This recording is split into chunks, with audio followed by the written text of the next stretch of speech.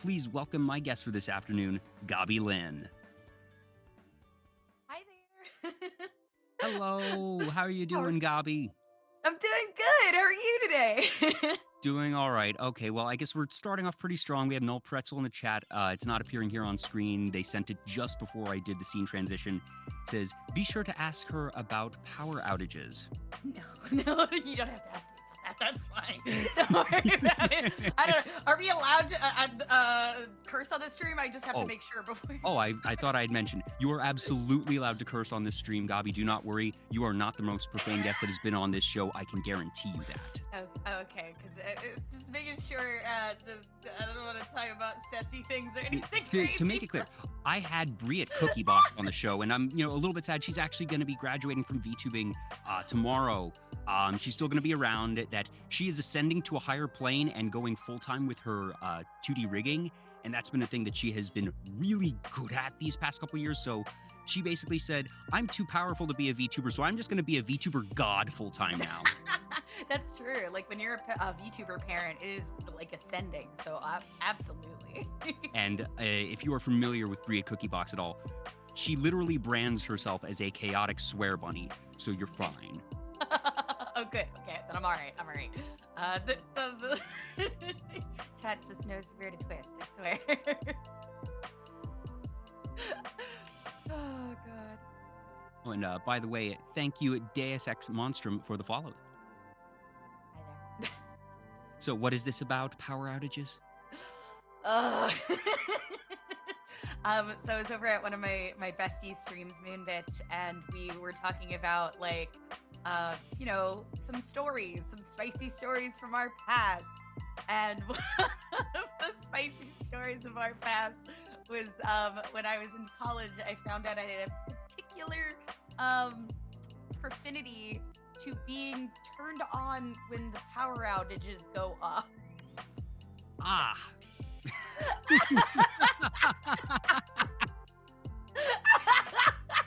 In all fairness, I took the bait that Null Pretzel put out there. I set myself up for this. You did. That one of the stories is literally that I was stressed out during a test. The lights went out. I went, oh no, wait a minute. This is all of my overstimulation has gone away. Let's get down. That's what happened. Well, that's up there for some of the most interesting first questions that I've had in the show. Once again, due to my own folly. It's fine. Like I said, no, but my own fault. But also, I realized I jumped right in and didn't even give you a chance to introduce yourself. So, oh my God. After that introduction, hi, Gobbie. If you could tell folks who might not be familiar with you, I'm guessing most folks tuning in live right now are, but for anyone who might not or might be watching on YouTube after the fact, tell us a bit about yourself. Well, I'm GobbieLynne. I'm a variety goblin VTuber. I love to do extremely out there events like chat-controlled all-improv dating sim I did last February. I also love doing things like a VTuber Maid Cafe where I played a bunch of mini games to raise money for charity. I do gunpla hand streams. I play different types of video games. I just love different games in general. I've done a lot of weird ones like ASMR teleprompter where my friends write scripts and I have to do them in ASMR, whatever it happens, and use whatever props I have. So one time I ate a whole orange. So literally just whatever I feel like. And I like pushing the boundaries of Twitch as a medium. That's one of my favorite things. So using the tools that are there and kind of fucking them up. So Hell yeah. That's me. So there were several that you mentioned there that I wasn't even aware of, that I had never heard about the live ASMR script writing one. That's pretty smart. I was mentioning before we shifted over here that I actually just did my second ASMR stream. That was the Phyrexian Whispers stream this past week, where Minerva, Party Demoness, and I read through some of the new Magic the Gathering cards in Whispers. And that actually sort of plays into the lore because I'm not actually sure. How familiar are you with Magic, Gobbie? I've played a little bit of Magic. I'm not super detailed on the lore of it, but I do have a bunch of decks. Gotcha. So the Phyrexians, very long story short, are a machine collective. Think the Borg, think the Cybermen from Doctor Oh. Who of just the literal subtitle to the set is all will be one. That the whole thing is you will become part of the collective, and in lore, when you get infected with Phyrexian oil, that you start to hear the voices of the collective in your head. So the whole concept of whispers in your mind wound up playing in very nicely with ASMR. So I leaned into that as sort of my justification of, all right, I'm going to do this as my ASMR stream. To be fair, I probably would have just done it anyways because I hadn't committed to a specific type of ASMR stream, and that's one of my personal workarounds. But that was a reward for raising $4,000 for Child's Play charity during the second anniversary charity marathon. I had a normal ASMR stream last year because we raised the same amount last year, but I didn't want to just run it back. I wanted to see if I could find a particular twist to keep things fresh, like you said, sort of pushing the boundaries, keeping things new and different, and that was my solution to it. That's awesome. That's really cool. And I did catch a little bit of it. It was really funny. Yeah, that's what I like to do is try to take something, and I could do normal ones, but I'm kind of a loud bitch. So I like to try to do like weird ones. So I did a Tony Hawk ASMR and a Sonic ASMR as well. Okay, so now you say a Tony Hawk and a Sonic ASMR. So the question is, are you trying to impersonate Tony Hawk and Sonic doing ASMR, or are you doing ASMR while playing these games? Yes, it's doing ASMR while playing the games and like doing all like the kickflips and stuff, but then also reading AI generated scripts about Tony Hawk in ASMR. And Sonic, yeah. Oh my. I've heard of, Sonic is obviously a big thing, that there's everything from fanfics to different cursed art. Tony Hawk is very specific though. And I'm morbidly curious what AI would do with that, because I'm guessing that AI has less to work with for Tony Hawk than it does for Sonic.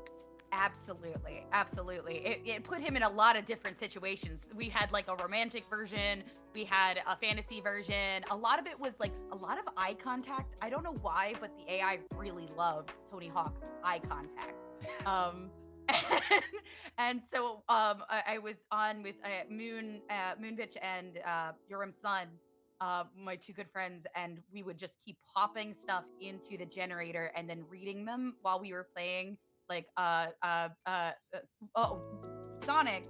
And then when I was playing Tony Hawk, I think that was Theo Iron Hex. But we kept pulling them in, and then we was like putting our own names in. So it was like Tony Hawk takes you by the shoulders and like pulls you in, and so it was very funny because the AI just didn't. It was like, I don't know who Tony Hawk is. We're just going for it. And I was like, okay, AI. I want to give him a shout out. So is it just Moonbitch here on Twitch? Yes, yeah. It's BTCH. BTCH. There we go. Okay, yeah, because I've seen them around. I know that profile picture. I was like, I can't remember what their handle is, and a quick Google search didn't give me the answer, so thank you. Yeah, no problem. No, she's super talented, super awesome, and I love hanging out with. It's funny you mentioned Tony Hawk, that I loved playing the Tony Hawk Pro Skater games when I was younger, that 2, 3, and 4 in particular. For some reason, I have a vivid memory of Jango Fett from Star Wars being in Tony Hawk Pro Skater 3, and you could do a special move that would actually let you do the jetpack. And if you used the different cheats and whatnot, you could do a combination of zero gravity, slow motion, and using that, you could propel yourself higher and higher in the air and just do unlimited tricks. And as you start to slowly fall to the ground, do the jetpack again and just propel yourself up more and have an infinite combo that way. And for whatever reason, my friends and I really enjoyed doing those. That sounds so fun. Like, this absolutely using the jetpack to go all over the place. I think it'd be really fun, actually. Does playing the Tony Hawk games have any actual memory, or like, do you play them at all, or was it just a particular fascination, or did chat have the fascination? Where did Tony Hawk come from in this instance? I played only a few of them when I was a kid on like the old PlayStation games, and so Tony Hawk came up because I have a skateboard prop, and I would just go across the screen with my skateboard all the time, Ah, and like a tech deck. okay. But then chat was like, "Have you ever played a Tony Hawk?" And I was like, "Not fully, actually." And they were like, "You should Tony Hawk," and I was like, I mean, if like we'll set it as a goal. Let's see. I'll let you guys I'll let you guys see if you guys want to do it that badly. And they funded the goal. And then I was like, oh man, this Fox, let's do it. And so it turned into a hyper fixation because I do like Tony Hawk as a person. He's always seemed like a friendly guy, and you occasionally see the viral posts of just someone not recognizing him or talking about him to himself. And being like, oh, your last name is Hawk, just like Tony Hawk. Yeah. Nobody ever he's definitely got those points, like if you're playing like an RPG or anything that like it's like blends in with a crowd. He blends in with a crowd and then you go, "Oh, wait a minute, are you Tony Hawk?" Like he's got that kind of a face that it's like, "Oh, I would chill with him. He'd be my homie, but also he's super famous, but he would just be like, "Oh no, dude, I'm chill." And he sort of falls into that, I would think, more comfortable style of famous where everyone knows your name, and if you introduce yourself, that they will recognize you, but that he is just far enough removed from public consciousness that people don't recognize his face on site out of context. That, especially since I feel like we're probably at this point a decade past what I would call, his prime in terms of being a celebrity, where skateboarding was really, really big. And obviously skateboarding is still a thing and his name still means something, but that he's not exactly in the spotlight with as many crazy brand deals.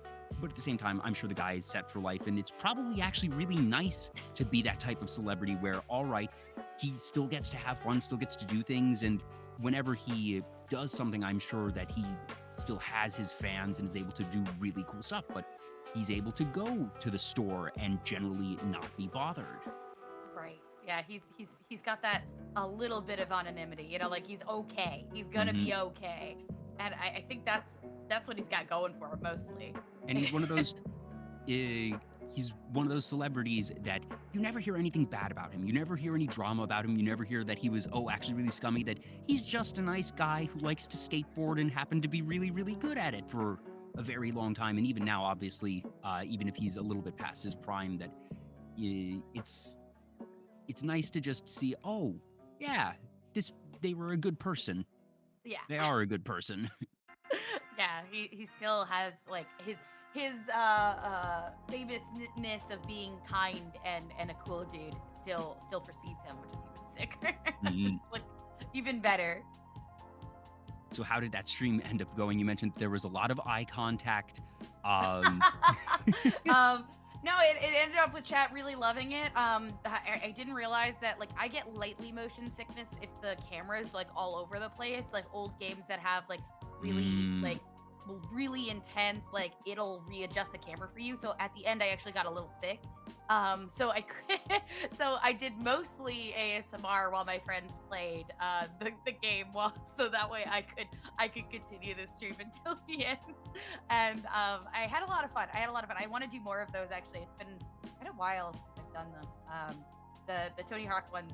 See, I personally I like doing like weird streams with like kind of meme kind of type thing. So that's why Sonic was one. I have like a tooth Sonic that goes across my screen. I have like all of that. I remember seeing that.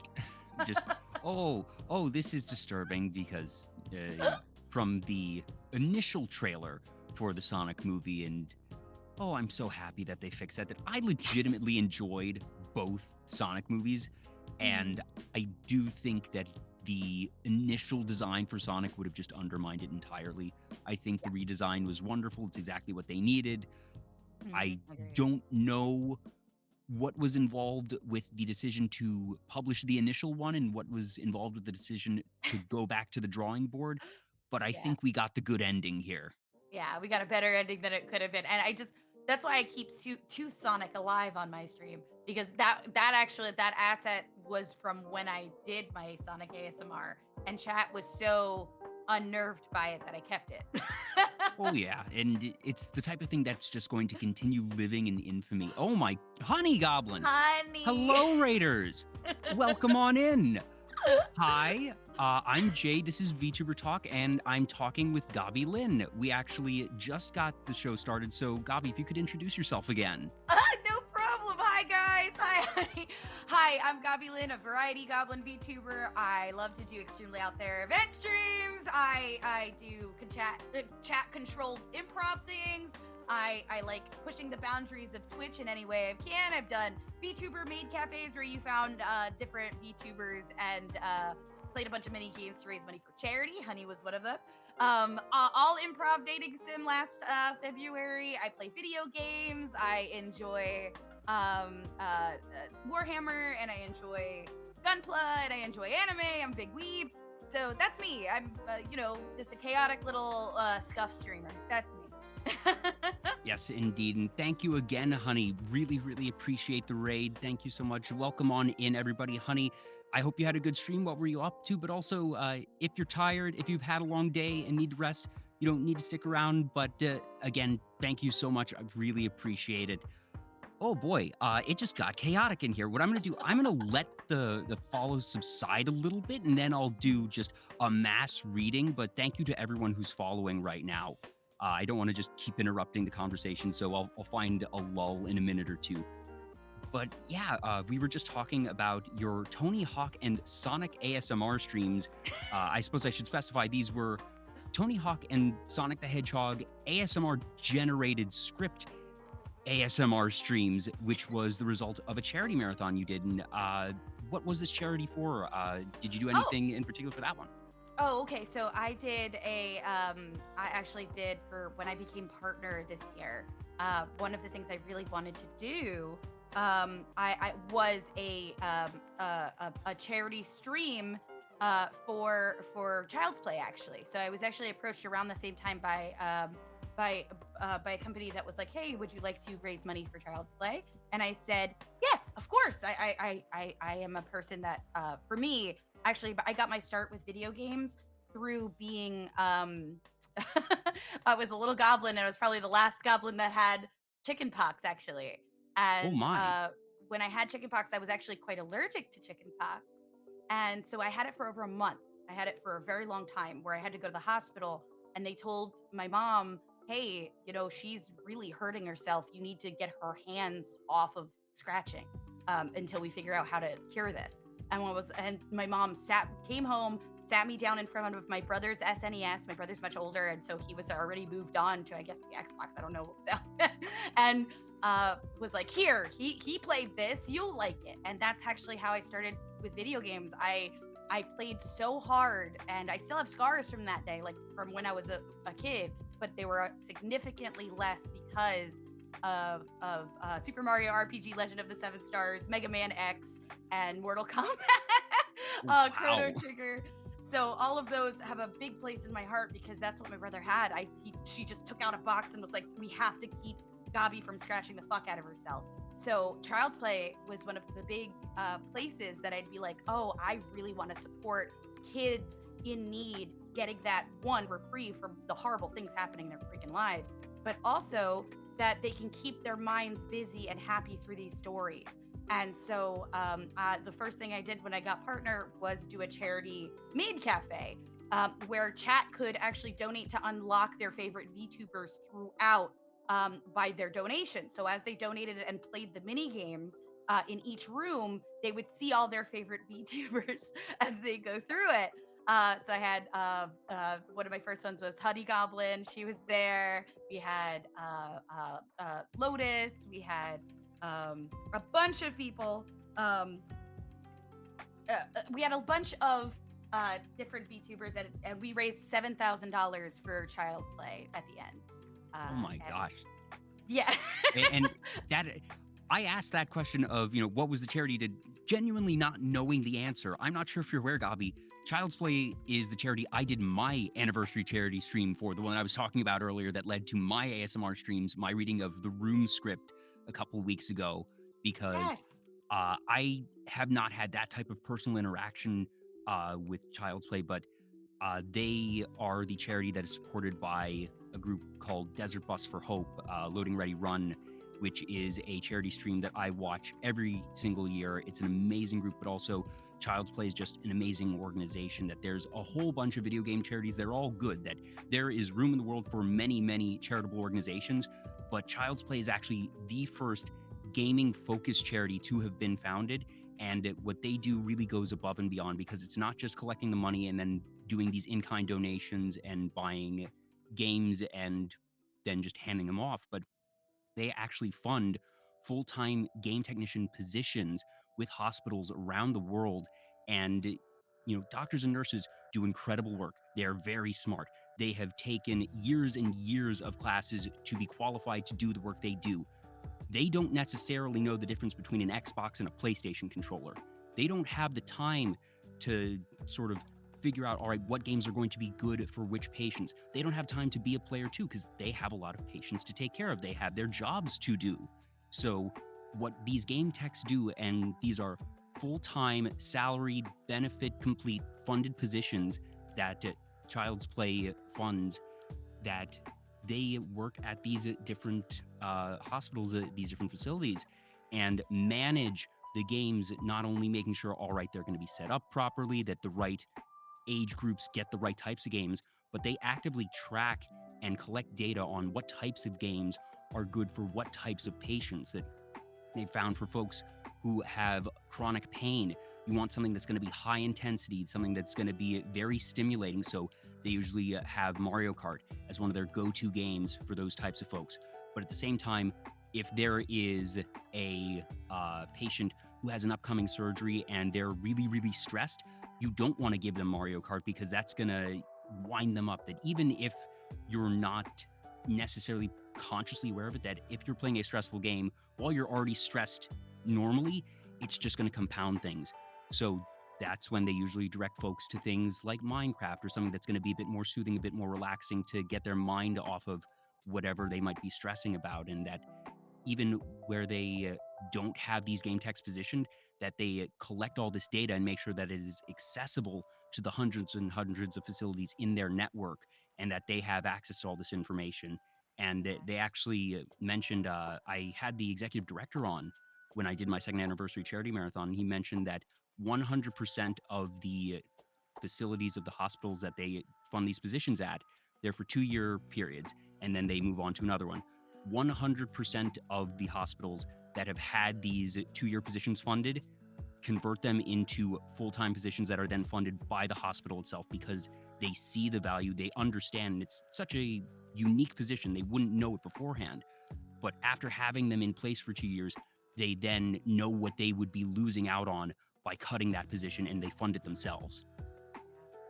All of these charities that help children get that kind of need, like the things that they need to basically get through the hardest parts in their lives. It's so wonderful. And seeing that not only streamers, but a lot of different organizations helping these organizations are this specific charity makes me very happy. It makes me, as a person who was in that position as a child, very, very happy.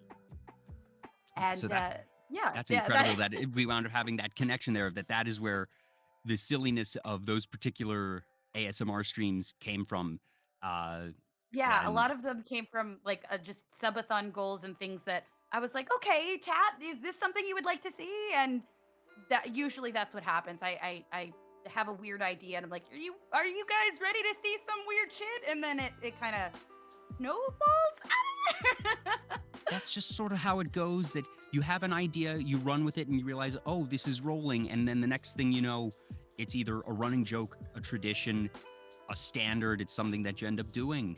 So that's sometimes how the best ideas are made, when it's already outside of your wheelhouse a little bit, something that you wouldn't be doing normally and that you just take a chance on. I think the best part about Twitch is there's a lot of things at your disposal that you can use, but you can use them in different ways. And that was one of the things we used in our Maid Cafe, is we used a lot of the extensions and things from Twitch's integrated like mini games, like the clicking when you can click on a specific point and it'll show up on the screen. That was one of the things that we did was like, oh, pet the cats on the screen. And so chat could actively change what was happening on the stream by clicking on the cats on the screen. So it's like, oh, wow, that cat's getting a lot going on there. I've never worked with any of those types of plugins, and now I'm really curious that, not now, but that's the type of thing that I'm already thinking, all right, 3rd anniversary charity stream in 11 months, so not a rush, but the type of thing that's really cool. The fact that you, like you said, built out what is effectively almost a visual novel on top of this maid cafe concept, and that you were able to then bring people in this super interactive way. So that's just incredible that you're gamifying your stream in a way that very, very few people do. That's one of my favorite things, is using the medium in a way that I think not a lot of people are doing at the time. So I personally try my best to basically, one of the things that 100% you mentioned visual novels. That was actually what I did last February before we did a maid cafe. Was we tested out doing an otome game, a visual novel dating sim on Valentine's Day, in order to last year. This year we're not going to be doing it, but I did this with a bunch of my friends.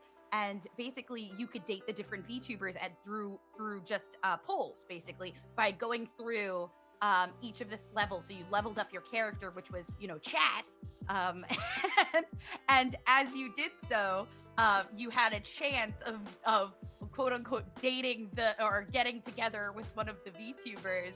But there were good ends and bad ends to said dating sims. So one of the if you don't mind me showing, I actually have one of the chats. Hold on. Also, while you pull that up, I'll just go in and read through some of these follows here. Machi Gaming, yes. Demon Foxy, Spitfire 703, Courtney Key Animations, Veil for Kitsune, Sunny the Fox, Iwerfs, I'm probably butchering that one, Moiriak, Kuroji Zillamax, Death Plays Games, CSL Spartan, Fleshy Mammal, Aquil Strujo, again, very sorry, and Evil John, thank you so much for the follows. Okay, I have seen this model of chat before, because I remember you were using this just the other day, and your mini boot version just sort of riding along on their shoulder. Yes, yeah. I like to use my I like to use any props that I make in any of my things in my normal chats too, so that way it kind of brings kind of like a story. Here's a Mall Ninja one. Like, we have a lot. We have a lot of these. How long did it take? You mentioned that there were several endings that you wrote, good and bad. How long did it take to just write the script? Probably a month.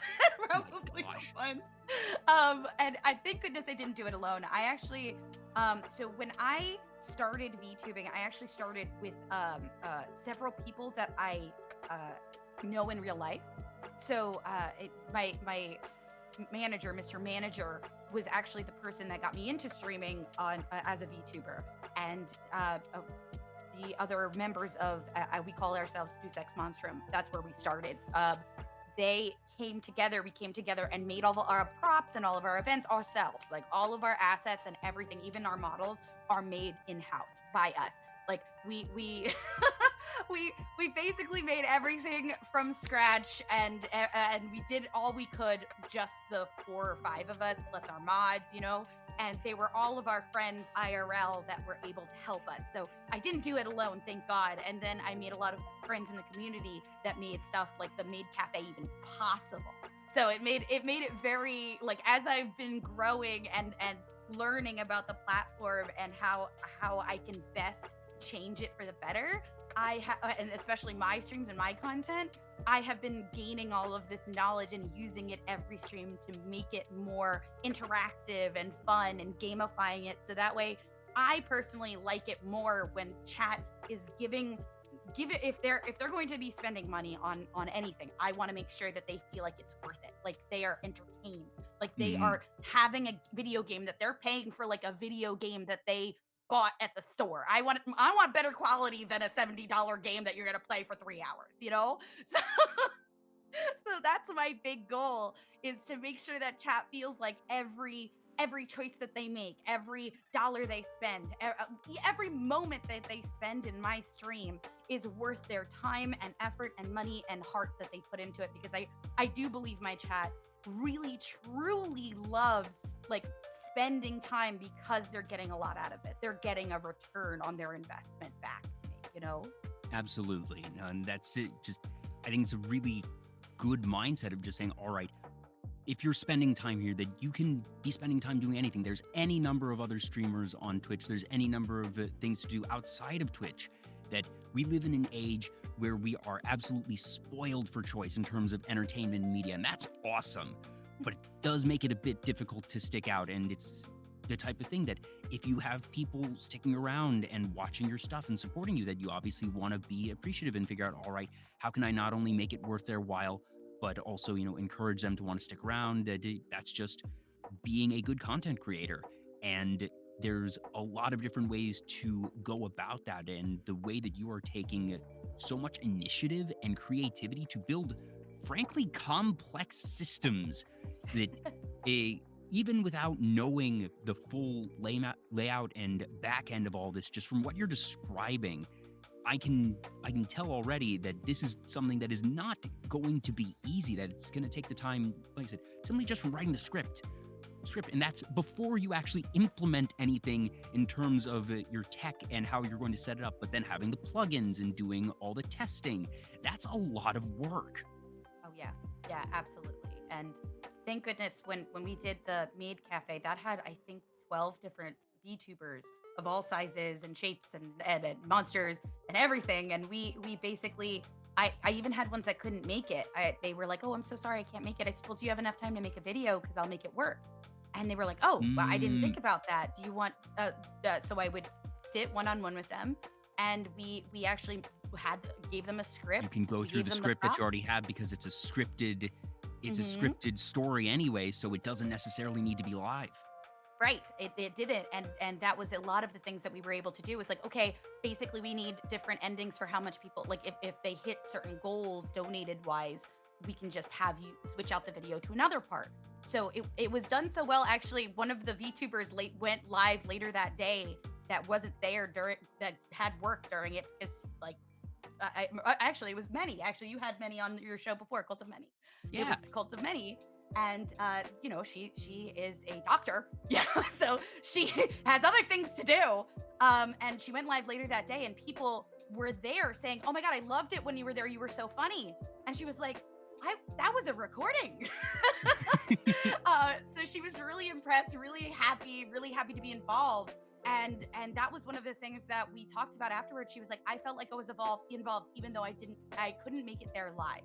And that was one of the things that I wanted these people that thought it was a really good idea, wanted to be a part of it, and made be Mr. Manager, all of my friends that worked on this with me. We all made sure that everyone felt included and that their parts were just as important, because people were giving to charity and they wanted to be included. So it was a big undertaking, and I love doing it, but it does take a lot. You're not going to do that every day. That's for special occasions. That's definitely, it needs a few months to work up to when it's that big, 100%. Yeah. For sure. Also, Euphemus TV and Watching Lizard, thank you for the follows. So, I'm going to need to figure out, I thought I had set up the BTTV emotes, because I know Whooper Jam should work. I do love Whoopers. I'll do that later. But thank you all for stopping in and for attempting the Whooper Jams. Yeah, like you were saying, Many is a literal doctor on her seventh degree, because she was actually the last guest I had, and if memory serves, we actually rated you at the end of that stream. Yeah. Yep, I think so. And that's. And when that happened, I was like, I like I said, we're all very spoiled for choice in terms of content creators and media right now, and goodness knows, I am never worried about running out of VTubers to talk to, and I essentially have what I call just the list of folks that I'm glancing at, and I do my best to be in people's streams, to watch at least 2-3 streams of theirs before inviting them on, because I want to make sure that I know their content, that I have at least a base level of knowledge, not just in terms of knowing what I'm going to be dealing with in terms of personality, but I also think it's just base courtesy for familiarity, so I'm not asking too many stupid questions. And I was like, well, I already have had Gobbie on the list for a time, and well, I guess I just rated her, so now seems as good a time as any to reach out and say, hey, you want to be on the show? Well, I'm very thankful. Honestly, I've seen a few of my friends be on here, and they had a blast, and I personally was very excited to talk to you. So it's always good to have a rapport, and I'm glad that you take the time to get to know the streamer before you have them. I think that really does open up all the possibilities for conversation. So thank you for doing such good work. It's like I said, we're on episode 93 of Vtuber Talk. I'm starting to have to figure out what the hell I'm going to do for episode 100, and it hasn't steered me wrong yet. Yeah. But that's just incredible. We hadn't even actually spoken when we spoke earlier in the week about the charity stream or any of that stuff. So that's really cool. And like I said, I'm gonna need to actually work with you and see, is there a way that I can do something like that? Because I love the idea of being able to have that type of interactivity. That's really, really neat. Yeah, definitely. The things that myself and Mr. Manager, he's been my IRL friend for a very long time, and we actually got started because he was he knew about VTubers before I did, and he came up to me and was like, "Hey, GobbieLynne," I said, "Oh, hey, friend, would you like to be a VTuber, a streamer?" And at the time, I had pandemic had just started. I was like, I don't know, what would you have me be, as a VTuber? And he was like, I don't know, like a monster girl or something. I was like, would I be like GobbieLynne, a goblin VTuber? And at the time, I hadn't seen any other ones. Like, there were very few. I think Castle Legs was the only one around. And so he was like, yeah, that sounds good. Let's make a GobbieLynne. And then we had our friend Sun, who Sun is a very talented artist and breaker. And so he made Yoram Sun. And he also made our friend Petra and our friend Cleo. And we all tried to debut as soon as we could. You all just sort of accidentally, like, it's not an agency type of thing, but you made your own little unit and very deliberately coordinated your debuts. Yes, yeah, we did, because we didn't want to be like a business or anything like that. We just wanted to kind of be as professional as we could by ourselves. We were like, no, we want to do as much as we can. We want to give everyone content, because I actually have a background. My college degree was actually TV and radio, but I barely used it. I actually used it more as a librarian than anything.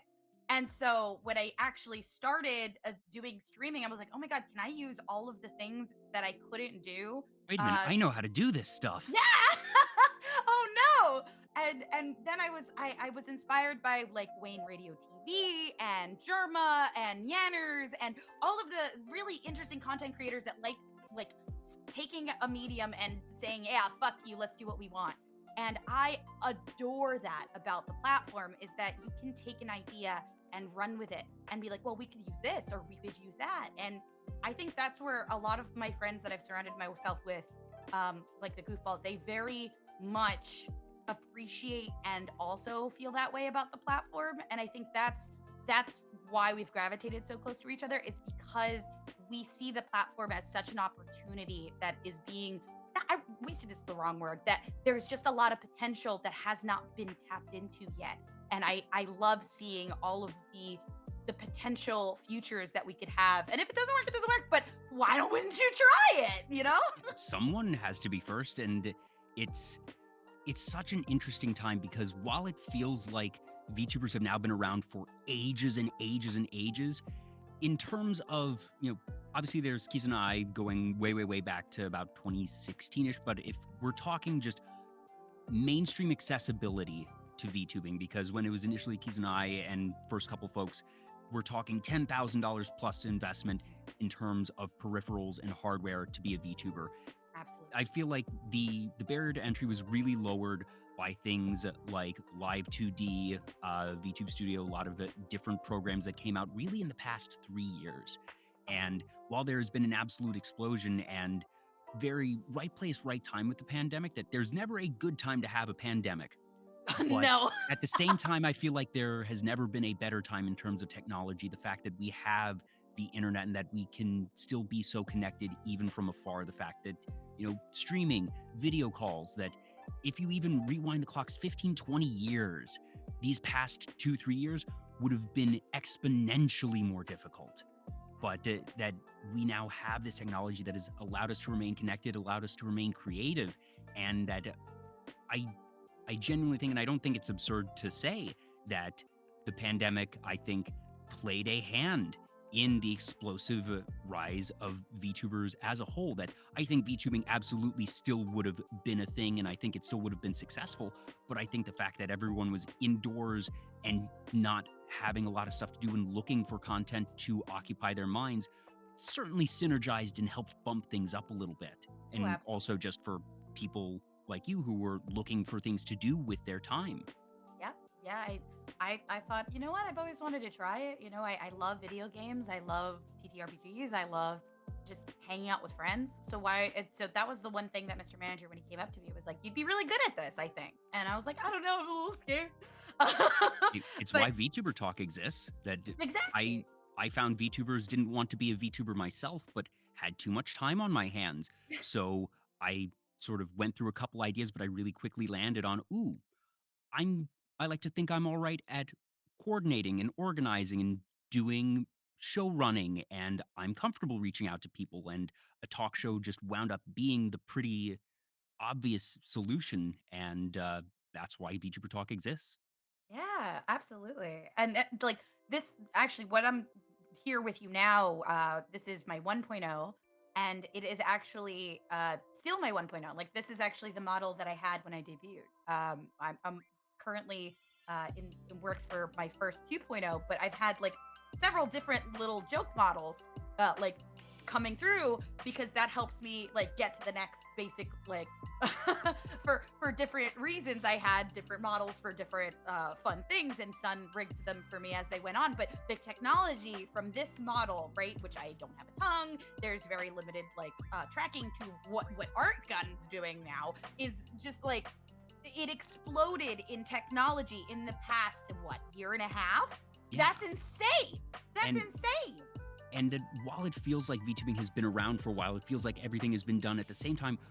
We're still in the Wild West, Gobby. This is the Oh, beginning. That there are so many things, and the whole thing of it all is we we don't know what we haven't thought of yet.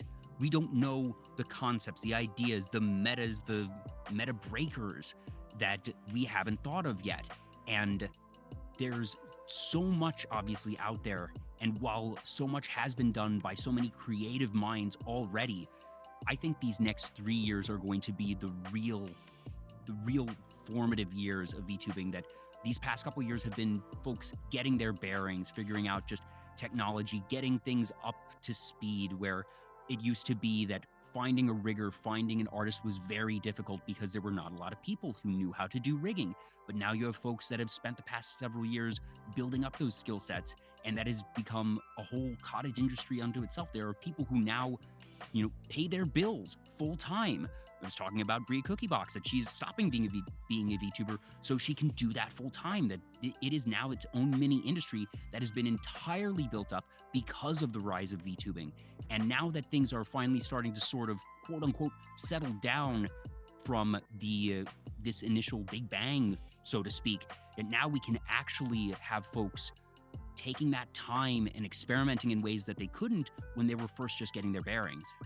absolutely, absolutely. And it's seeing the people that are truly excited to draw and rig these models, and learning, and every time new technology comes out, like what happened with Bridger, and with iFocial mocap, and all of the things for like VR chat and things like that. There are people coming out of the woodwork that were like, I always thought I'd be good at this. Let me try it.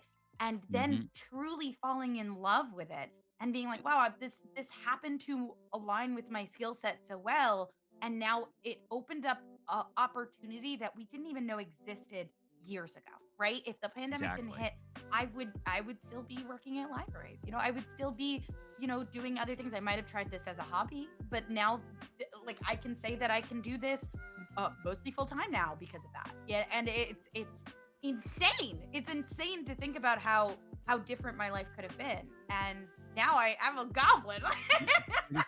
There's never a good time for a pandemic, and obviously 2020 to 2022 that we're mostly coming out on the other side of it right now, but obviously it's still a very real thing, and you do need to be mindful, especially if you're immunocompromised in any way.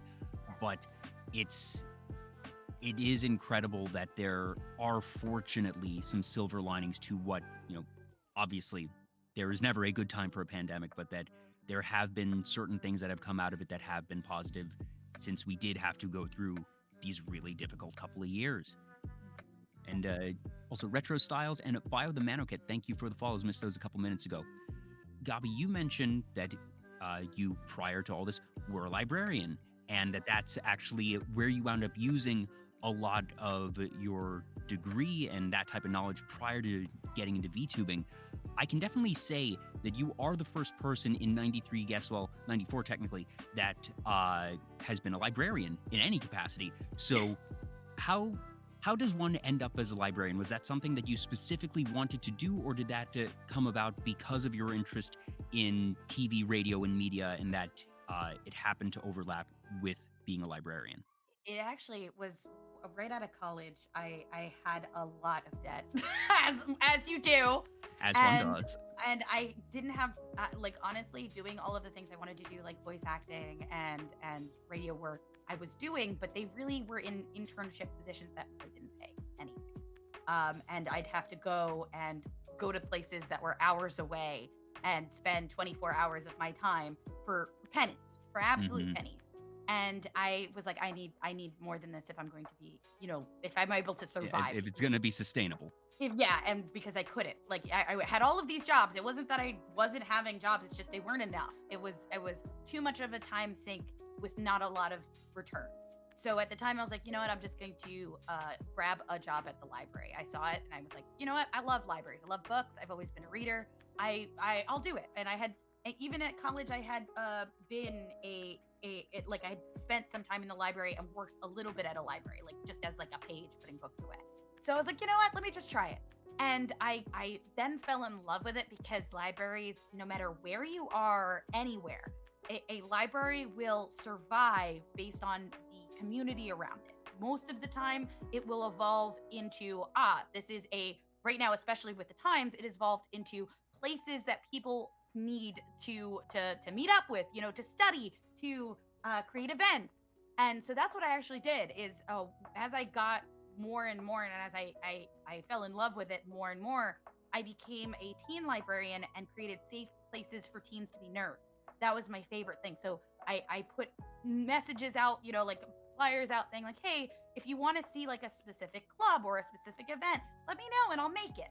And that's actually what I did. I made like a Fortnite club. I made an anime club. I made a creative writing club. I made an LGBT club. I had like an entire section that had full rainbows across of it.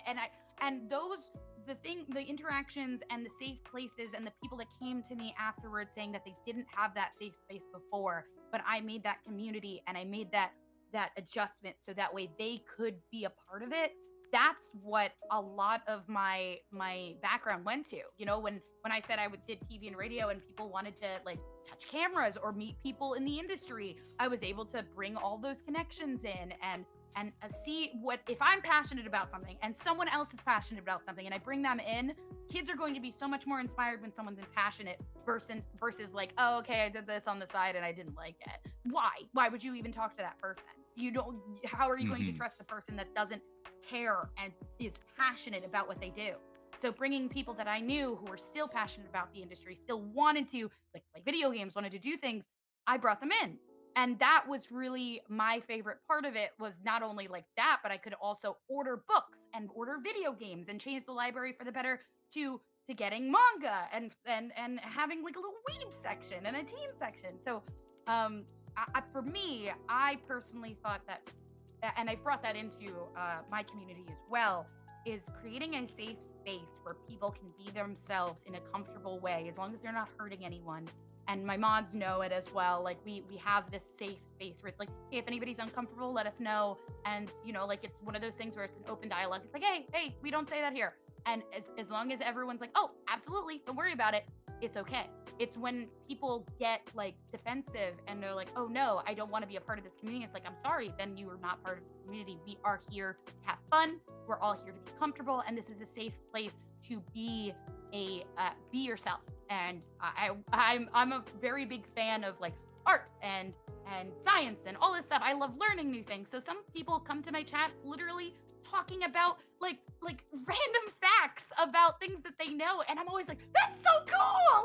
That's like the coolest thing. I didn't even know you were there. There are people from across the country that I've never seen before, and they'll show me their food, they'll show me all this stuff, and I'm like, like I want to make that. Like someone bought me an Icelandic cookbook because I was so excited about the food they kept showing me. I was like, I remember seeing that on Twitter because that was just the other day, wasn't it? Yes, yeah, and I love that because I'm just like, yeah, you show me food all the time. Why wouldn't I put this on my drum? They suggested it, and then they bought it for me, and now I'm gonna make some Icelandic food. Some Icelandic food.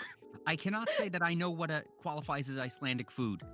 Oh, there's like smoked salmon. There's like smoked different types of foods, but also different breads and cheeses and fermented foods. I'm just excited to see it. I like the things I've seen so far.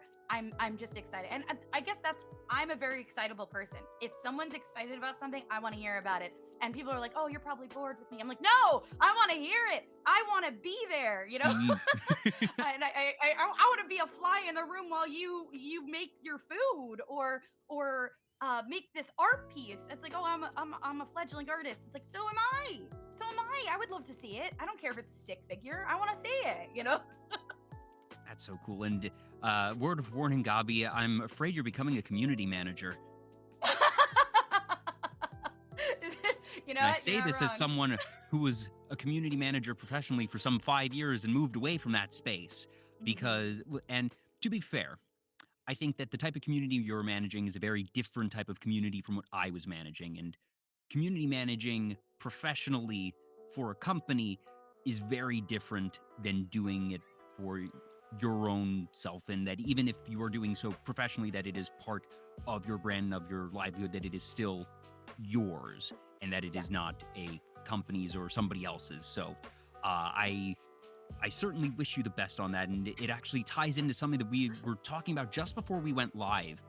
And that was that you don't have a Discord. And I don't have one either. The reason I don't have a Discord is because part of being a community manager for those 5 odd years was running a Discord. And I never want to do it again.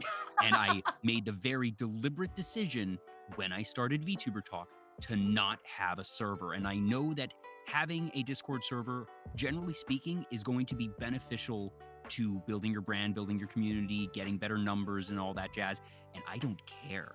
I don't want to run a Discord ever again. I'm in many Discords and I sort of lurk around in most of them, but I just have no interest in ever running one again. So I'm curious, why is it that you don't? Because it feels like a deliberate choice. It is a deliberate choice. Actually, what Dem together, we talked about it. And I used to be a Final Fantasy 14 raider. I did raids, a lot of raiding. I was a part of several different like fan Discords, and I watched a lot of them just fall apart and explode in the worst ways possible. And at the end of the day, when I thought about the time that I wanted to put into my streams, you know, my streams, they take, when I do an event, it takes months, it takes weeks, it takes a lot of work. And when I try to put a stream together, I like to take time. And I wanted to make this a full-time thing for me. And Discords are full-time jobs. Full-time jobs. You are not going to be, if you are not responsive on your Discord, if you're not monitoring your Discord, if you're not putting effort into your Discord, it's going to fall apart. You need people willing, you need you that aren't paid to hang out in it. You need people to monitor it. You need all of these different things that a lot of people don't think of. They just think, oh, it's a nice place to hang out. But if it doesn't Once you're past like 50 people, you're done. It is a never-resting beast. It's so hard because I am a big proponent of safe spaces, and I knew that if I were to make a Discord, I don't think I could do that. I wouldn't be able to manage it like fully as well as doing all the other things I do for my streams. So I would rather put all of that effort and communication and talking into improving my streams and making content, because that's what I fucking love doing. That's what I want to put all of my time and effort into. And that's why when my chat comes in, they know that's the time to talk to me. I will take my time on just chattings just to go through each of the things people say. I will even go back to my previous streams and watch on my time off the chat when I missed it, when I'm doing collabs, so I can bring up topics so that way I can talk to people about things they brought up before, because I want to still have that engagement. I still love talking to my chat, no matter how large I get. I want to keep talking to my chat and making them feel like a one-on-one experience, because I don't have a Discord, but I'm willing to put in the extra time and effort on my end so that way they can feel like they're a part of this community. Because even though I don't have a Discord, I believe I have a pretty strong community. And that's not to diss anyone who has a Discord. It's just I've put in the work to do it in other ways. Yeah, and that you know yourself enough to know where you want to invest your time and effort and how to do so efficiently, and that some folks might have a really good network in terms of mods who are able to take a lot of that burden off of them. Other folks might not find it as big a time sink and be able to figure out, all right, here's how I can do so that is very light touch but still effective, and that you and I basically looked at and said, this is not something that we want to spend our time on. That for me, I put everything into the guest interaction, whether it be investing that time, like I said, watching a guest streams even before inviting them to be on the show, whether it be the coordination, talking with them beforehand, just anything in that realm is what I want to be spending my time on and investing in for the stream. And that one thing I've said is, I love you, chat, but you're always gonna be second fiddle to me. And that's just how I run my streams, because I have painted myself into a corner as a streamer. I frequently tell people, if you want to figure out how to be a full-time streamer, if you want to get good metrics and whatnot, don't use me as an example. I am doing things that are outright stupid if you're trying to grow. Look to my guests. My guests are really smart. They do incredible things. They're good at community building, even if it's in unconventional ways. I don't. And that's okay with me. Yeah, I like trying. I'm very active in my Twitter. I'm very active in my Twitch, and that's where people are going to see me shine. And even though I do have an individual Discord that I'm in other people's chats, I'm in other people's Discords, which I'm mostly a lurker on because I'm actually very as extroverted as I am a very anxious person, especially in text. So I am very much like, oh, I like that. Here's a picture of my Gundam, please respond. But that's me. And so I personally feel like I can get a better connection to my chat when I'm live. And when I'm on Twitter, showing them all of the things that I want to show them, and I even say my DMs are open, and excuse me if I can't make it to you guys. I am very, very interested in what you're talking about, but my energy is going towards giving you guys an experience and for you guys to enjoy the time you spend with me when I can give it to you. Because I don't want to burn out. I don't want to bite off more than I can chew. And the thing that I think I learned the most when I was streaming was the chat is so very, the word is, sorry, my brain.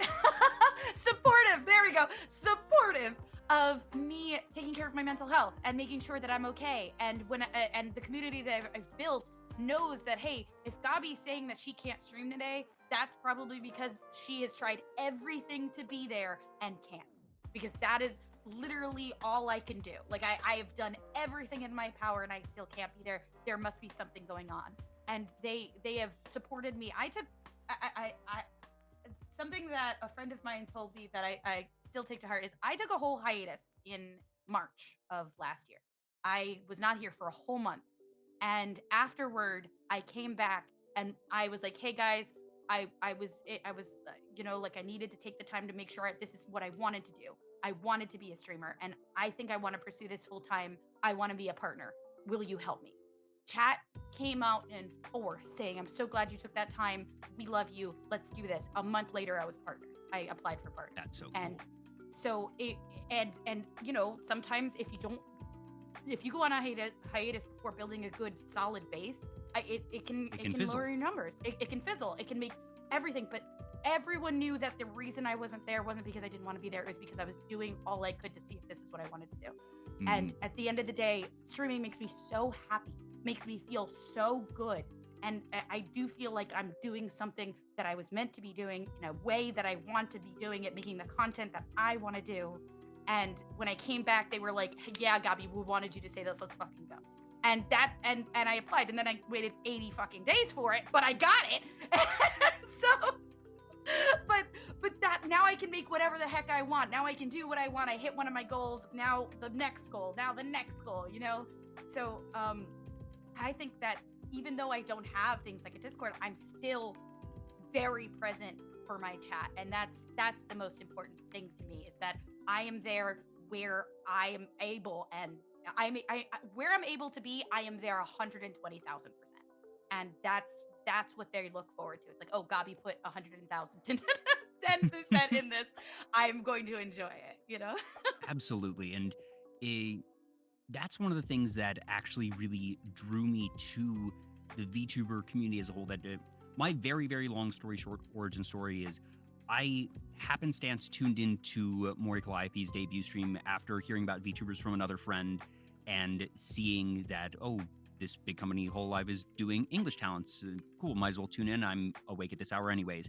And the first thing that got me was I love conventions. I love big events. And those are one of the things that in 2020 weren't happening. And seeing Chat Zoom in that debut had a energy that I hadn't felt in 9-10 months.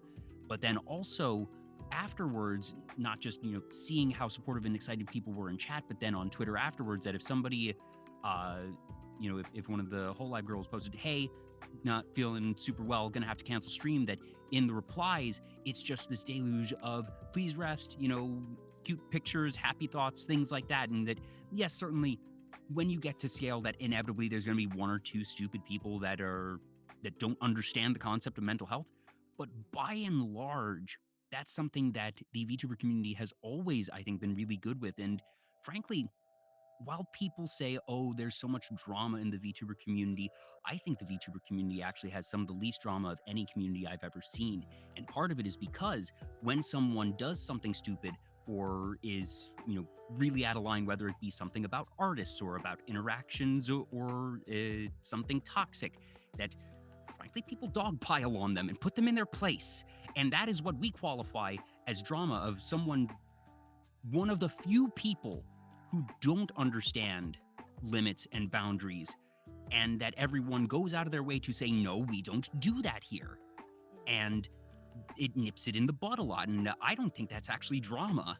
It kind of clogs up my Twitter feed for a day, and it gets a bit annoying at seeing the 25th, the 30th, whatever, people saying, yes, self-care is important. No, you shouldn't be demanding of your streamer. But at the same time, I'd rather have that every so often than things actually festering and becoming toxic. No, I think the VTuber community, as far as I've seen, is like the chat especially is very supportive of the streamer taking the time they need, as long as the streamer is honest about what's going on. Like as long as they give them like, hey, I'm going to take the time to tell you why I need this time. Yeah, and sometimes you don't even need to be super detailed, that you don't need to absolutely reveal stuff about your private life, that just say, hey, I'm not feeling so great, whether it be physically or mentally. And just, that, like you're saying, that tiny check-in of, I want to be here, but I recognize that I can't at this time because it's just not going to be healthy physically or mentally. And that's all you need to say. Yeah. And they're very, like, treating people like people. Wow. What a concept. What a concept. That's exactly it. At the end of the day, there is a person. There is a person on every screen, on every part of streaming. There is a person on the other end. And as long as you treat them that way and treat everyone with kindness and are able to share what you can if you're comfortable with, and showing your boundaries, I think having a conversation about it's the most important thing. Like just being like, hey, I'm going to respect the fact that you don't want to talk about this. You have to respect each other in some way, trust in some way. And that's a lot. That's a lot. But this community, I've been a part of quite a few communities, TTRPGs and like video games and fandoms. And I do think that when I joined the VTuber community, it was a breath of fresh air in a lot of ways. So No community is perfect. And like I said, right. when you get to scale that, when you have 10,000 people, and goodness knows there's more than 10,000 people that are in the VTubing community when you use the broadest of terms, and Yeah. that in 10,000 people, you're always going to have a couple people that are stupid, a couple people that are jerks, a couple people that don't know where the limit is. But when you think about the relativity and the proportion, I think the proportion here is quite low. Yeah. Yeah. Absolutely.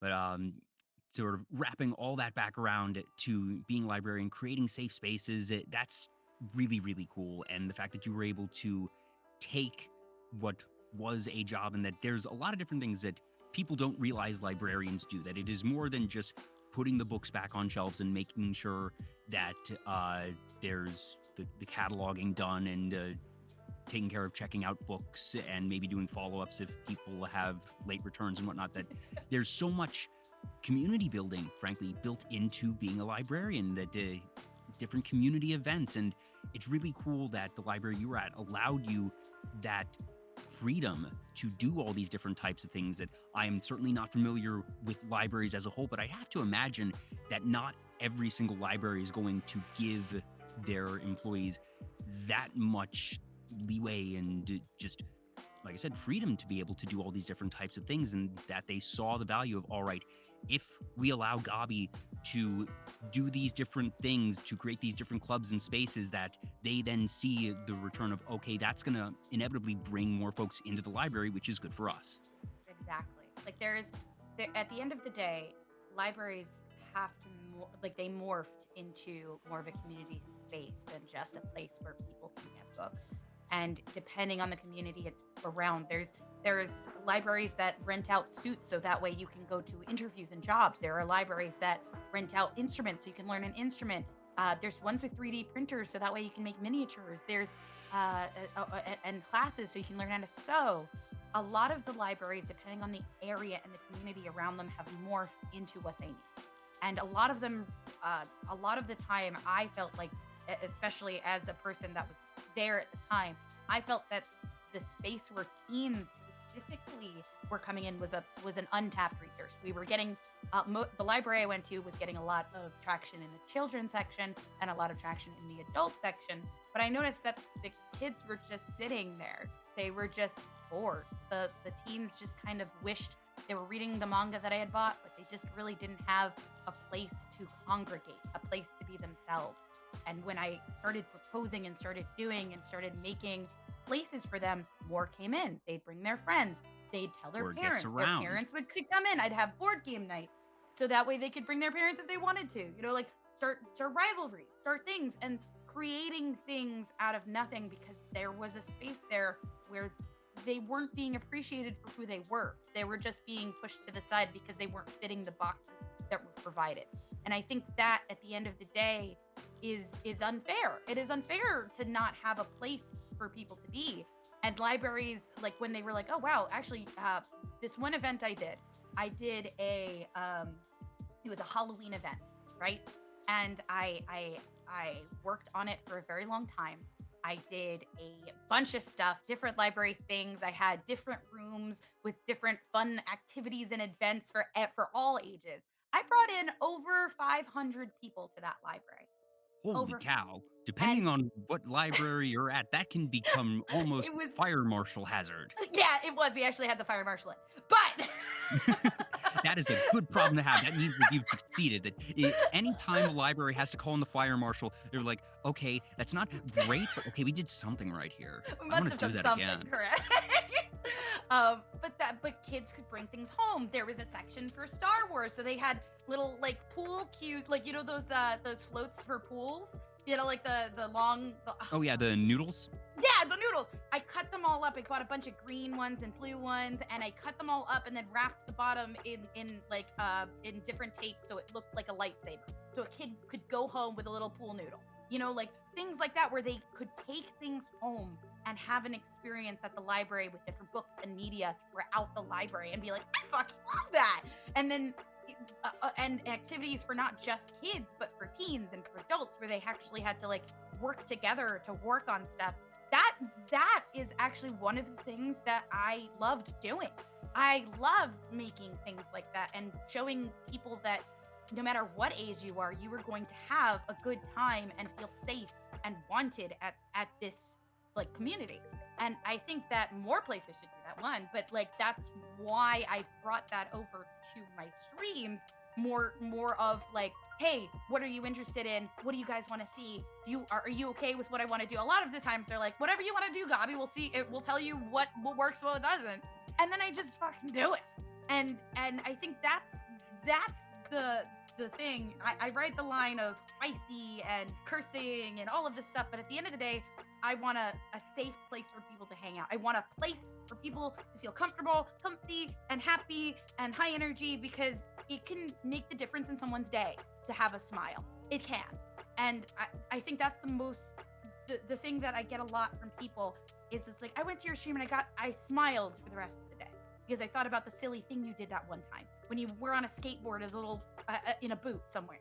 And I think that's really cool. I think just as a streamer, having that control, having that little bit to make that magic happen for one person is so magical. It's so cool. It is. It like, I'm trying not to get choked up over here, Gabi. I'm sorry, me too. I very much understand what you're talking about and identify with that, and that a lot of the things that I do, that just the concept of, like you said, making someone smile or bringing that joy into their day, that's everything that I care about a lot in just my own everyday life, the things that I do, whether it be VTuber Talk, the things I do outside VTuber Talk, that I've said on other shows that I'm fortunate enough to work in the gaming industry, and I couldn't work in the shampoo industry. That shampoo is important, that you want to have clean hair, and that I know some people are really into hair, but I don't feel like shampoo, to borrow the Marie Kondo phrase, I don't think shampoo necessarily sparks joy Right. in a lot of things. Hair might spark joy, and you might use shampoo for your hair to spark joy, but shampoo itself is not going to really spark joy. I needed to work in a field somehow that I felt sparked joy for the folks who used whatever product or service that I worked on had. And that is a lot of what I do in my own free time. And whether it be just things of, okay, I'm trying to do things that make me smile, and that it's sort of with the base assumption of the things that I'm doing that make me smile will, if they go right, hopefully make others smile in the process as well. And in a way, that's sort of what VTuber Talk is, that, surprise, surprise, the guy that runs a talk show host likes talking to people, and that this makes me smile. And that if I'm doing my job right, then my guests are smiling. 99 times out of 100, if I'm smiling and my guest is smiling, chat's going to be smiling, and that it works that way. And just looking for ways to have fun and create joy in the things that you do, whether it be directly or indirectly, is literally the most fulfilling thing to me. And that the fact that you were able to take that in a very tangible way with your librarian work, that you mentioned that the manga section of that library was entirely or almost entirely donated by you, and that you did all of these different things to organize these events, these clubs, and that then when doing these things in person wasn't viable anymore because, well, we need to be inside and we need to be separated physically, that the first thing you did when starting to be a VTuber is, all right, I'm going to try and create a good community and create these smiles in this new way. And that the first thing that you thought of doing when you hit partner, charity stream. That it is very, very clear that there is that consistency throughout all of your actions. And that is just so cool. Thank you. That really means a lot. That really does. Because that was like the first thought is like, I want to give back to this community. I want to do the things that I've always wanted to do. It's of course like I'm having a ball. I love the fact that I can do this full time, but I also want to make sure that my ideals and my need to make sure that people are smiling, my need for this joy to continue, that people come to my stream for a reason. The fact that they can spend their not only time but their money, their their existence with me at any point in time is so nice. People always come in and say, I only have a minute to say hi. And I said, that you took a minute to say hi to me? That means the world to That me. you stopped what you were doing, you actively navigated to twitch.tv and specifically to my page on twitch.tv, and then took the effort to type something in chat and hit chat, to hit Wait, enter. That it, simply participating in chat is going above and beyond that the vast majority of folks lurk. And lurkers make the world go round. Don't get oh me my wrong. If God, lurking is yes. your jam, you lurk away You and you lurk. stay comfy. Yeah, you And comfy and you lurk. yeah. But at the same time, just sending a single chat message means that you're already a statistical anomaly. Right. Absolutely. Absolutely. And people are always like, "Oh man, I'm still in bed." And it's like, "You came to my chat and you're still in bed? I'm That, proud of that you." one of the first things that you did before even getting out of your damn bed was come to twitch.tv and come to my channel? What? Like they're always like, "I didn't really do anything today." And I said, "You got out of bed and you ate something?" I always ask my chat, the first thing I ask them is, "What have you eaten today?" And I'm always like, "Hey, you haven't eaten yet? Go eat. Go eat while you're listening to me right now." Because like I'm trying I know how much effort it is to get out of bed every morning. I know that feeling. I had to do that for one of one of the things that, even though I loved my job at the library, don't get me wrong, I had to commute 3 hours a day to it. You know, like Holy shit. an hour and a half up, an hour and a half back, and with traffic, it took me over 3 hours a day in a car.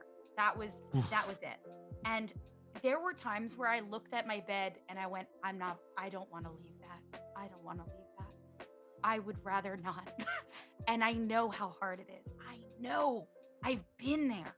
And so when I see them going, "Oh, I didn't really do much today." I was like, "You came here. You're here. You did something." I don't want you like you guys. I call my community snacks, and I was like, because I find you guys so delicious. I find you guys so sexy. I find you guys so wonderful.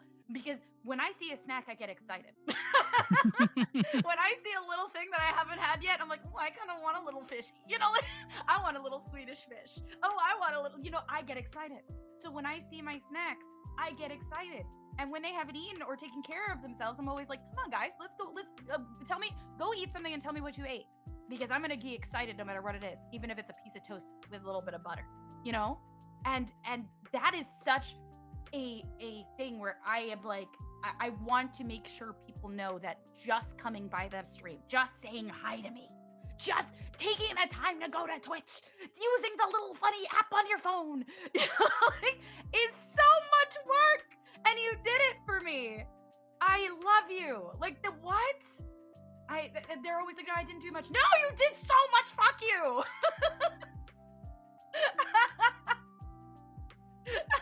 It just seriously, those little things add up. That it means you're doing something. That sending a chat message, like I said, that's socialization. And no, it's not face to face, but that doesn't make it any less legitimate. That doesn't make it any less real. That it takes it takes that effort. It takes that engagement, and that's just so big. And some days are gonna be better than others. And if you are able to push through those tough days and have a Twitch chat or something on Discord be your socialization for the day, and instead of nothing, and that's how you get through your tougher days, that's fine. That's great. That means you're still trying. Yeah, yeah, absolutely. It's so very kind for them to think that that saying hi to me would be nothing, but I find my heart grows every time people come in. Even if I have a system actually behind me, you can see right here. There are names on this fridge right here. Mm-mm. And these are the names. I have this thing called the daily snack where people can redeem a snack on my channel every time they come in, once a day.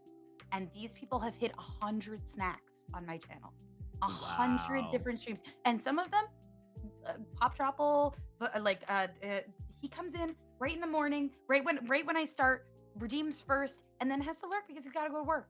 That's the But routine. he comes in and he redeems it. And he hit 100. And I said, "You have to go up in the fridge. You have to go up in the fridge. I'm sorry. You have to go up in the fridge." It is so wonderful to not only be remembered, but to be a part of someone's routine, to be a part of Mm-mm. a hot the 1, 2, 3. There's 4 on the fridge right now. I think cookies really close to. Like that's 400 like streams for like 100 for each, right? Like 100 for each, but that's a ridiculous amount. That's a ridiculous, like that blows my fucking mind. That they've come to 100 streams of mine. That's insane, and it should be celebrated because they took the time out of their days to be there even for a moment, for a second, for a millisecond. I was on their mind, and that's Plus also just the extra clicks involved. That one thing that you have no idea, statistically speaking, in terms of engagement, whether it be a voluntary survey, whether it be something for web pages that people do the statistical analysis. It's called bounce rate of someone getting to a page and then leaving within like 15 seconds and no interactions. But click-through rates inherently, it is exponential, the drop off, and getting to the page and then the extra clicks. It sounds so mundane, the concept of clicking the channel point box, clicking the redeem snack thing, and clicking the confirm. That is 3 additional clicks. Statistically speaking, if you're doing those clicks, it's sub 5% easy, probably lower than 1%. Yeah. It's just something of how our minds work, whether people outright forget, don't think to, or don't want to. Taking those 3 extra clicks, that is, like I said earlier, statistical anomaly stuff. Yeah, absolutely. And then doing it 100 means times. So oh yeah. And doing it 100 times, these people did it 100 times. Imagine. Like, the fact that there are 4 people on this fridge. What? Like, and I see people getting their snacks every day. Some of them forget, and they're like, shoot, I'm a few days away. And I'm like, nah, I know you were here. Like, it's okay if you forget. Like, you took the extra moment to do it, But it's just a really wonderful feeling being a streamer and being a part of a community and raising that community and being like, no, when people go, that tracks. Like they're here and they expect the stream to either go off the rails. They expect me to talk for an hour in the beginning at least. Also, Destroyer Dio, I totally missed your follow. We were just ranting around, and I'm sort of realizing that, I invited you here, Gobbie, to talk about you, and you and I are just gushing over chat. I mean, that's normal. I'm always gushing. I love chat so much. I have to. Don't forget, I love chat. Don't get me started on fan art. Yes, that absolutely. Well, I have a whole rant about that too. To hop on, you mentioned snacks for a moment. I am curious. What are some of your favorite snacks? Oh goodness, whether it be you don't need to pick your top 1, but even if it's like 3 or 4 go-tos for different tastes. So a goldfish, one of my favorites, because they have that little bit of salt, a little bit of cheesy taste to it. I pop them. I get the big old shits from Costco, and I pop those suckers. One of my absolute favorites. I also like. Okay, this is out there. There's a bag of they're little tiny crackers that go in your soups, but they're tiny. I think they're like oyster crackers. Lentils?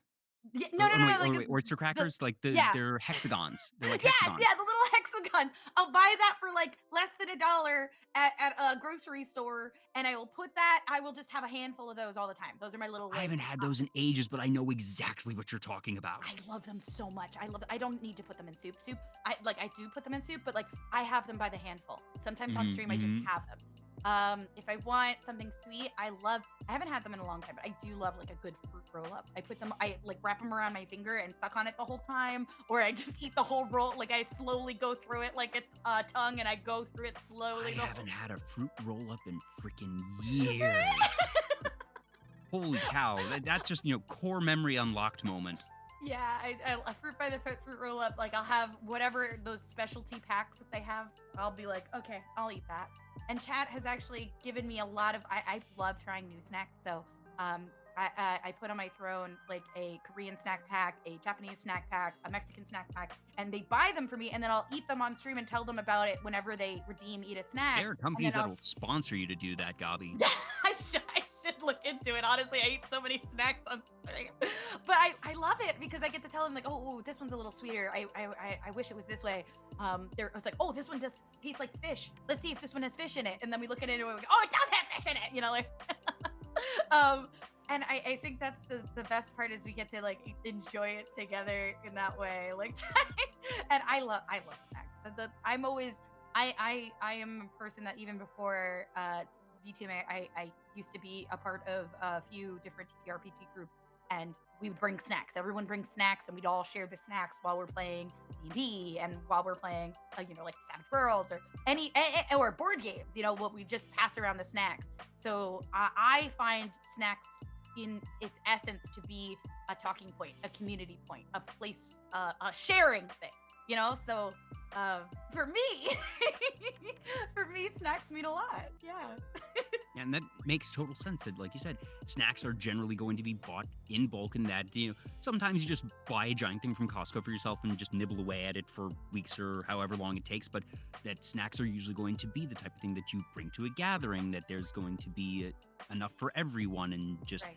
being able to share your favorite snacks with others. Because what are you going to bring when you're asked? All right, we're doing a potluck, or I don't know, Super Bowl's this weekend, Super Bowl party. Everyone brings snacks, and you're going to bring something that you yourself are going to eat. That you're going to make sure, all right, even if everything else that is brought isn't to my taste, that I know there's going to be that one thing, but also just it gives you an excuse to buy your favorite snack, and that you're going to Oh, bring it along. absolutely. You're going to introduce others to it if you can, and that it Exactly. becomes this community just sharing point. Absolutely. It becomes a thing where it's like, at least I know I like it. And then if someone else starts liking, who brought this? Oh, I brought it. Oh, I've never And had it's the this point of before. then it's a point of pride. It's like, haha, I introduced you to this really cool snack, and now now you understand why I love it.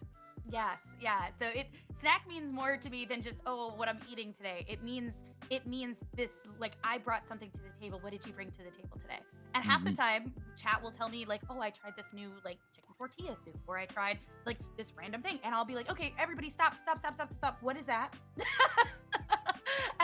and then we'll have a whole conversation about weird foods that we had today. Like, it's a conversation point, and it will never not be a conversation point, because people are living everywhere in the world right now. Like, there are people all over the world watching, and they all have different tastes. They all have different foods. They all have different wants. And being able to take a second to be like, okay, what is that? Excuse me, I need you to send me pictures.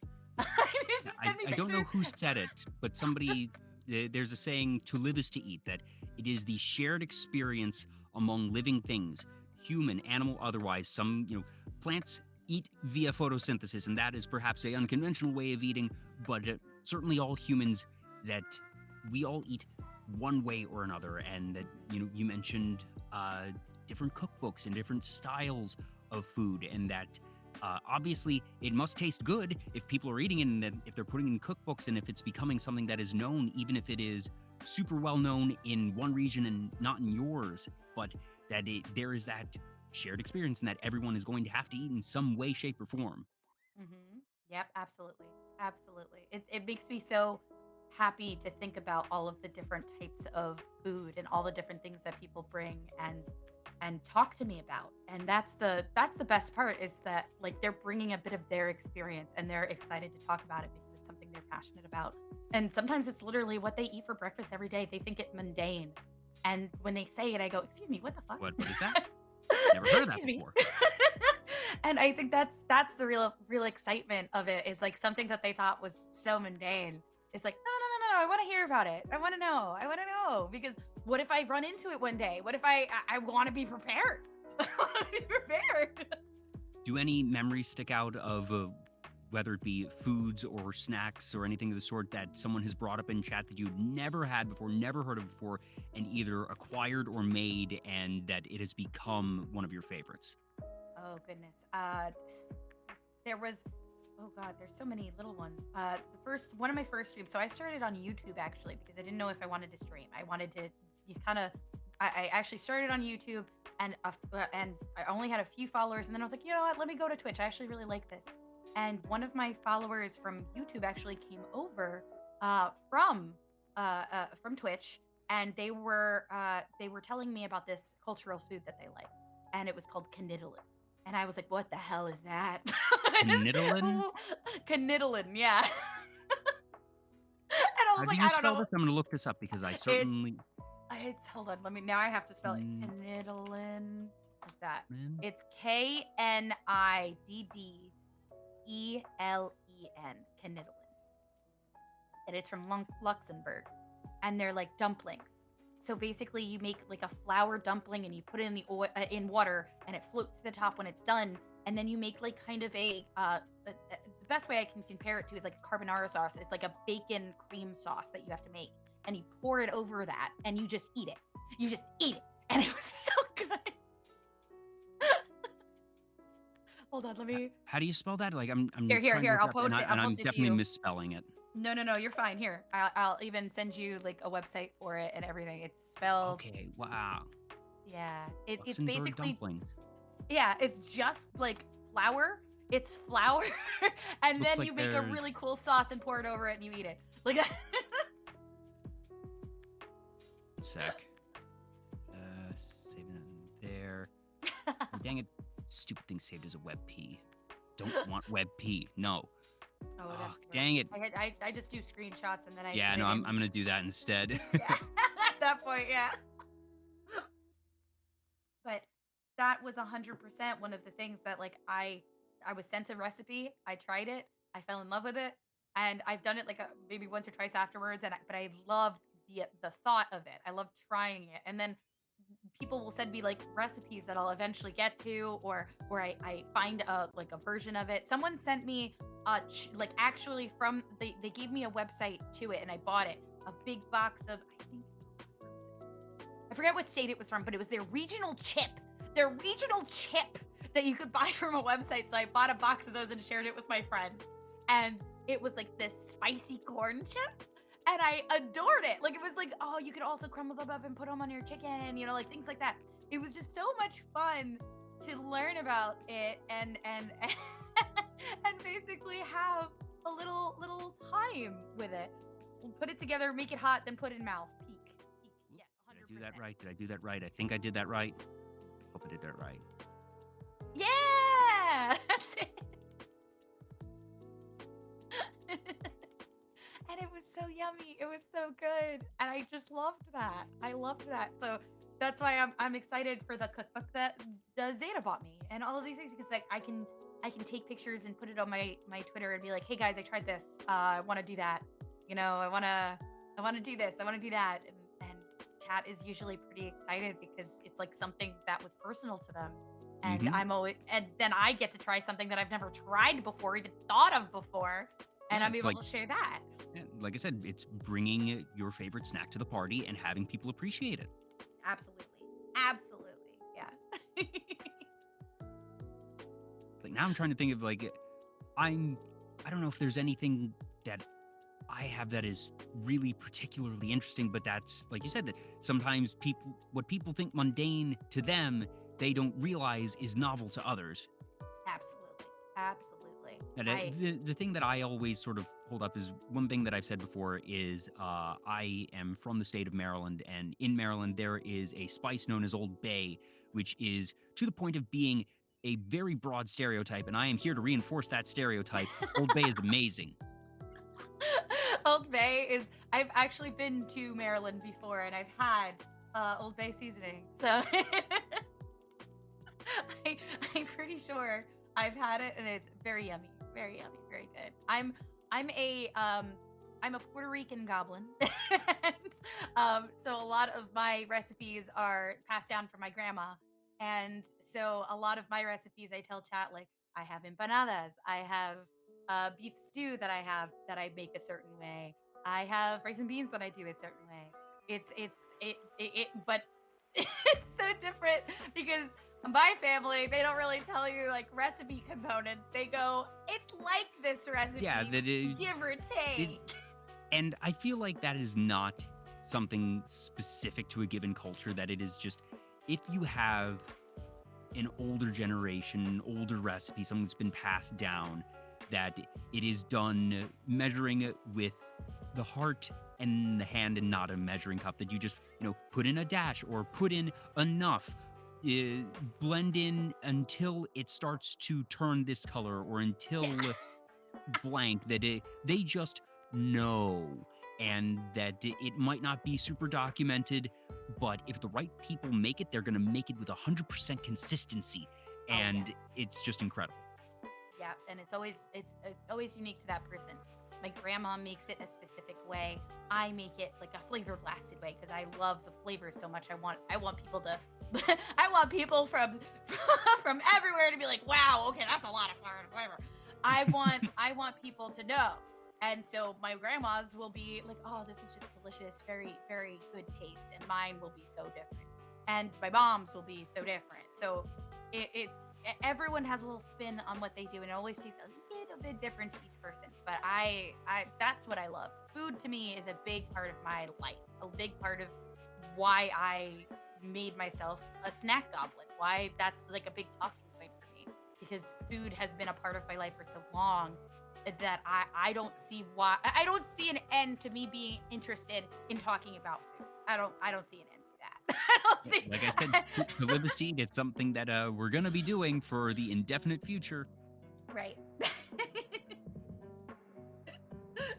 Do you have any favorite recipes of your own, things that you make, just whether it be something that is a comfort food for you or something that you feel you make particularly well? I love this one recipe. Actually, I got it from when my mom used to do like those Pillsbury recipes, and now I put my own Mm, spin on it. Is you take it's chicken, cheese, and broccoli. That's all you really need. Chicken, whatever cheese you want. I like multiple types of cheese, but they're shredded, so it's easier. And broccoli. And then I take those you know the croissant rolls, the Pillsbury croissant rolls, but they also yeah, have like yeah. a knockoff one depending on your grocery. You don't need the expensive one, get the cheap Mm. one. You need 2 rolls of those. And then you open up each of them, and instead of like tearing them apart to make individual little, oop, I didn't mean to put you on. Get out of here. Uh, and when you make individual, instead of like tearing them apart, you make little squares of them, and then you basically you cook the chicken with I like to put adobo on it because I put adobo on literally everything. It's amazing. So you get kind of grilled chicken with adobo on it, and then you put cut up broccoli and cheese, and you mix it together, and you put it as the filling in in each of the things which you've put in a circular pattern, and then you close it. And as you close it, it becomes a big ring, and then you You're put that sort of in the making a pie at this point. yeah, it's like that, except it's like a bread ring, basically. So you're putting them all in a circle, and then you bake that with a little bit of cheese and like butter wash on top of it, and it flakes up, and it is the best thing to have for lunch. It's my favorite lunch thing. It is the easiest thing, and I personally use I think it's just called a broccoli cheese bread ring. I'm gonna look it up right now. Hashtag not sponsored. Hashtag please sponsor Gabi. Exactly. Croissant ring. Broccoli cheese. Yeah, it's literally looks like this. Hold on one second. And then you can put like you can dip it in a sauce, you can do whatever you want with it. But it's like one of my absolute favorite like things to make because it's so easy. You bake it and you forget about it. That's that's it. And you just put it in and it's gone. And I love it. It's so good. You could find a recipe for it anywhere. It's so easy. There's several different types of recipes. Some people put like mayonnaise in it to make it more creamy on the inside. But I find it to be 1, filling, 2, a little healthier than anything else I could possibly make. And it doesn't take a long time to put in the oven. So I absolutely love that. And another thing that I make is Puerto Rican beef stew, which is very flavor blasted. It has like so much, like it's a thick meat stew. And whenever I have leftovers of it, I like to put it on the bottom of a casserole pan, put mashed potatoes on top and cheese on top, and I make my own Puerto Rican like shepherd's pie out of it. That's one of my favorite things to do because I get all of the flavors I got from the beef stew, and it carries over into the the faux shepherd's pie I'm making. So yeah, and that's the broccoli cheese roll. This was a terrible idea. Now I'm getting hungry. What have I Oh done? no! Oh no! I've made a mistake. Wait, I have to be smug. Give me a second. Let me be smug. Wait for it. Wait for it. Eh. Yep, there we go. I was wondering when the little one was going to show up. It's very important. It's very important for me. This is the best way I could be smug. Zeta Omega, I did eat before stream. That's the problem. You're gonna get hungry no matter what. Yep, it is inevitable. You mentioned, you would bring snacks to D&D, and goblins obviously are a very iconic part of D&D, and that whether it be tabletop RPGs or just board games in general, you mentioned that is a really big part of your life and just socialization. I'm very curious because what makes D&D and TTRPGs in general so wonderful and so widespread is that there is no one right way to play, that different people have different styles. So one thing that I always find is very telling is how do you create a character that when you are starting a new campaign, where do you go mentally in terms of trying to make a new character? That is a And do you find that you have any particular tendencies, whether it be certain classes, races, play styles? Do you end up just trying something new, or how do you go about that? I usually try something new. Usually when I choose my class, anyway, I try to pick a class I've never done before, or try to. So far, I don't think I've done the same class twice. Oh no, that's not fair. My new character is a rogue, so it's my first time being a rogue twice. I try to do a new one. I always try to try new ones, and when it comes to the character, I never choose human. I'm the person that loves Star Wars, but I would really love it if a freaking protagonist wasn't a human.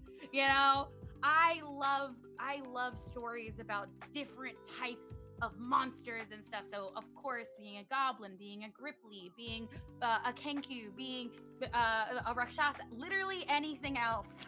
I, I never I thought will about be. it until you said it just now, but I also have perhaps even unconsciously avoided going with human.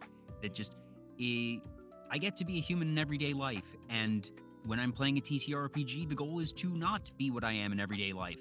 And part of it might be that humans mechanically, usually in TTRPGs, end up being the catch-all, that they don't necessarily do anything specifically really well, that they are designed to be that sort of jack of all trades race, and that I'm the type that likes to focus in on something. So that probably adds to it. But at the same time, I can definitely say I've never creatively felt a draw to be a human when making a character. Exactly. I personally really enjoy trying to make stories based off of like this new way of thinking, this new if I'm a goblin, I'm going to be shorter. So there's a lot of role play. I'm a big role player, so I like role play opportunities that are outside of the box. Often when I make a new character, I sometimes I'm inspired by a miniature, a concept, something I learned recently. One time goodness, I made a character because I thought I had watched something about mushrooms being electrocuted in London in order to make them grow faster. So one of my abilities was like electrifying things to make them grow, and I had pitched it to the DM at the time, and he was like, "How does that work?" And I sent him the link of the thing, and I was like, "This is See, a real it's thing in science. It real life. works. It works. So why can't I fluff this?" And he was like, "No, yeah, okay, let's do it." And I often when I do, that's probably why I haven't streamed TTRPGs yet, because I personally like role playing, and I like putting a piece of myself into the role play itself, like a piece of myself that I haven't really explored yet of my personality. And I do it unconsciously sometimes. Sometimes I'm halfway through the campaign and I go, "Oh no, I forgot. Oh no, I'm very gay." I'm exploring this gay part of me. So it's definitely something that I like to do. Is acting is one of the things that I like to do, and thinking of ways to incorporate that and explore that through role playing, because I personally like growing with my character, thinking of ways my character will react. One of my characters lost an arm, and at the time I had hurt my leg so bad I couldn't go back to work. I could not work during those months. And I worked out a lot of my rage of the fact that I wanted to keep going. I wanted to keep working. I wanted to keep doing through that character. So Oh, it, it wow. it it works out a part of me that I didn't even realize I was working on. And I was like, oh wow, actually I worked on a lot of stuff while I was angry about other things. Like for me, creating a character, I personally, because I know everyone creates characters differently, I'll be inspired by a concept, and then I'll start working the concept into something. And then I will slowly build the character more and more as I go forward, as the dice told me. Like I made a character recently that I thought was gonna be really confident, like a Batman confident kind of type, you know? And I rolled a 1 on my stealth check. And I Well, was like, well, I guess he's a bit of a himbo, isn't he? he is And then now. he is now. I have so I let the dice kind of like guide me on how I'm going to role play it, because thematically, why would he fail that? Why, like, unless that's something like it's a new Batman kind of character. He takes up the mantle from someone else. That's what I'm playing. Like this kind of like character that is new to the whole situation. And at first I was like, oh, but he's kind of competent. I roll a 1, I roll a 4, I roll a And that 5. this was the first, I'm guessing this is the first session or two, Yeah, these first several attempts. So it is still in that formative phase for the yep, character. absolutely, absolutely. And thank goodness I Mr. Manager is my DM. So he knows that I'm building it as I go. He knows that at the end it's going to be good if I have those first few sessions to kind of explore like the I've created a big lore. I've created all this stuff, but as I go along the personality gets more as the game goes along. And thank goodness I trust my friends Mr. Manager and Dem uh are my D&D group. So I trust them to be like, "Oh, okay, she rolled low. She's probably going to be like, this is what's going to happen." Like, or Mhm. I'll suggest something like, "Hey, FYI, this is what's going to happen this time, guys." And they're like, "No, it's cool. We know, it's fine." And you have to trust the group. You have to very much feel that connection. And that's why I'm very when I haven't done it on stream yet, because I'm very vulnerable. I feel like that part of me is so vulnerable because I put a piece of myself when I do it. And so Mm. for me personally, D&D means well, TTRPGs in general mean a lot to me.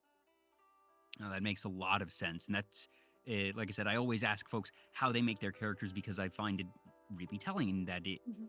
for myself, I am woefully uncreative when you put the PHB in front of me and say, make a character. I just, I, for whatever reason, have never sat down or entered into a campaign saying, I have this concept that I know I want to make. It, maybe the first time that I ever played, I was like, I want to be a rogue. I want to be a sneaky type because that seems fun. Right. But even beyond that, I didn't have anything. But nowadays, what I've found is the best way for me to end up being creative, and fortunately, every party loves this because of how I work. I let the rest of the party make their characters first, or at the very least, I Oh. say, everyone else, tell me what your race and class is, or at the very least, tell me what function you want to have. Do you want to be the tank? Do you want to be the healer? Tell me what you are going to be.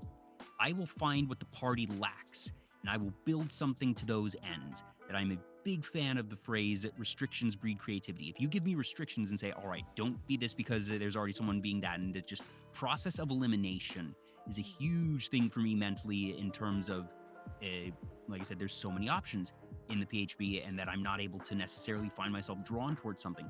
But if you say, all right, we need a healer, or we need a support, or we need someone to be the tank, that then I at least have a starting point, and I reverse engineer my characters. I say, what does the party need, and what justification can I create to have a character that fits those needs? And that's when I get creative, because if I have a party that says, all right, we need someone who's gonna be a tank and a healer, so we probably need a paladin. Okay, what type of paladin? What are the different abilities that I might want? What would thematically justify the build I want for what I think would be the most fun to play in that archetype? And that I just from there say, okay, we're doing a Weird West campaign, and we need someone who's going to be a paladin. He is a ex-marshal because I can't say that he is a active duty lawman. Otherwise, he wouldn't be adventuring around.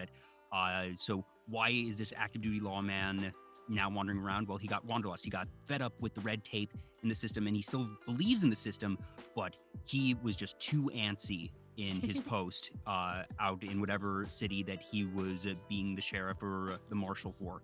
And so he resigned, and it was in good standing, so he still has contacts there, and that's a fun little thing that I can then play into with the characters later. And all right, from there, is there something religious and just justice and different things we're doing? All right, what God could work, and the DM had actually brought in a lot of different pantheons and said, choose something. And I was leaning toward having a Warhammer. And I said, okay, Justice, Lawman, Warhammer, and the way that they made this Weird West one is that different races were thematically from different parts of the world. And naturally, the Goliaths were from the Nordic region. I was like, oh, well, this writes itself. I prayed a 4. Yeah, you can do the thing about tabletop games in general is how different every person's approach to it is, and how very morphic it is, how very fluid it is. You can do so much with what they give you, and that's why I love, especially different systems. I love trying different systems. That's one of my favorite things to do. I did dip my toe in in writing for writing and graphic design for TTRPGs as well. So I actually have some credits in that. So for me, I personally love trying different systems to see what works, what does things better. Like, I think D&D is a great combat simulator. I think it gives you a lot of like versatility in things. Do I think it does that for role playing? No, I think all of the creators in that have made supplements for them have done that, but or DMs have done that, but not the base rules as they are. Other games, I think, have done a better job in the role-playing aspect. So I would play a different game, like Savage Worlds does a really good job in making it part of your character, the hindrances and edges that you add to your character there. I never actually played Savage Worlds. It's very good. I've played D&D. I've mostly 5e at this point, but I started with 3.5. I think I played 3 once, and I might have played 4 once, but vast majority has been 3.5 and 5. So Savage Worlds, you mentioned hindrances and other things. So mechanically, how does this work? What differences are there that makes it better for role playing? So get into the nitty gritty. The nitty gritty is that when you add those, that character creation, you basically have to take hindrances and things that basically are role play things that you will be rewarded with. The DM thinks that you're playing into them. So creatively, if you see something happening, but you have hot-headed, and it's like, I know it's smarter if I don't go in, but I have hot-headed. I'm going to go in there, and you start screaming and running and do the thing, you know? So it gives you advantages, and so you get a thing called a Benny, which I know D&D also has that, but the Bennies in Savage World actually help with even more things. So you get a plus to this. You can re-roll something. You can save that for and use a Benny to do something that's not in the rules, but you're trying to rule of cool it. You know, there's a lot of really interesting ways, and their initiative system is really cool because it's also, you use cards instead of rolling a dice. So everybody gets a card and you flip it over, and depending on the card type, that's the different slots that can be used basically. So you go, oh, okay, who's next? I have a queen. And it's like, okay, that's the highest card. I'm going to go first. So it uses different things besides just the dice to kind of narrate what's happening. And when you make your class, it's kind of built into the class itself. There's also Powered by the Apocalypse. I absolutely love their Monster of the Week type game. It's basically, you can make it Scooby-Doo, or you can make it the most horrible fucking thing you've ever seen, like Silent Hill. You can do whatever you want with it, but it's in a format that is like, okay, here is a monster. We need to kill the monster. How best to kill the monster? And in character creation, you actually ask the DM, you ask the DM questions, and the DM cannot lie. So you have, like, the DM has all this stuff, and the questions are built into the thing to basically facilitate the story itself by the players. And you, in order to make the characters and the connections you have between all of you, you ask each other questions, and it before you even start to connect your stories together and make connections with each of the characters. It facilitates like conversation between the characters, especially if they're new people to you, which That's I love. really cool. That the way that, first off, the concept of bennies and hindrances, basically what they've done is they have codified and actively incentivized behavior for inspiration points. That in D&D there's you can get a point of inspiration, and depending on your Absolutely. depending on your DM, that usually it's going to mean that you get advantage on a roll, but there's a lot of flexibility in that. Basically a point of inspiration can do whatever the hell the DM wants it to do, and it can allow you to do Exactly. some crazy bullshit, and it varies. But the concept of a point of inspiration, like I said, is pretty nebulous. But here, what they've done is they have actively incentivized you to do things, like you said, that might not necessarily be normally optimal, but then the DM has the system where they're not only some DMs, depending on how they are, will completely forget that points of inspiration exist. And it's just Mhm. not a thing. It's not that they're trying to withhold from the players. It's just not really where they go to. But since there is this integrated system, and that it becomes a thing that you as a player say, I have this hindrance, so I guess I'm gonna need to do that. That it sort of flags for the DM. All right, I should consider, am I going to give a Benny for this?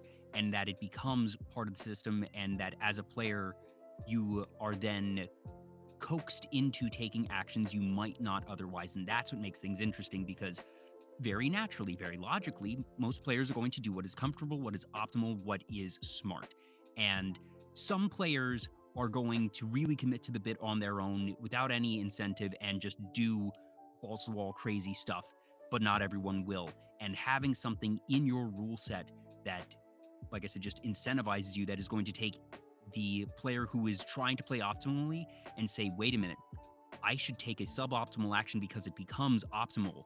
And that just creates more fun. And the fact that they bake that into their rule system is Mhm. a really cool choice. That I love Oh, design, and just the concept of how designers create their rules and systems in games. And I love that. yeah, it's I love trying new ones. There's so many like there's Kids on Bikes, there's Genesis, which is what is it? Edge of the Empire, the fantasy version of like the Star Wars Edge of the I think it's called Edge of the Empire. But it's so many different ways to do what TTRPGs. There's so many different little tiny things. There's Blaze in the Dark. There's so many different ones. And I love trying them out and seeing not only what the DM does with it, because then there are different ways that the DM has to approach things. Obviously, the way they're Yeah. creating things or doing things, but also the players themselves, or even people that aren't as comfortable making characters, having something like what Savage Worlds does helps them be like, okay, I think I want to make this character like this, and this, but I'm not sure. And then you can also buy off certain things if you think that, okay, I think something narratively happened where they've overcome this, where they've learned something. So at this level, I'm going to buy this off and take something else. And that is Mm, really cool because you get incentivized to do that as well, because now there's like an upgrade to it that you can have. yeah. And I think that really works really well and works with a lot of new groups that are trying to get people into the hobby as a whole versus just like, this is D&D. So I'm a big fan of D&D too. It's just I think that there are systems that do other things that facilitate uh, things better and do things a little bit better if you're looking for role playing, if you're looking for battles, if you're looking for, like, oh, I just want to try it because I saw something really cool and I want to try this specific one. That's too okay too. Like I don't want to yuck anyone's yum. I love the idea of all of the possibilities all at once, and I want to see them. I For want to see sure. And also, Lauren 456789, thank you so much for the follow. One of the things that makes D&D so interesting, that has led to it being so big, it's, in my opinion, a combination of factors. First off, it was, one of the first, and part of it was, until 10ish years ago, publishing was super expensive. And until you have things like Kickstarter, until you have the internet where you're able to publish materials and not have to worry about printing and circulation and all that jazz. That folks who had these designs or these ideas and wanted to get them out in the world didn't really have the means to do so, and they do now.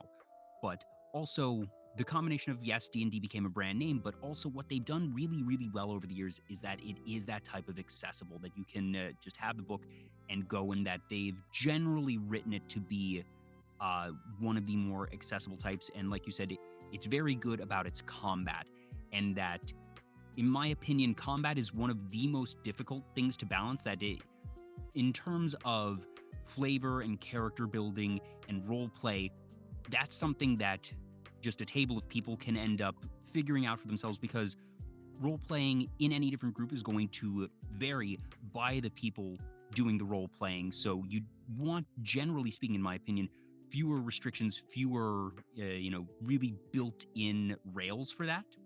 So that wound up playing into D&D's favor, where they have this very balanced mathematical system, because it's so difficult to make something that is balanced and that will work when you start getting creatures to scale and all these different ones.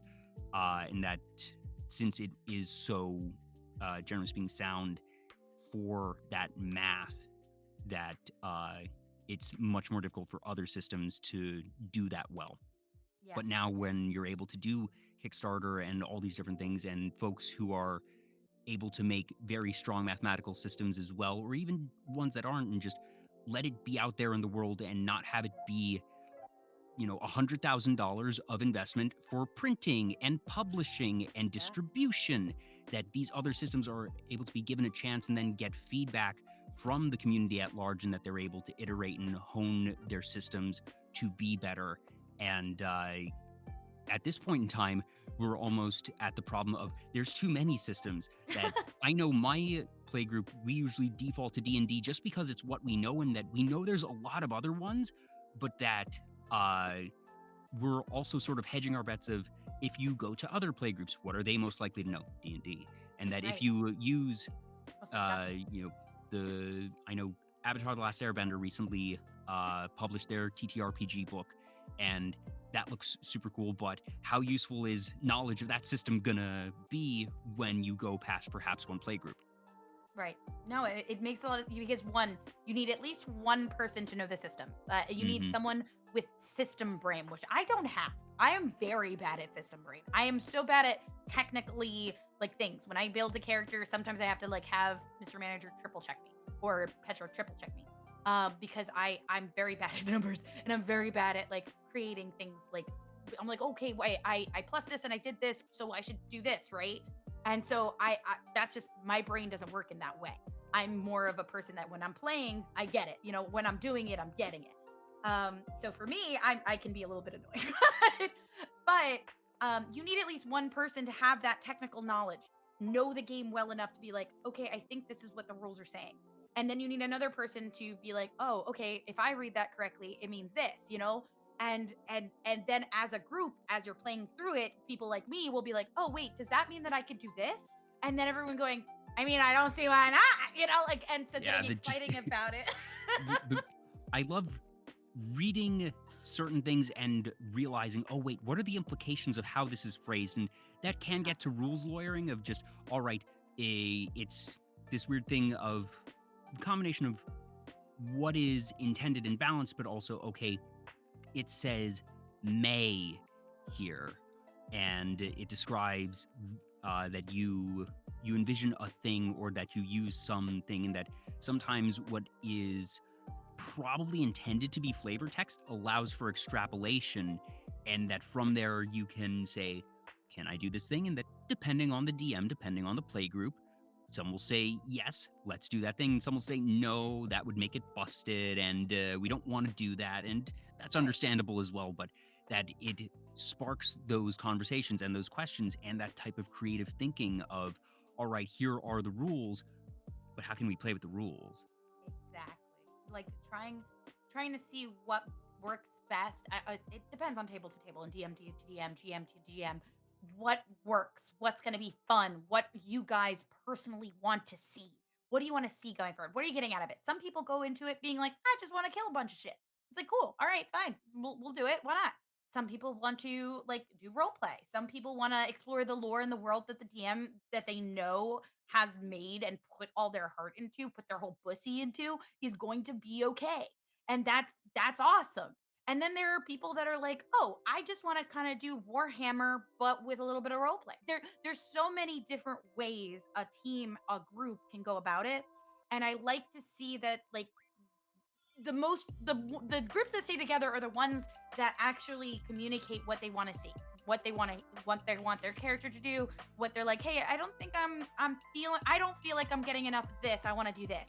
And being able to tell the GM and being comfortable enough with your GM to be like, I don't like the way this is worded, or I don't like this ability. There's something wrong with it, and maybe I'm reading it wrong. And them going, oh yeah, I don't like that either. Okay, let's find something else that works in the same way, and we'll replace it. You know, Yeah, being or able to even just work with. being confident enough to say to your DM, hey, I feel like the last several sessions have been really, really heavy on the role play, and that I feel like we're not getting enough combat in. That I've invested a lot of my points and whatnot into combat, and I'm feeling like, all right, the high charisma characters are, you know, having a really good time right now, and they're able to be useful, but I I'm want to not kill able to shit. actually do stuff. Hey, Exactly. hey, DM, I want to kill shit. Can tomorrow? Kill shit. Can we have like one? I just really want to go and do a dungeon and kill a bunch of shit. Can I kill shit? Can I kill shit, please? And Come on. but that I just want to stab him. Just want to stab him a little bit. I want to do a little death, a little carnage, a little violence as a treat. Can I have a little violence, please? Can I have a little violence? Like that. That takes a lot of like understanding and trust to talk to your DM, and I think that's a big thing. Like a big thing, especially I feel like me as a young Gobbie wouldn't have done that, but older Gobbie is able to be like, hey, Mr. Manager, I'm getting a little bit horny for violence now. Please, can I please stab the shit out of something? And it's like, all right, do you want a big boss? Do you want a boss rush? What do you want? And I'm like, all right, whatever the group wants. Maybe like I've told Mr. Manager before, I'm willing to kill my character. I'm willing, like, if it means that I can do a fucking, he's good enough to be like, hey, this is a battle. This is that boss battle. This is a boss that you probably won't walk away from, like, unscathed. And I'm like, yes, I want that. You know, like, Frankly, that takes real bravery from a DM to say, all right, I might kill a character today. Like, Yeah. obviously, you don't want a DM who's just going to really casually be like, I'm bored, and while you're walking through this dungeon, rocks fall, everybody dies, everyone roll new characters. Don't do Right. that. That's being an asshole. But at the same time, if you're going up against a dragon and you roll a crit and it happens to be targeting the pretty squishy wizard who has already taken a hit or two, and they just say, well, this wasn't the intent. If this is a boss, these are the numbers. Roll death saving throw? Or Yeah. just, that was a crit and it went double your damage. You were dead. I'm so sorry / not sorry. It happens. That's part of the game. And I do know that sometimes DMs might hand wave a bit and say, okay, I know you really love this character. Like, you become attached to this character, and re-rolling a new one isn't just doing that, but that you're gonna have to play it. But this should die, and if I'm going to make it so you don't die, like, either you're losing a limb, there's gonna be some fallout from this, and that I have to make it meaningful, and I need to make sure that if I'm going out of my way to interrupt the system that should say you can't play this character anymore, I will be flexible, because that will create in the long term a better experience. Let's find out a way to do this differently, because I know that'll make the best experience. But now we need to think of something that isn't quite death, that is almost death. Exactly. Making it creative, because I've always, one of my professors in college, one of the things that he was very big a proponent of during my script writing class was death is an easy way out. Death is the easiest way to end a story, is to kill your main character. It's so easy because you're ending something. You're literally, that storyline has just died. Why would you do that if you had more story to tell, right? And or if they die in such a way where it's unsatisfactory, yes, that can be part of the story, but it's lazy. And I was like, you're right, you're absolutely right. And Mr. Manager, when I talked to him about that, he was like, oh, okay. Like, what? Oh, and so when people in our group, when something like that happens, he'll ask questions like, okay, does anybody have any abilities, anything that we can like make this even more epic, make this death worth that? Like, what did you The do in classic that Matt and moment? Mercer. How do you want to do this? Yeah, because your character's about to die. What the fuck? You could use any of your abilities right now. What would you do? Does anybody have a Benny to do something cool? There's something in the area that we could have used to like take half damage? Here's do your last something. call. Here's your last call to do something cool, or your friend's gonna die, or your last call of I'm doing something heroic. How are you dying? But we've been doing this for so long that like because I said I've been friends with these people for quite a long time.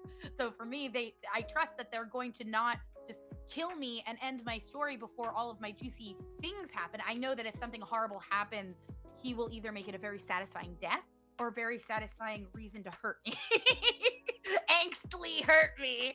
Or if there is a mechanic later to bring them in, even as an NPC, maybe that's something I want.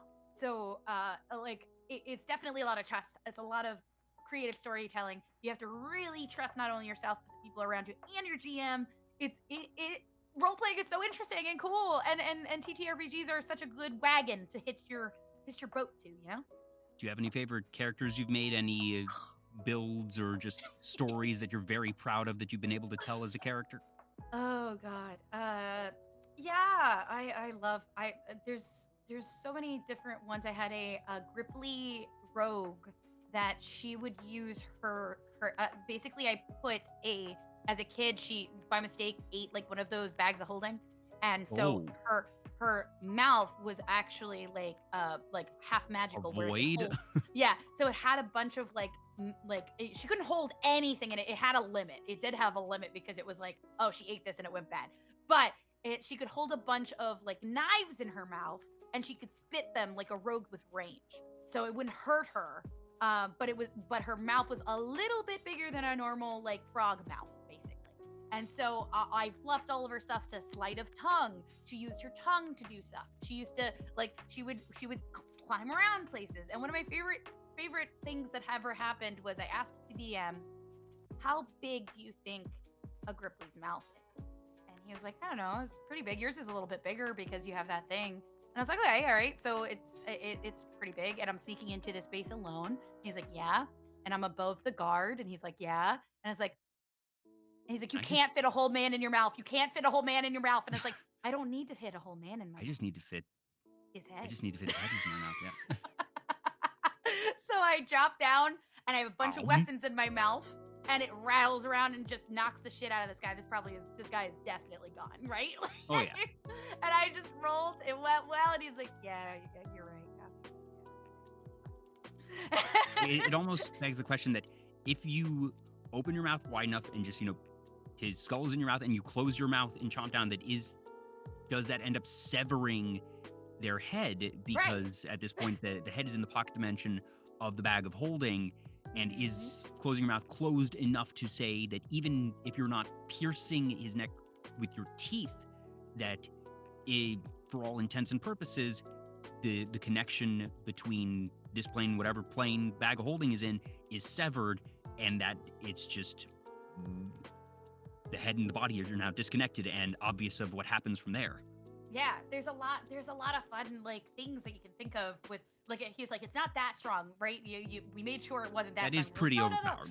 Yeah, we were like, we don't want to put everything in it, so I could only hold like small things, like little things that I could put in there, like a chipmunk or a squirrel, but more so than normal. So I couldn't fit like an entire backpack's worth of shit in there, but I could hold my knives and stuff. I could hold forks and knives and things that I stole all the time. So that was like my little pocket. Like as long as it could fit in a pocket, it could be in my mouth. And so he was like, okay, so it's just a normal frog mouth if we stat it this way. So we did like, it's a frog mouth that if you would like ribbit, it would open, like it would be a little bit bigger. So we were like, even if it wasn't like magical, it would still hurt like fuck, So we were able to flip it that way. So her big thing was she wanted to be like a scholar frog, and like she was like a smart frog that wanted to be known as a smart frog. So at the end of her journey, she like had special powers and had learned enough history of the place to go back to her hometown and be like a scholar lord, and that was really cool. And I had another character. One of my favorite ones was she I wanted I have intense anxiety. That's like one of the things that I absolutely have. And one of the things that I wanted to role play was um as a girl, she was like this shark person. And as a girl, she had a best friend that she spent her whole life with, so happy. And then when they got to a certain age, they were like, "Okay, we're best friends. Don't worry, we're awesome. We're gonna meet again one day." And they split apart so they can have their own adventures. But while she's out on her adventure, she gets hurt and almost dies, and is afraid to be alone now. So one of the things that I like, whenever she fought alone, she was at a disadvantage.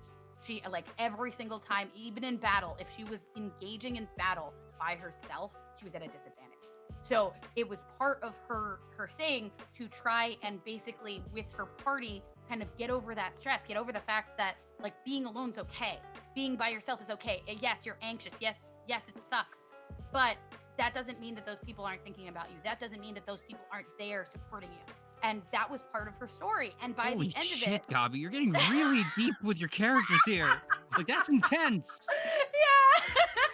And that's what I worked with. I made sure everyone was okay with it. I was like, hey, I'm gonna explore this part about me if that's And okay. not And only is it a thing where you're getting really intense, that you are writing in a very active disadvantage, that there's oh some yeah, things that, you're going to write in to justify, all right, this is why I can do really cool stuff. This is yeah, why I'm a bit better than everyone at a certain specific thing. But yeah, saying, all right, I'm writing in, I need to have others in my party with me at all times. Otherwise, every roll at disadvantage. Like, yeah, fortunately, there are relatively few times in D&D where that is going to happen, but the fact that you would write in that, you know, if it, you're in a if you're alone already in D&D, that is one of the most perilous things that you can be in. Never yes, split the party. That's like rule 0. But then to say, all right, when I am already at my most vulnerable because I literally don't have backup, let's also just say that a disadvantage on everything. absolutely.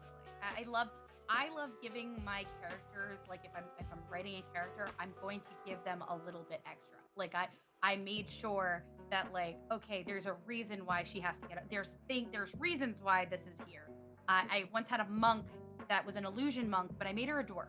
And in stats, like they wouldn't be as good as at magic at it, you know. And so she grew up in a magic country, she wasn't native to said country. Her family immigrated over to it. So when she started getting all of these illusion powers, she wasn't good at it.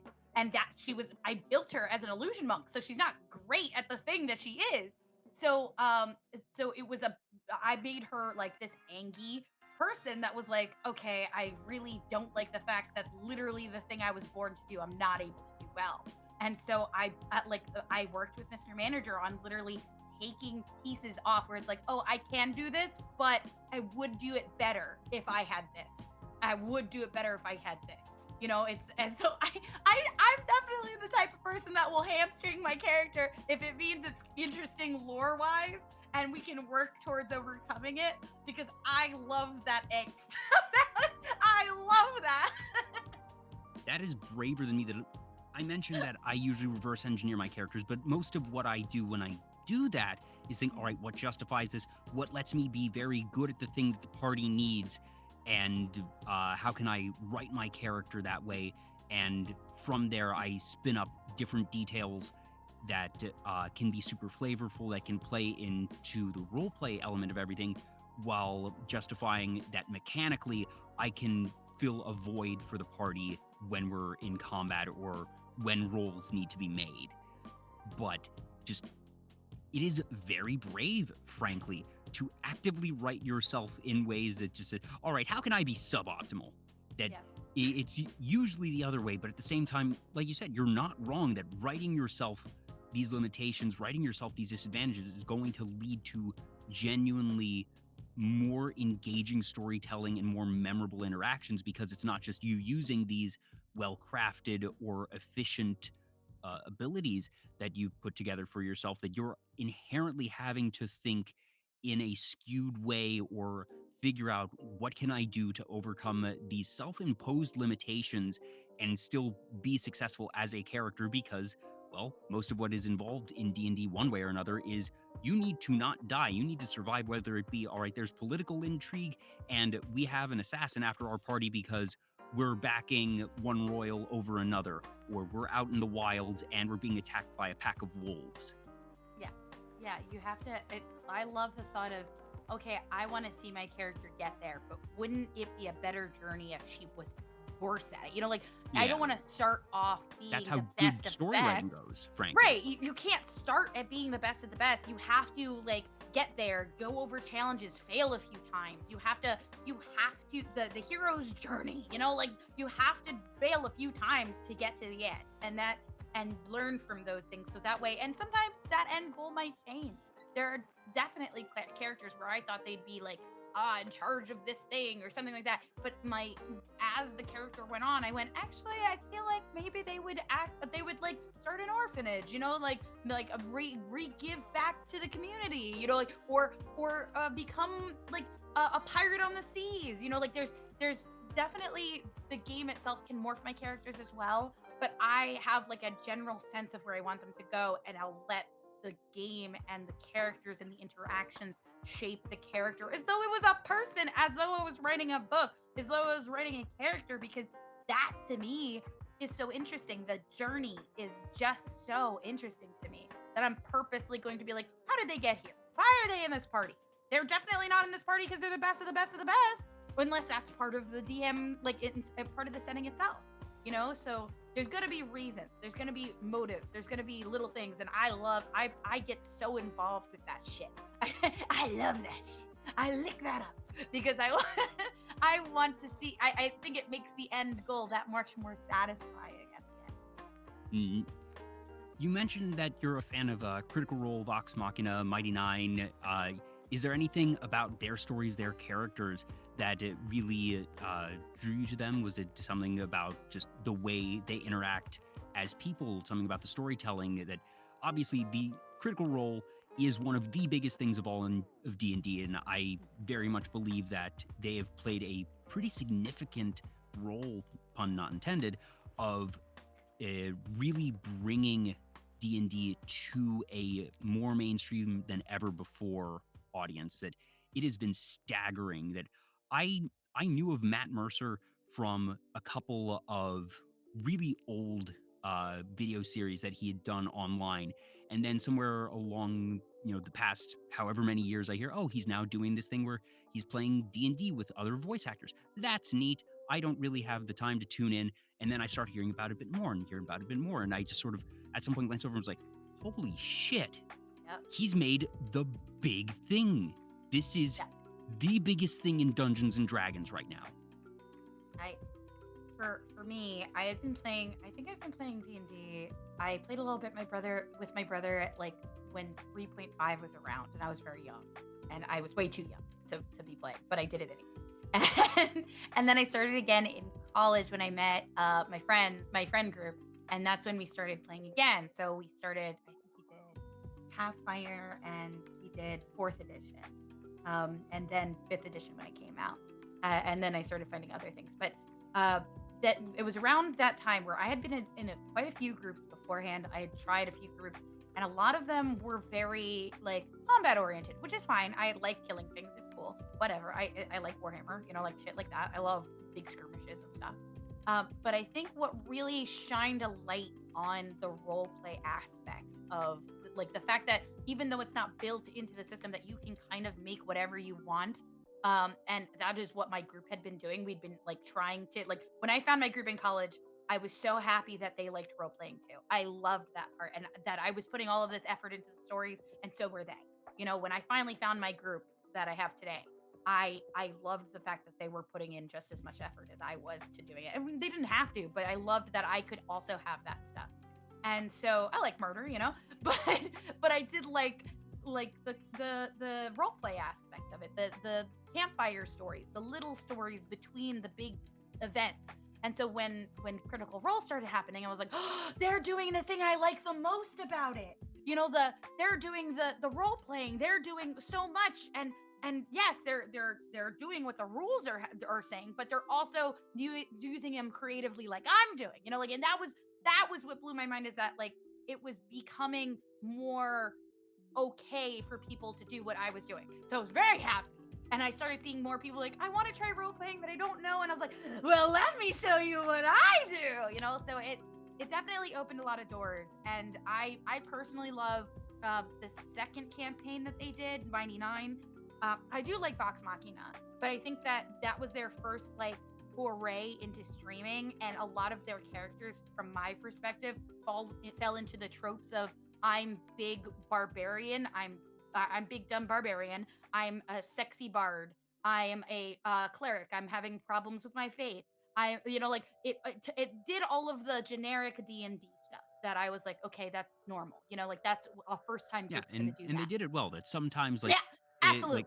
one of the things I say, sort of going back to manga and anime for a brief moment, like My Hero Academia does nothing new, but it Yeah, does its no. tropes better than Well, anyone else. it does it well, and it does the tropes, but it does it well, and that was what Vox Machina did.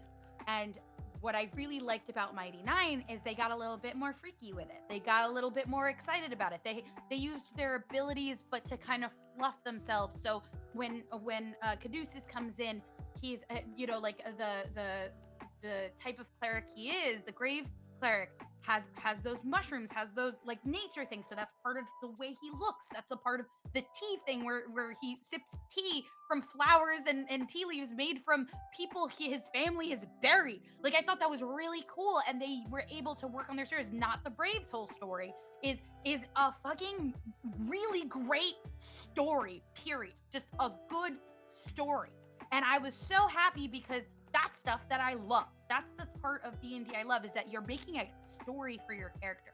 You're writing lore. You're writing things that you're making. When you think about it, really base image right here. You're making a baby. You're making a baby, and you're putting all your fucking time and your effort, and that's your baby. That story is your baby, okay? And you want it to grow and do well. And if it dies, it sucks, of course. But you're putting all this effort into it. And so seeing the Mighty Nine and what happened with the way that their stories kind of went, how they flowed, how some of them just fucking died. I loved Mighty Nine because it fucking Jester is such an amazing character, because yeah, she's a cleric, but does she use her cleric skills as much as she uses her like fuck you skills? No. No. And I think they were a lot more comfortable to do that. They were more comfortable being like, no, I'm going to play into my character and not use as many of these spells as I would just because they're good spells. I'm going to use duplicity because I'm a trickster kind of a cleric. I'd like that is what they got more comfortable with, and you can see it. And I think that's why I love Mighty Nine so much, because I personally love that they kind of took the training wheels off in the second campaign for me, and that's why I enjoy it specifically. And I'm very excited for the cartoon version. Yeah, like I'm for excited because I've seen season 1 of the Vox Machina animation. I haven't seen season 2 yet. I have not actually followed along with Critical Role for anything. That it's hundreds of hours of stuff, and I know it's good stuff, but like I already watch a lot of anime. I watch a lot of VTubers. I don't have the time for that, so I'm glad that they are putting it into a more digestible. More digestible version, because what they did with season 1 of Vox Machina was super, super fun. And everyone that I have spoken with that is in the know for Critical Role says Mighty Nine is, them just going above and beyond and really breaking the mold. And that has me very excited, because all the things you just said, that one, I'm not going to remember it whenever Mighty Nine actually releases, but also the way you said it is still vague enough that doesn't tell me anything specific. But boy, does it get me hyped for it. Yeah, it makes me so happy to see that there's going to be like I mentioned before, I had 3 hours of every day I was in a car. So for me, I was able to do audiobooks, and I was able to do podcasts. I was able to do Critical Role by listening. I didn't have to watch them do it. It was fun on the days that I could watch them, but I was listening to backlogs of Vox Machina, so that way I could literally not remember that I was in a car for 3 hours a day. Yep, that'll do it. So I was able to catch up with that. I was able to catch up with like Adventure Zone. I was able to catch up with like all these things because I had the time. I had the effort. Like I could put that in. And that's almost impossible to do most days, even before a big pandemic. And then during, of course, a lot of people are able to catch up, but then afterwards, like, it's like, okay, well, it's not, I don't have as much disposable time to do that. So having an animated version, having like people doing little like catch-ups of it, doing all the things that they can to make it more digestible is very important, very cool, and very interesting. And then you can also learn what other people do and be like, oh, I would kind of want that. Damn it, I actually really like what they're doing here. And I've actually tried, because of Mighty Nines, I did it was a short campaign, and I really loved the idea of a Hexblade Warlock because of watching Mighty Nine. That I was like, oh, let me try a Hexblade Warlock, and I had a lot of fun with it. Like, so you're also getting like other people playing specific roles and then putting your own spin on it and being like, I kind of want to try that. That sounds like a really cool class. I didn't realize it had that, or that there was a supplement that I didn't know about that I can go look for now and create a character based on this spell set or play style that I didn't even realize was an option before.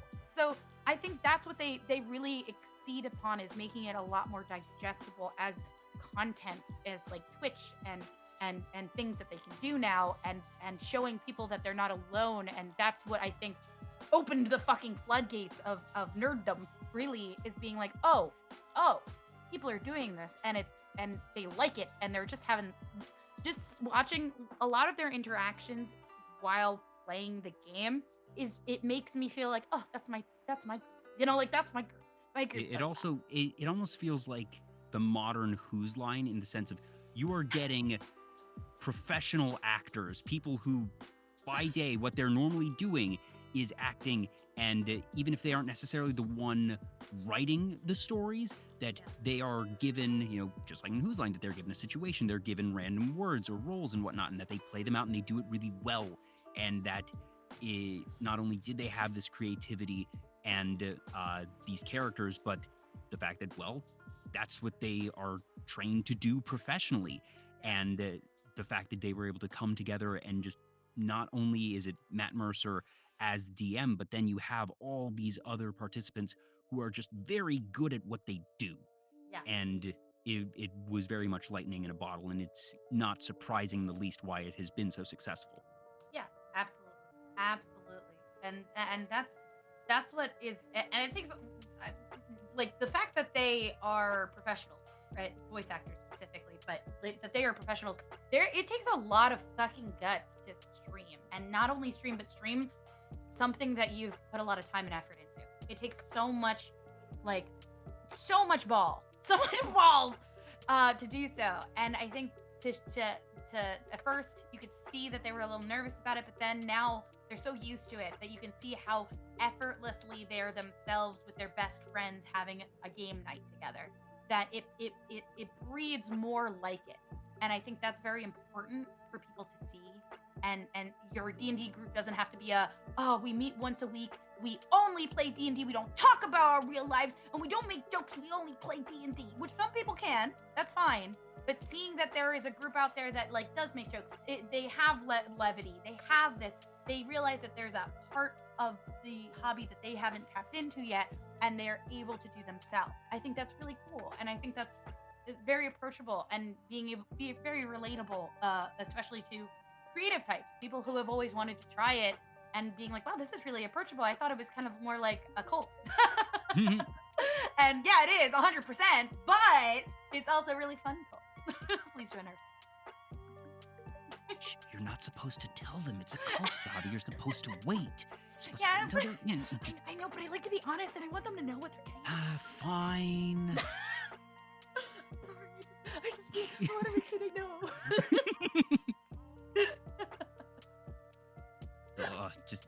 I'm very much looking forward to, like I said, I think the second season of Vox Machina is already dropped, and I just need to get around to it. Same. I haven't found the time, but I definitely want to. I'm so obsessed with so many series right now, anime and live action and things, that I'm just, and then streaming, and then all like this said, other. We're spoiled for choice. There's a lot of different things. There's a lot of different things to watch, and you can't keep up with all of them. That just, it used to be, you would be able to find an anime and you would watch it, or you would find a new manga and you would read it, and then you'd be looking for the next one. And now it is a case of every time you cross something off of your list, 3 new things have been added. Yep.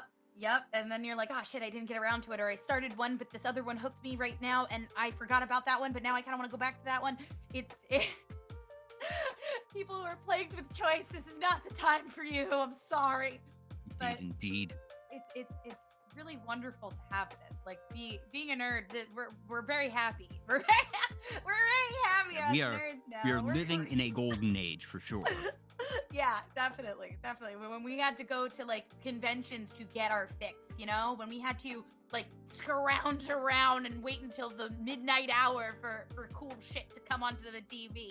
When we had to like have our friends give us a DVD that they watched once for one episode. Go to your local Blockbuster hoping they would have one of 2 DVDs that had 4 episodes on it. Yep. And that was it. That was what you had. And so now you could go to Barnes and Noble and pick shit up. You can go. I think I saw at Target they had like a One Piece thing, and I was like, what the fuck? Like there's actual just big box store carrying of anime now, and yeah, it's usually going to be I don't want to say low hanging fruit.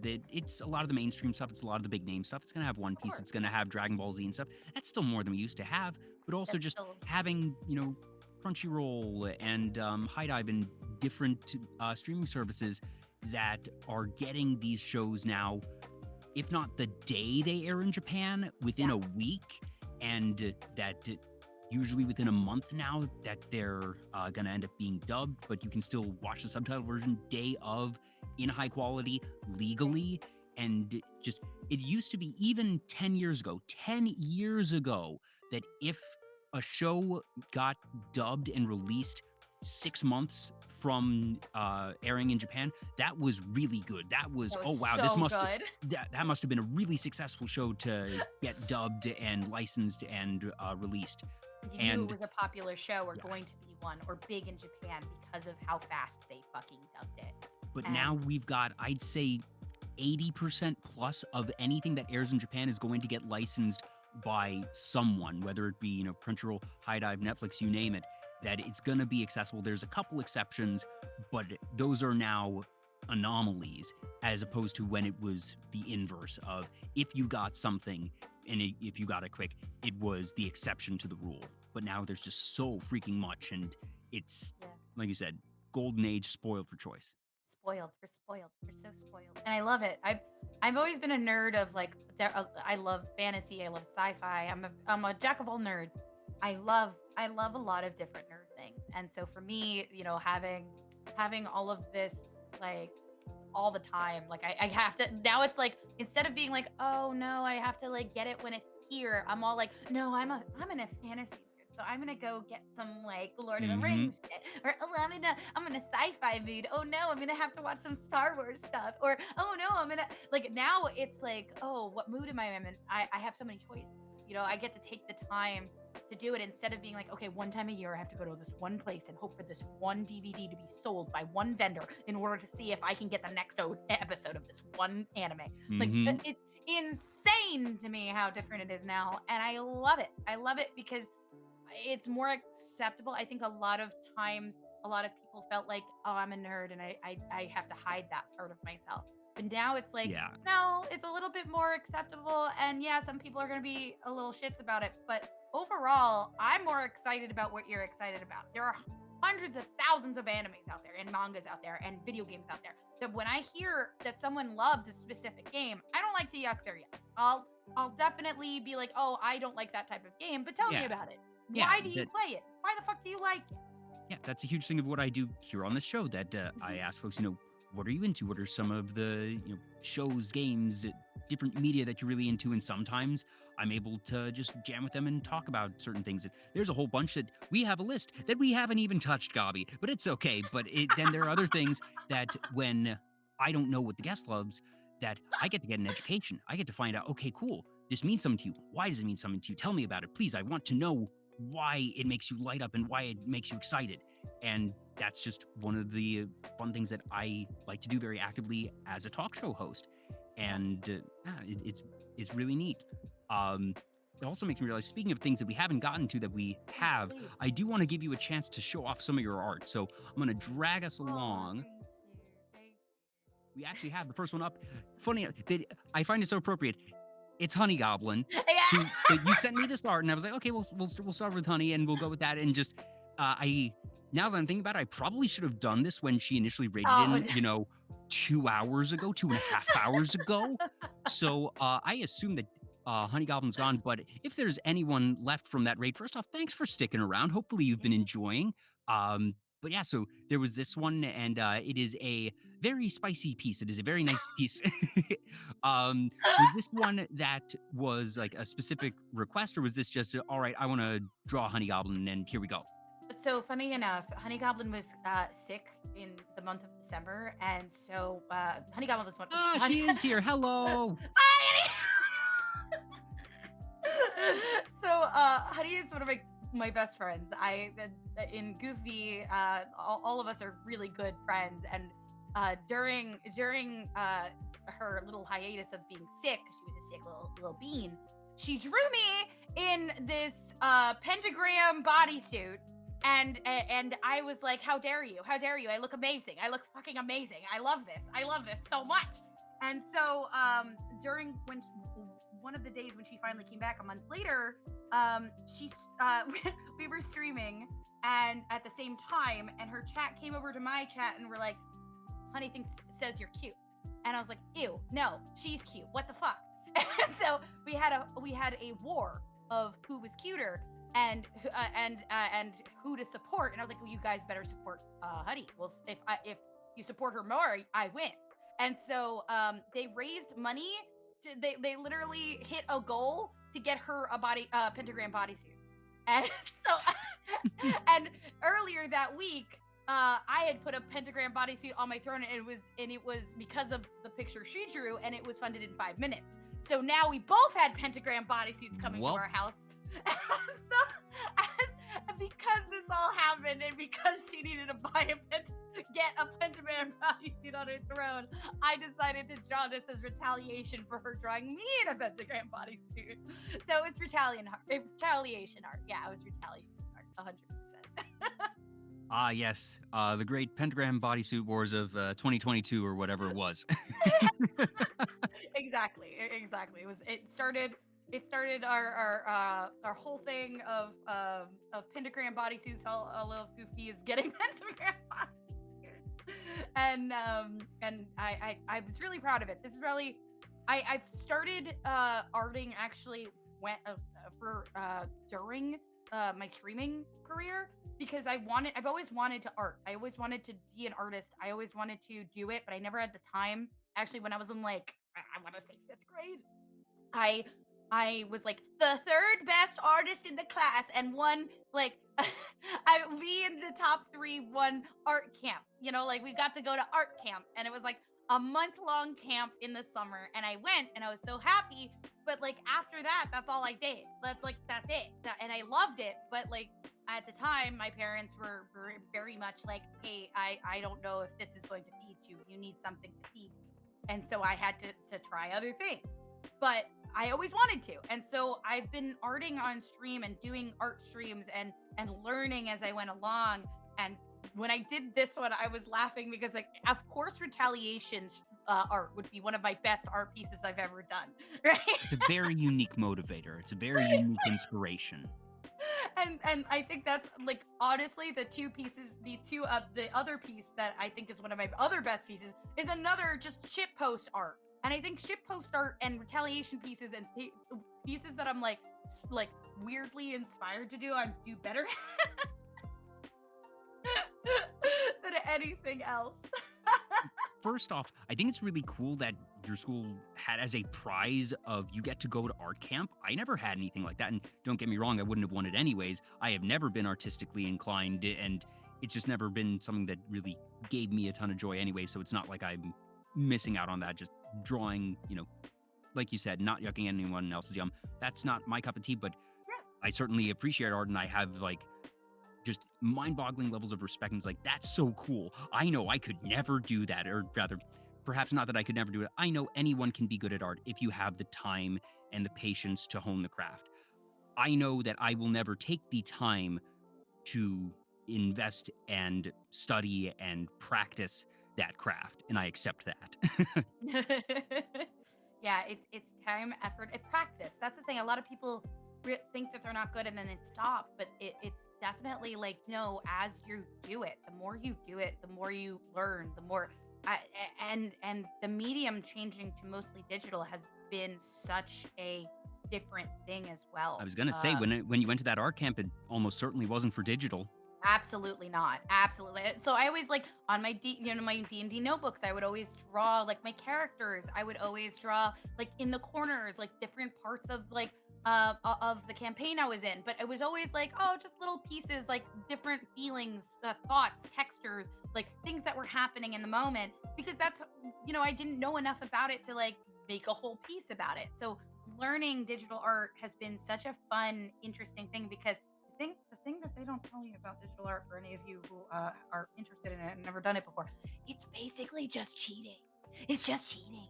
You draw something and then you copy and paste it and then you do it again and that's how you make symmetrical eyes. There's just a symmetry tool, so you don't have to draw eyes 15 times. There's a symmetry tool. There's a whole tool for it. Like art has never been easier to learn. And makes it so exciting because you go, oh no, do you mean I could do this?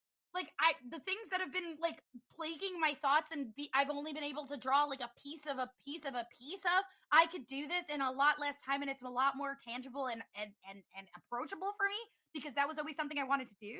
I love it. I love it so much. And I love the fact that the chat has been so supportive of me. Like my tablet is actually someone bought that for me like early in my streaming career and was like, "You always wanted to be an artist. Let me buy that for you." And I said, "I don't. That's a way too big. I can't accept it." And they did it anyway.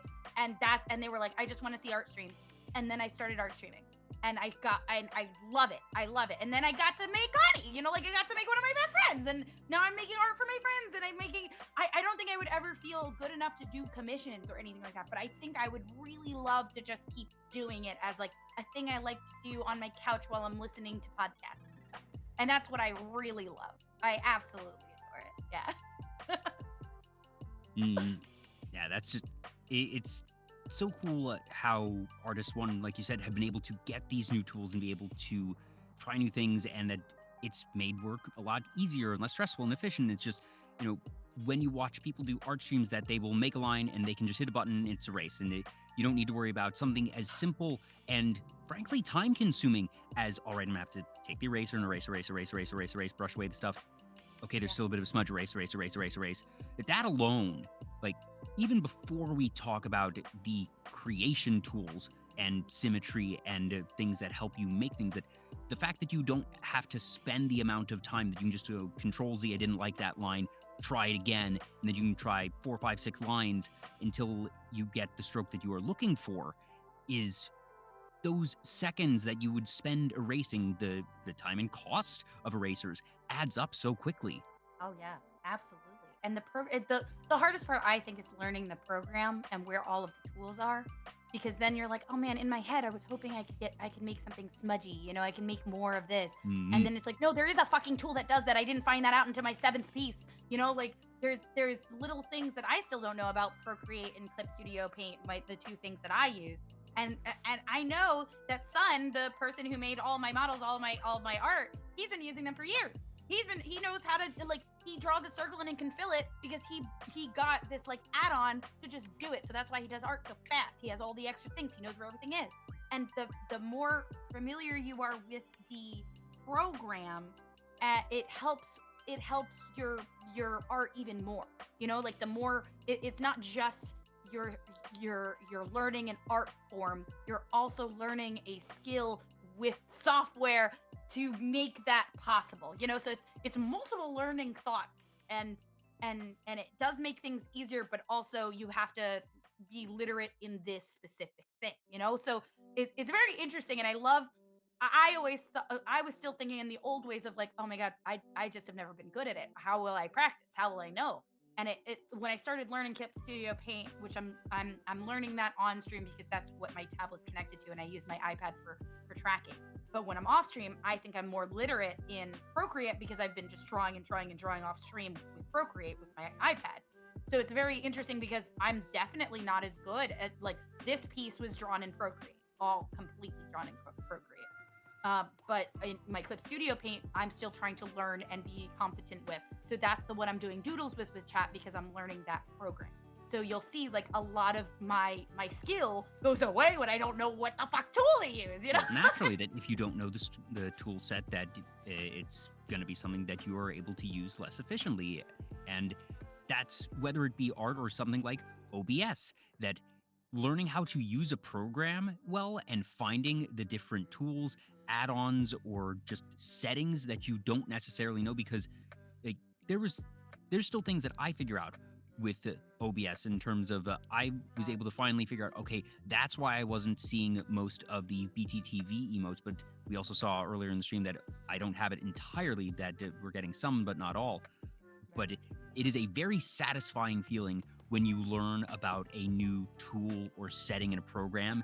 Like, you feel powerful. You're like, oh my gosh, I can do this thing now. I have this, either it's a macro, a shortcut, something that you used to spend a lot of time and effort on that you now just do with a single keystroke or changing of a setting. It's like, that's so cool. Yeah, absolutely. Learning new things, and then being the thing I like doing the most, and this is in different aspects of my life, I love asking the people that are good and amazing at these things how they do it. Like, can you break this down for me? Can you show me things? I even put that in my real life when I'm like on vacation with people, and I see people from the area. I'll ask, where's the best food? Where do you go to eat? Because I want to know how you do it. I want to know how you do it, because that Learn might from the inspire experts. me. Don't try and reinvent the wheel. Right. People have done it already. They figured it out. And that is one stroke that they figured out somehow. So instead of like banging your head over the wall on something that you're never going to like know yourself, ask. And one of the things I actually asked, speaking of Cult of Many earlier, I asked her about hair because she is such a fucking talent at drawing fluffy fur and hair. She's so fucking good at it. And it is one of the things that I was like, I will never have this skill. This is something that she has honed like a freaking knife, like a blacksmith. You know, she has made this skill. I would like to know from her. And that's actually some of the things in this piece, like the hair, like having those waves in it, like the highlights all through it instead of just in one area. That, even though it's a very simplistic version of it, I was inspired by Many after she showed me all of the stuff she did. There's a little bit of I added like a warm highlight to Honey's chest right here. Sorry to point it out on you, I'm sorry. But like, that was because when I saw her piece, I noticed that she put the blue blush that I use for my cheeks on my chest when I was smiling on my part. So like, I learned from other people's stuff, and I'm like, oh my God, I didn't think about putting it there. But like, when you're happy, your chest lights up, you know, like when you're feeling like excited, you get a blush somewhere. So you're gonna add the shine of her legs, like little things like that. You're gonna think about the lighting a little bit more there. That shows that like it's probably a bright room. There's a light on her somewhere. We're all learning through other people's skills and in interesting things. So when I see a piece of art, no matter how simple it is, I'm going, wait a minute, how the fuck did they do that? And I get really excited because that means I'm gonna try to do that. I want to try to do that. Not that I want to like take, but like most of art is being inspired and then doing your own version of it, you know? And like copy, paste, and then reinvent, like and rearrange. See what works. See what works, what doesn't, and what works in your mind, because your mind's gonna be different than Honey's mind and Many's mind and Moon's mind and everyone's mind. So you want to see the image that is in your head on paper or on digital, and you're using the tools and the things that are of the people around you to make that possible. And I think that's so cool. That's so cool. Absolutely. Just learning those skills, learning those techniques that, you know, learning a technique from someone is not stealing their technique, because how you use the technique is not going to be how they use the technique. Exactly. And that your skill with that same technique is going to vary anyways in the applications and how you then weave it into the other skills that you have and your level of proficiency with them. That is what makes an artist, and that is why everyone, even if they still learn the same basics, That's the fundamental basis of different styles, of the different just why people have specialties or end up learning more in different ways. It is the amalgamation of so many different little things and then putting them towards whatever inspiration that artist feels. Yeah, absolutely. Absolutely. And that's the journey I've been on. I'm having the time of my life. I really do enjoy like learning and doing this. And in my own time, like I don't feel pressured. Like there's a part of me that's like, oh no, I have stuff that I have to do. I have like a few pieces that I want to do for chat. Because I give away little raffles and stuff for free when it comes to art because I'm like, oh, this is a chance for me to learn stuff. But I don't feel pressured. Everyone's like, no, we totally understand. You're new to this. You want to take your time with each piece. So no matter how long it takes, it's okay. And I'm taking my time because that way, if I learn a new skill by doing a different piece, then I can come back and make it better, like the image in my mind better, and it'll come out better that way. And I think a lot. Thank goodness, chat is so very understanding, and the people that have won them have been so understanding. Because when they do get the piece, I think like I feel like that's the best I can do with that time that I have given it. So it makes me happy. It makes me really happy. Absolutely. Also, Brandon 08242BR and Nene Goblin, thank you so much for the follows. Missed those a little bit ago, but thank you so much. We have two other pieces that you sent me, and this first one, my best guess, is this supposed to be a Magnazone? It is a Magnazone. So that was actually one of my chatters. Zeta won a raffle, won a giveaway because he won in marbles. Pretty sure it was marbles. And marbles on stream. And that's usually what I do is on Fuck Around Fridays, I'll do a chat interactive thing where they can win like a little prize. Then usually it's art. So this is so he asked for his VTuber to be and he was just like, oh, I would like you to draw a Magnazone. And I was like, can I make a Magnazone that's mixed with your VTuber? And he was like, yeah, I'd love that. And so I made like his VTuber is a tech priest from Warhammer, is the best way I can put it. Definitely different, but but I wanted to take pieces from his VTuber to mix together with the Magnazone. And I had so much fun designing this piece because it was just little things from his VTuber that I added into the Magnazone and then gave him this version of it. And he liked it so much he used it. He calls it Magna Prime and it's on his stream. And it made me so happy, like little things that I was like, I've never done this before. It's kind of like designing instead of like taking, like drawing things I've already seen before. And so I went out of my way to be like, okay, I've seen a Magnazone before. Let me add to it to bring the personality of the person I'm drawing for with it. And I was really proud of it. I'm like really happy with it because it was different. It was different, and I've never done anything like that before. And metal textures and stuff. So I've learned something. I learned something new with it. That's super neat. Actually, I just went to their Twitter account to get an image of their model. One sec, I'm gonna bring it up that way we can actually see the side by side because I am now seeing the different pieces and what elements you took for this Magna Prime. Yeah. Did that go into the wrong folder?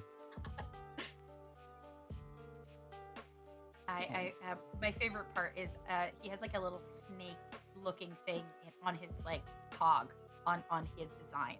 And so I put an Ekans on this design because it was a snake. And I was like, no, I want it to be an Ekans. I think it's funnier if it's a Pokemon. It has to be like, it's not going to be a snake. It's going to be a... yeah, Zeta's been in my chat for quite a long time. So when he won this, I was like, okay, I definitely want to add something because I knew that his VTuber, he sent me references and stuff. I was like, oh no, I know your design is very techy, so this is going to mesh so well with a Magnazone. There we go. Perfect. Yeah. I wanted to add those pieces. You can see the way the hood is there. You have the ornament around the neck that's brought in over here. So that's really cool. Just bring it all together. And I know you are a big fan of Pokemon. We haven't talked Pokemon at all today, oh but I suppose now is as good as time in it as any. Yeah, go ahead. It just, like where does Pokemon start for you, I suppose? Actually, my first Pokemon was Pokemon Red. My mom, every time I got home from school, my brother had Pokemon Blue. and I would be able to start a game on his Pokemon file, but I wasn't allowed to save. Yep. So every day I would lose my Pokemon when he came home. Mm. So, um, so I was devastated. I'd cry every time. I would name them the same things, and I would Aw. cry every time. And my mom felt so bad, felt so awful that one day when Toys R Us had a sale for Pokemon Red, she drove me all the way to get it. I remember it was really far because back then, like, I lived in a very rural place, so it was very far. And so we drove 45 minutes to get it. And I remembered I could save all my Pokemon. And when he came home, he'd get his Game Boy back, but at least I had my cartridges to save. And then when he had when Pokemon Yellow came out, he had it and the Game Boy. And so when I was old enough, my mom was like, "Oh, I think you could get a Game Boy too. So he'll give you his old color, his Game Boy Color, and I already got him the newest thing anyway, so you get to have it." So I still have it. It's the Pokemon Yellow Special Edition Game Boy Color with the Jigglypuff in the right corner, and I still have it to this day, and it still works, and I love it so much. That's funny. Your sort your introductory experience with Pokemon is very similar to mine. So I am the Really? eldest of my siblings, so it wasn't quite that. But it was a situation where the first time I played Pokemon was at friends' houses, and that they would let me borrow their Game Boy, and obviously I started and could not save. And it was for my 7th birthday that I got a Game Boy Color and Yellow version, and that was actually the first video game that I ever owned. Oh. Um, and I have played every generation of Pokemon. I just adore the series. I've never gotten into competitive. Sometimes, like, I'll usually tune in for the World Championships because Pokemon's very good about being accessible for viewing competitive play, even if you're not into it yourself. Yeah. Um, but just in general, I was very much in the right place in the right time, right age demographic. And it sounds like you and I are about the same age of just being there for the rise of what is now the largest multimedia franchise in the world. Yeah, my brother got me involved into a lot of things when I was growing up. So I always got the hand me down of whatever he had and was obsessed with like years prior. And that was definitely one of the things where I was like, I didn't even care. I didn't even care. I think the first thing that I actually owned myself was the Wii U. That's like the one thing that I actually was able to own like when the Wii U came out and they had the Wind Waker edition. I had never played the Wind Waker edition, so I went out of my freaking way to buy it myself. That was like my first console that wasn't a hand me down. But everything else was, and it was okay, and that was okay. That was all right because I enjoyed I enjoyed Pokemon, and I did play. I think my favorite of the entire series is still Pokemon Crystal because it was like the first time I could be like a femme presenting character, and I thought that was really nice. And I loved the fact that the cartridge itself was shiny and Mm. crystally, and I remember I like put it in a case every time I took it like out of my Game Boy. Like I was so very obsessed with it. Um, and I didn't get into like Emerald or Ruby, but I did get into like Diamond and Pearl and Black and White, and I've bought most of the series. I bought most of the series as it's come out, and I I don't think I'll ever get tired of it per se because it holds such a place in my heart of like naming them and like Tamagotchi, you know? Yeah, that it's funny.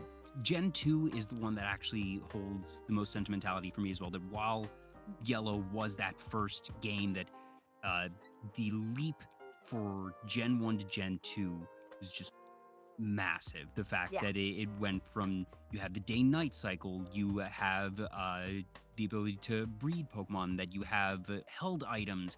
The story was a lot more in depth, in that the fact that you could have Johto and then go back to Kanto and sort of see the echoes of your past self, and finding Red in Mount Silver is, that very uniquely harrowing thing of combination of, all right, this is sort of Ash from Pokemon, but also in a way this is me, Yeah, and just absolutely. having that incredibly, at that point, absurdly high level battle.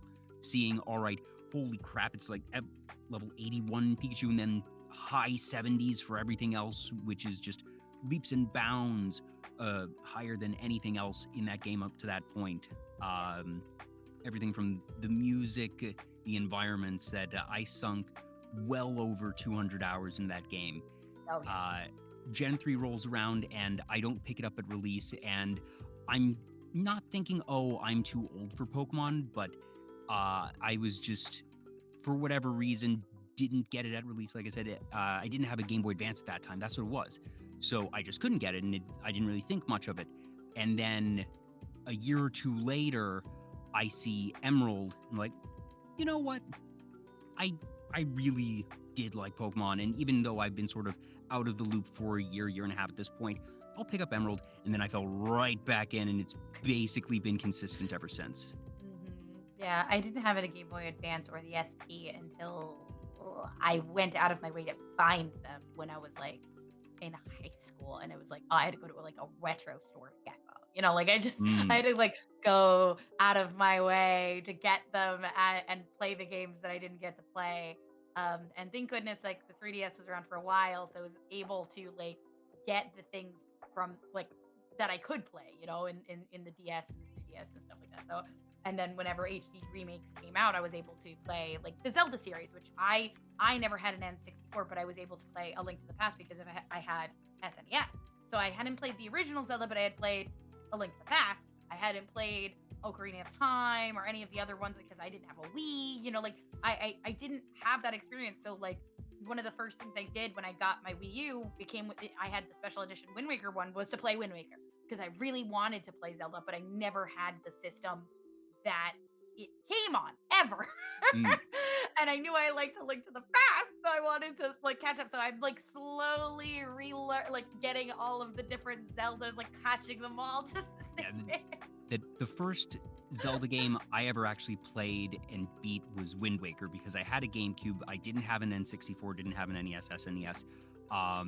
On the Wii, I was able to get A Link to the Past from the Wii shop and play it on the virtual console there. I played a little bit of the original Legend of Zelda. I've never actually beaten the original, and I don't think I really need to. That it is a difficult game, a tricky game. I've played enough and through enough dungeons to get the feel of it, but you know, it's very, very simple, and that I just don't feel the need to do that. But for basically anything after Wind Waker that I have played and beaten, and I'm certainly looking forward to Tears of the Kingdom.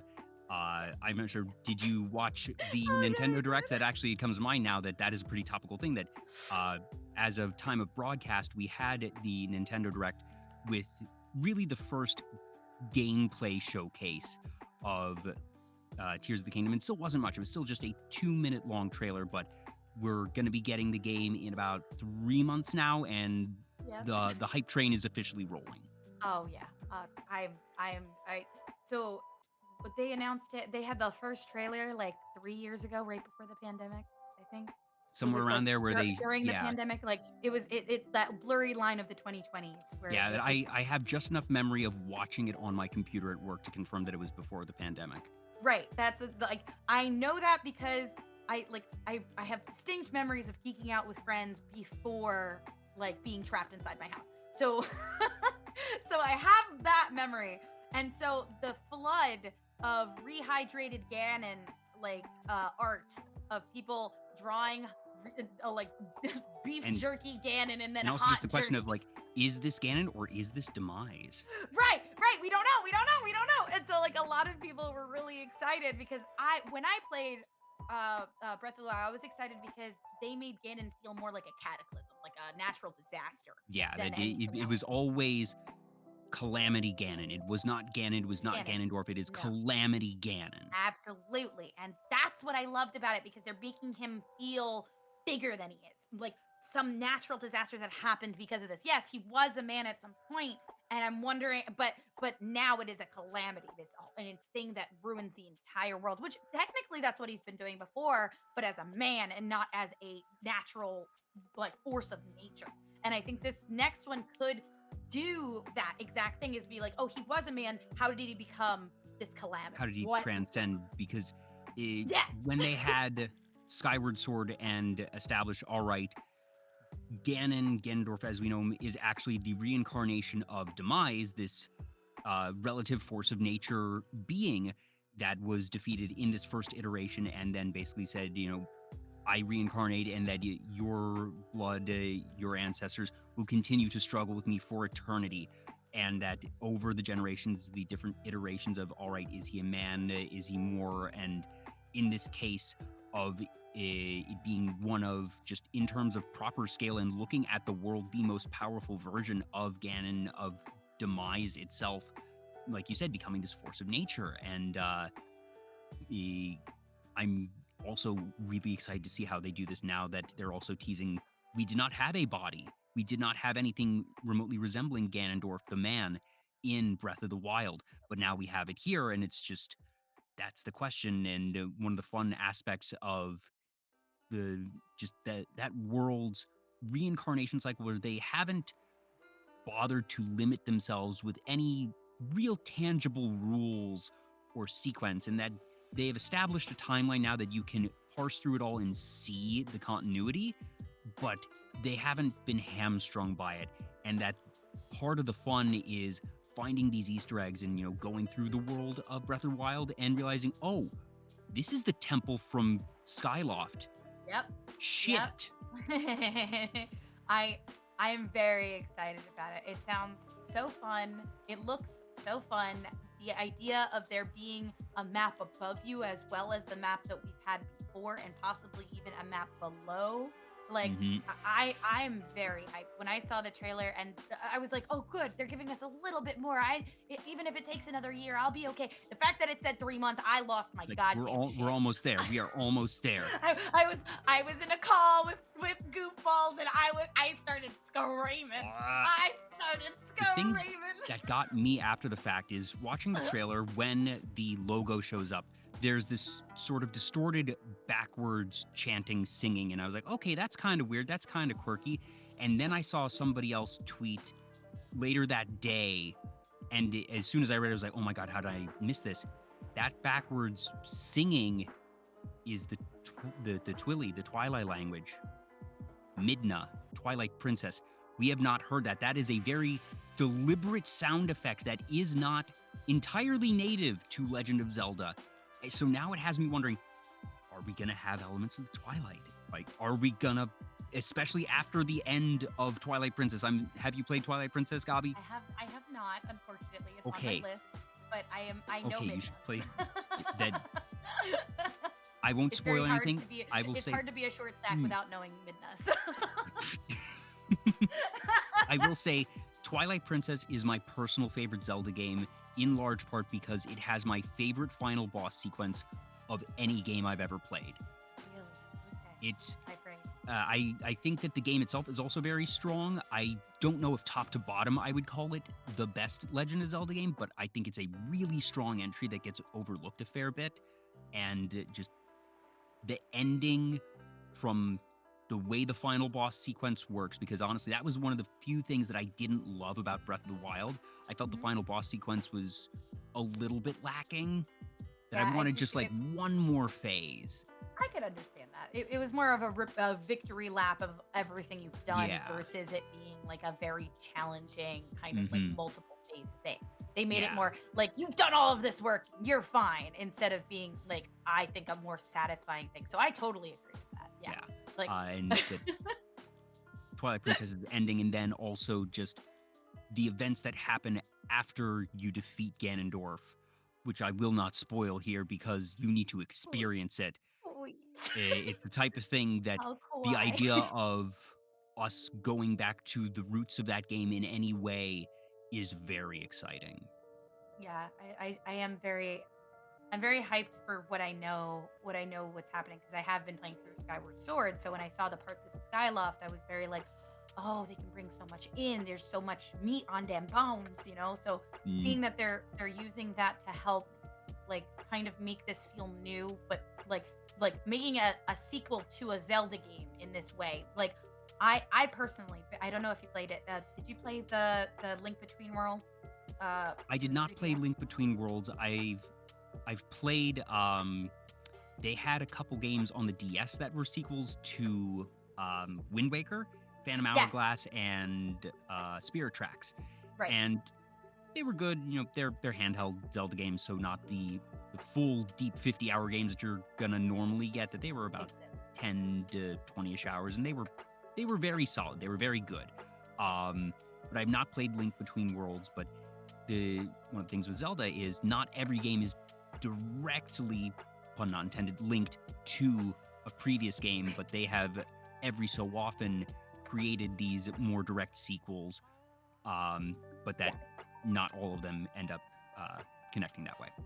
I really loved A Link Between Worlds because I had played A Link in the past, so I wanted to see, like, I liked the nostalgia bits that they had in it, where you're like going back and kind of seeing this differently. But I also saw a lot of like really fun things with there's an ability where basically you become like painting on the wall. So there was a lot of little puzzles that you had to solve by becoming a paper on the wall. And I thought that was really cool because there were little tiny like places that you didn't realize like you could get to unless you became a piece of paper on the fucking wall. And then when you go into the other side of the world, there's a similar map, but it's flipped. So you have to think of, oh, wait a minute, this treasure chest was on the other side. I wonder what's on the other side this way. So it was really cool because you had to use your mind in a new way.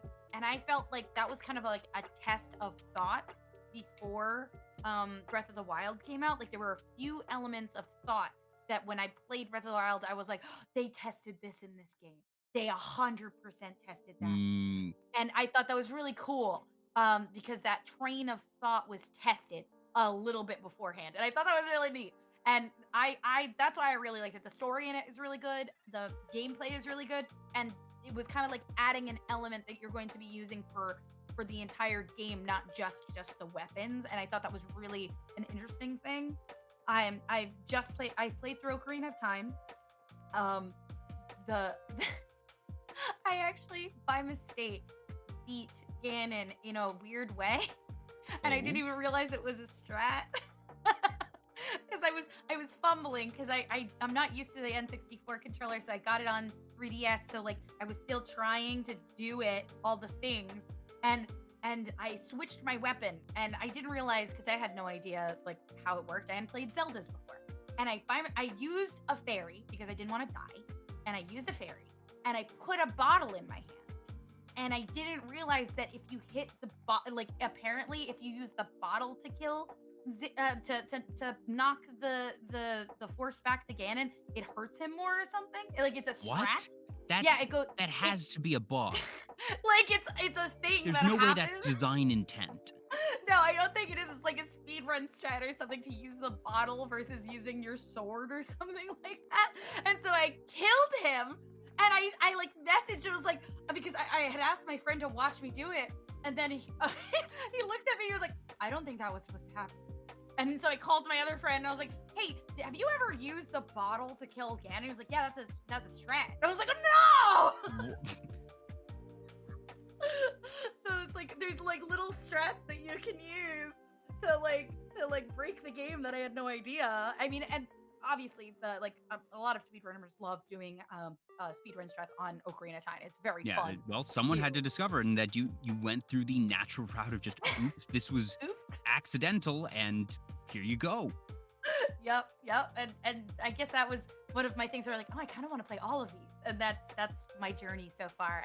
I was streaming Skyward Sword, but it got me a little dizzy with all the controls because there's and I was like, I might not stream that one. I might have to do a different one on stream. So that's Gotcha. So I'm doing that. But I don't usually get motion sick, but it's for some reason camera controls really fuck me up sometimes. So I have to be very careful. So I streamed it for like a month, and then I was like, every single time after I stream, I'm getting sick. I'm feeling very dizzy. So it's got to be something here. Yeah, so you probably shouldn't stream most N64 games.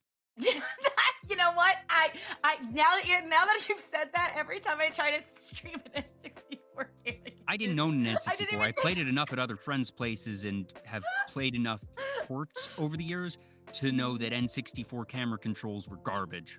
Yeah. Like now that I think about it, yeah. Anything that has motion control or was motion control, and anything that had like the N64 camera, I probably should have stream. That's a Mm, good point. I didn't even think about that. I didn't even think about that. I because was just like, "How it's whether weird that it's this game does it." Mario 64, Banjo Kazooie, any of those platformers, Yeah. Ooh. camera was not super kind because it was the first time that they had those 3D controls, and that was wonderful. But at the same time, it wasn't as controlled and finessed as it is now. Yeah, now it's a lot easier to get those angles without breaking your brain. Yeah. Watching the Nintendo Direct, other than Zelda, was there anything else that stood out to you, whether it be a game that was really anticipated or one of the reveals that might not even be super mainstream? I've never played a Pikmin, but the Pikmin looked so cute that I might have to pick that up. Mm, Pikmin 4. The other one that I was actually shocked is I've never played a Bayonetta. I've never played a Bayonetta at all. But I loved the art style and the animation style, the game fucking design style of the prequel series for yeah, I saw for it for because I haven't Bayonetta. played a Bayonetta either. No, and That I've seen people play it a couple times, and it's a game that looks super fun. I want to get around to playing it, right. but seeing such a divergence for the prequel is really interesting because you'd expect, all right, they're probably going to take a similar style, but I really appreciate that they have allowed themselves to go in a bold new direction there.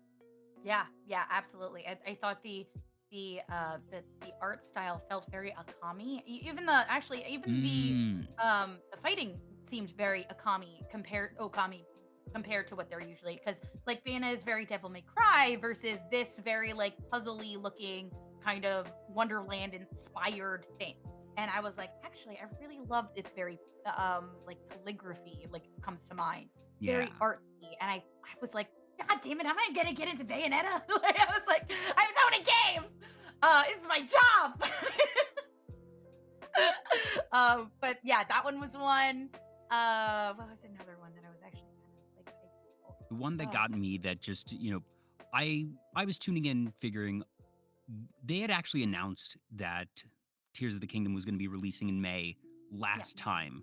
So we did have that date, and I'd actually forgotten about it until just before the direct. But seeing that, I was like, okay, they're definitely going to have to show something from Tears of the Kingdom today, and that's obviously going to be their stinger, their closer.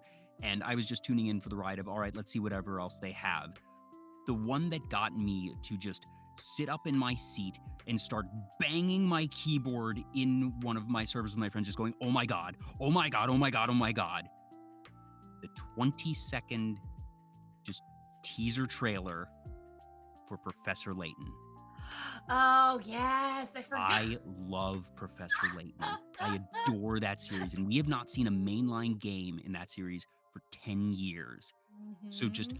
out of the blue, level 5 somewhere in the past couple years shut down during the pandemic their English offices. So we weren't even sure, all right, what's going on over there? Is this series just going to be dead? Maybe it can get picked up by another studio. If they make things, is it going to even reach stateside? Because the spin-off game that they made in like 2017 did not do very well. Yeah. The some of the crossover games have done okay, and they released a Sherlock Holmes. No, wait, no, sorry, that was the Ace Attorney one. My bad.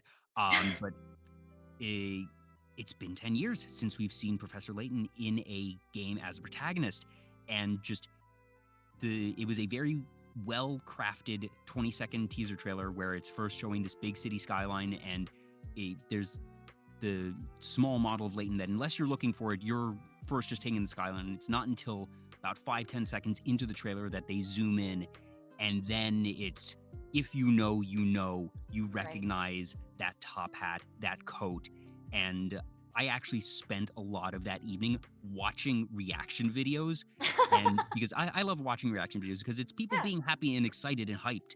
And Yeah. I I was do getting too. emotional realizing, oh gosh, I've missed this game. I've missed this series.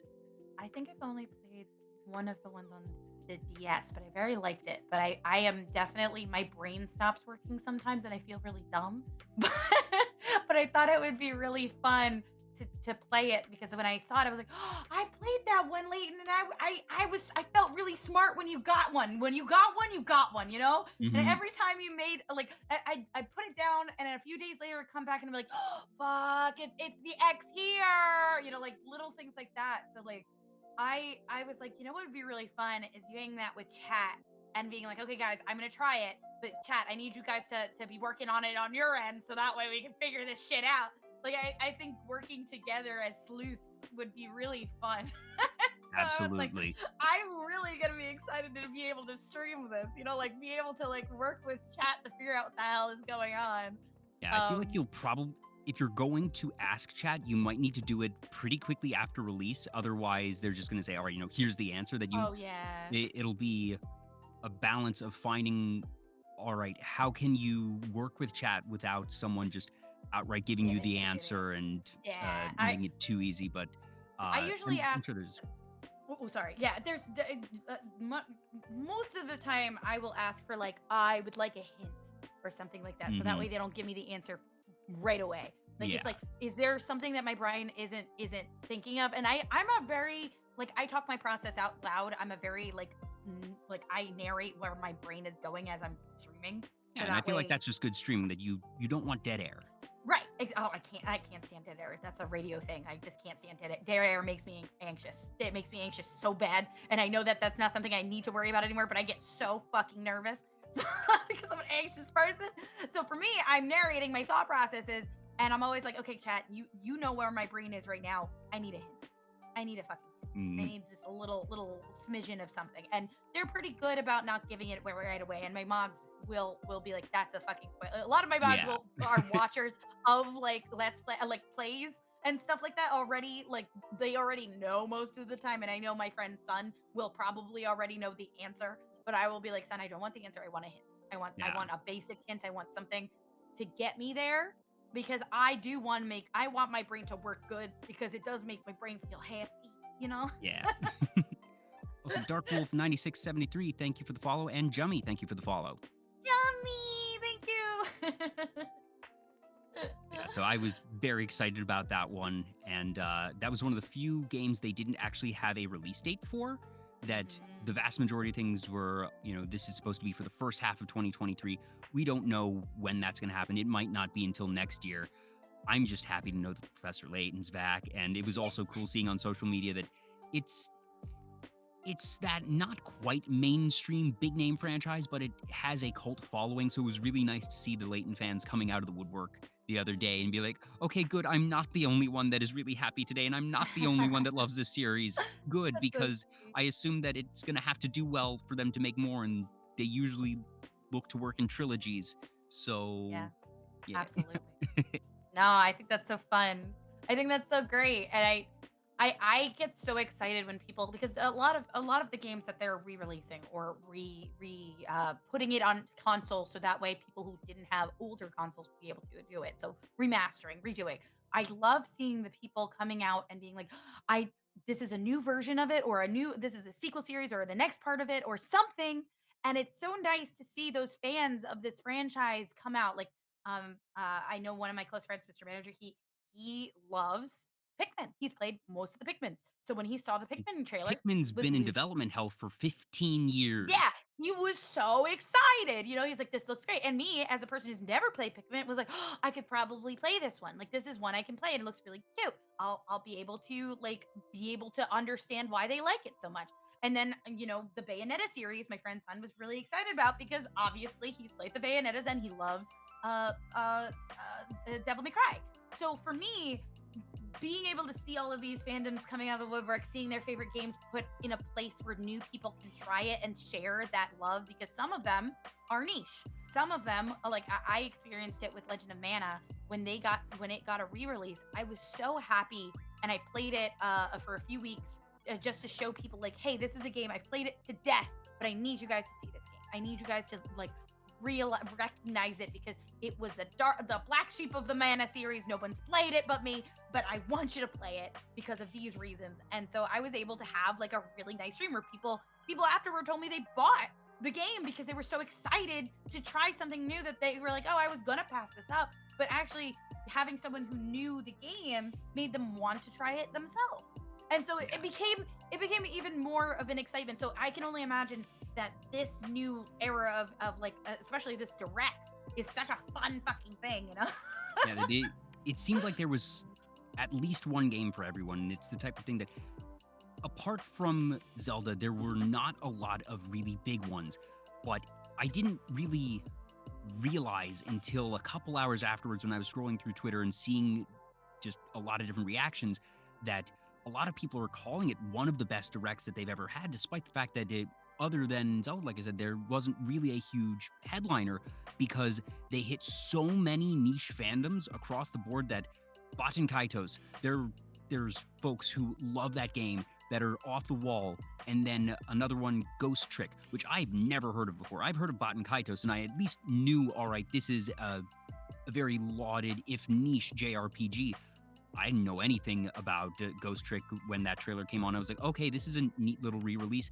But then after the fact, going on Twitter and social media and seeing people freaking out over it, Oh that yeah. this is obviously a beloved one that has just gone completely under my radar for whatever reason, and seeing that what I felt for Professor Layton being like, oh my gosh, I've waited for this. I didn't know if the series was ever going to come back. And my being happy at seeing other Layton fans happy that there's a whole slew of fandoms that got that this week. And that's super special. I love that. I like seeing what people are excited for and being like, hey, why are like I was not aware of this. I don't know how it flew under my radar, but let me look at it. And just being like, oh, all right, okay, that's what people are excited for. Oh, I've seen that character before. It's from this series, little things like that. It makes me happy to see why or things that other people have these fond memories of and see if it's something that I would like to try on my own time or on stream or like, hey guys, like tell me why you love this series. I think that's the once again it comes back to like conversation, community pieces that we can bond over and see if I can make an experience out of that you have an experience out of. And it's really cool to like see all of these newer games also, but like based off of these old franchises and or like remakes of them, so that way when I who didn't have an N64 get to play these games, I'm like, I've never played this game before. Let me ask you guys questions like, is it normal for this to happen? And people being able to be like, no, actually this is new, or oh yeah, of course this is what it's like.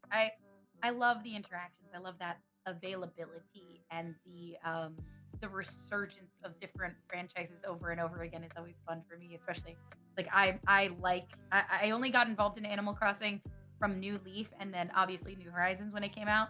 But like seeing the people get really excited about it got me excited about it because I wanted to try it and then I got into it.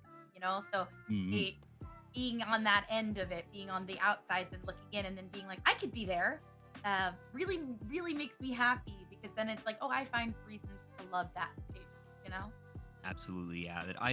You mentioned Animal Crossing. That's actually a game series that I've played every installment of since the original GameCube, and very obviously, New Horizons was there when the world needed it most. That's exactly it. Yeah. Keep in mind, it was supposed to release in October of 2019. It got delayed. Yep. It got delayed, and it's the type of thing that you think about now, and it couldn't have come out at any other time. It couldn't have come out at a better time. That I every Monday for the first 6-7 months of the pandemic met up with my siblings, and we all went to our respective islands every weekend. That's what we did. It became part of our schedule. And the number of friends that I was able to visit when we couldn't visit,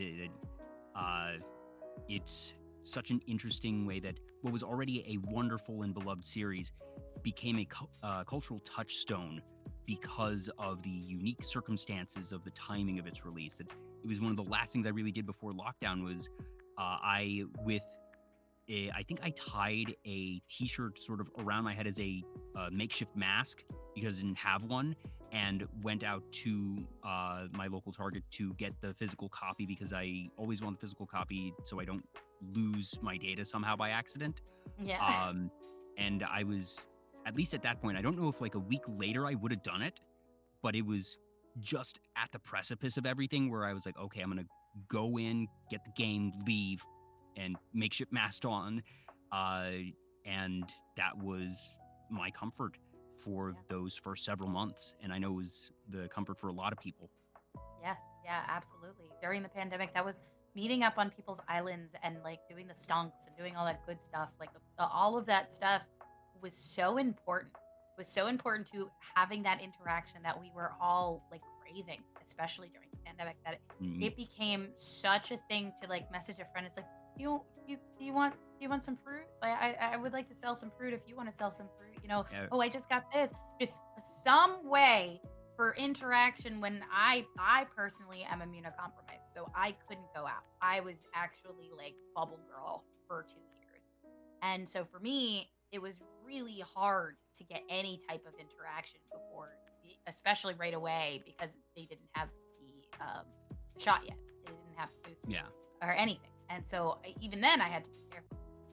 So for me, it became something that I needed to communicate. Like, of course, I have friends and I had Discord, I had all that, but like, it was actively having like communication, things to talk about, things to do in And games. Like, I made my island look like a being little arcade. You know? in the same space, even if it was a virtual space, Yeah, so that, important.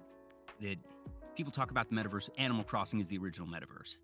Oh, That Animal Crossing, yeah, it's that very, it's just being able to be there. People held high school, college graduations. People held funerals in weddings. Animal Crossing, weddings in Yeah. Animal Crossing. Just that it became that space where people could go.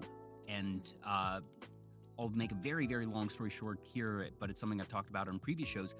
The inspiration for VTuber Talk came from a stream called Animal Talking that a Hollywood scriptwriter by the name of Gary Whitta, who is known primarily for Star Wars Rogue One and Book of Eli, uh, when Hollywood shut down, he started a talk show in the basement of his Animal Crossing house because he really loves talk shows.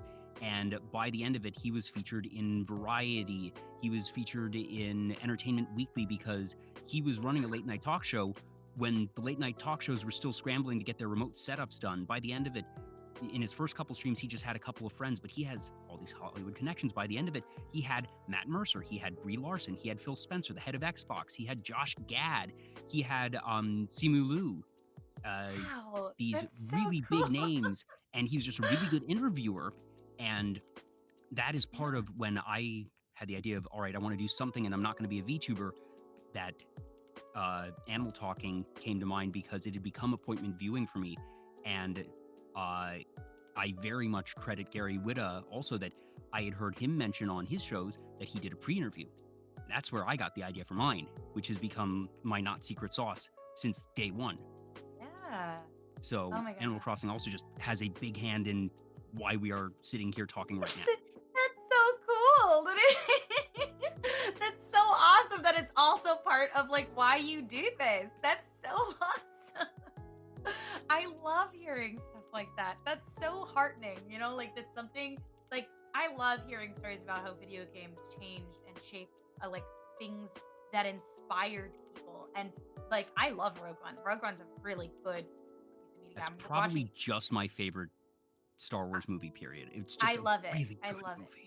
I'm actually on like the last episode of Andor right now, and I it's so fucking good. It's so fucking good, and I didn't think that like a fucking series about a side character made for Rogue One, it would be so fucking good, but it's good. It has no right to being so good, and I guess that's the crazy part is that I love the stories of. Well, I like Jedi's. I fucking love Jedi's. They're fucking space wizards. I fucking I was love. about to say, space wizards are cool, but at the Their same spaces time, are cool. But I like the personal stories. The thing that angers me, and I know I'm going on another fucking tangent about Star Wars, but I'm going to do it by anyway, all means, is that it angers me that there is so much meat and potatoes in that series. Like there's so and the world itself is baked in with hundreds and thousands of worlds, billions of worlds in a galaxy far, far away, and we only focus on space. One part of it. And so I adore it when they do like Star Wars Rebels is one of my favorite series that they've done because I love when they go to different places. I love when they go to different parts and they start talking about like the different planets and why they're important. Why I liked Clone Wars because there was a lot of like spiritualism and why the Force, what the fuck the Force works. How does it work? Why is it there? Why is the space magic? How the fuck does it work? I love that shit. I love space wizards, but I also like the interpersonal stories. I think what Andor does really well is it starts giving even though it's based about a human. Don't get me wrong, I fucking still want more alien protagonists, but even though it's majority humans in the casting, they make it so that way each one feels like a different culture, and that they're doing alien things, like they're speaking alien words. They're all doing The things locales are different. yeah. This is the first time a Star Wars series, makes it feel like they aren't just all generic humans that all are either Empire or not Empire. It feels like they all come from different worlds, and they put that detail in, and just you would showing everything from the sheer bureaucracy that I've only actually seen the first 2 episodes of Andor, and I need to get around to the rest of it. But in the first episode of Andor, what I can infer to be the antagonist of the series, that they are a middle manager who notices an anomaly in a report, and it's like, that's weird. And a lot of their subordinates are like, why are you bothering with this? That this is mundane, whatever. That even if it is something, who cares? And they're like, no, something doesn't seem right here, and I'm going to get to the bottom of it.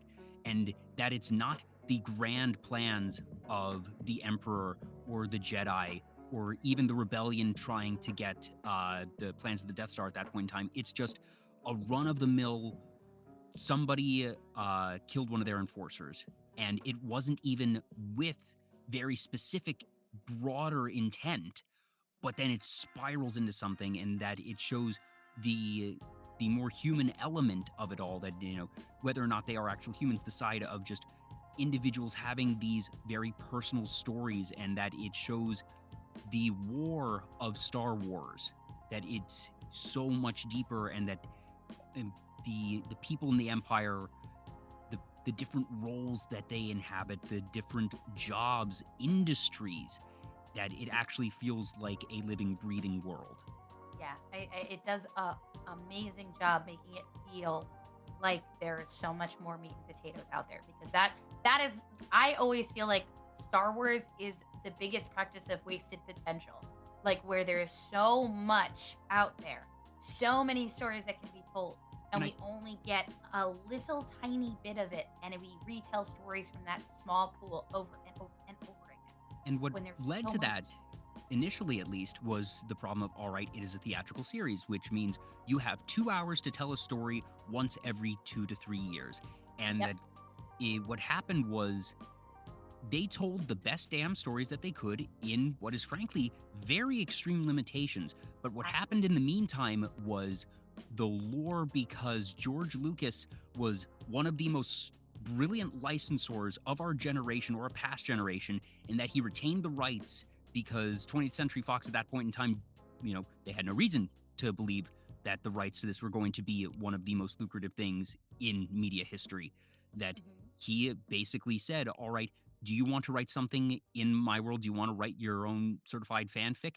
Pay me a licensing fee and you can write whatever the hell I want. And that he had essentially, like, the most basic of oversight, I'd imagine, just to make sure that nothing was published that was wildly offensive. But he exercised no real creative control. He had no oversight, didn't bother tracking differences. And that's part of why you had the classic EU that is so spiraling. But in that case, folks were taking what he made and creating this incredible depth that not even George Lucas himself had imagined or intended. But now you have all this, and like you said, it just can't be used. And it's not because they're squandering it actively, but when they're just doing films, they don't have the mean to. But now that they're doing these side series, these different episodic installments, that the entirety of Andor is more than 2 of the trilogies in terms of runtime.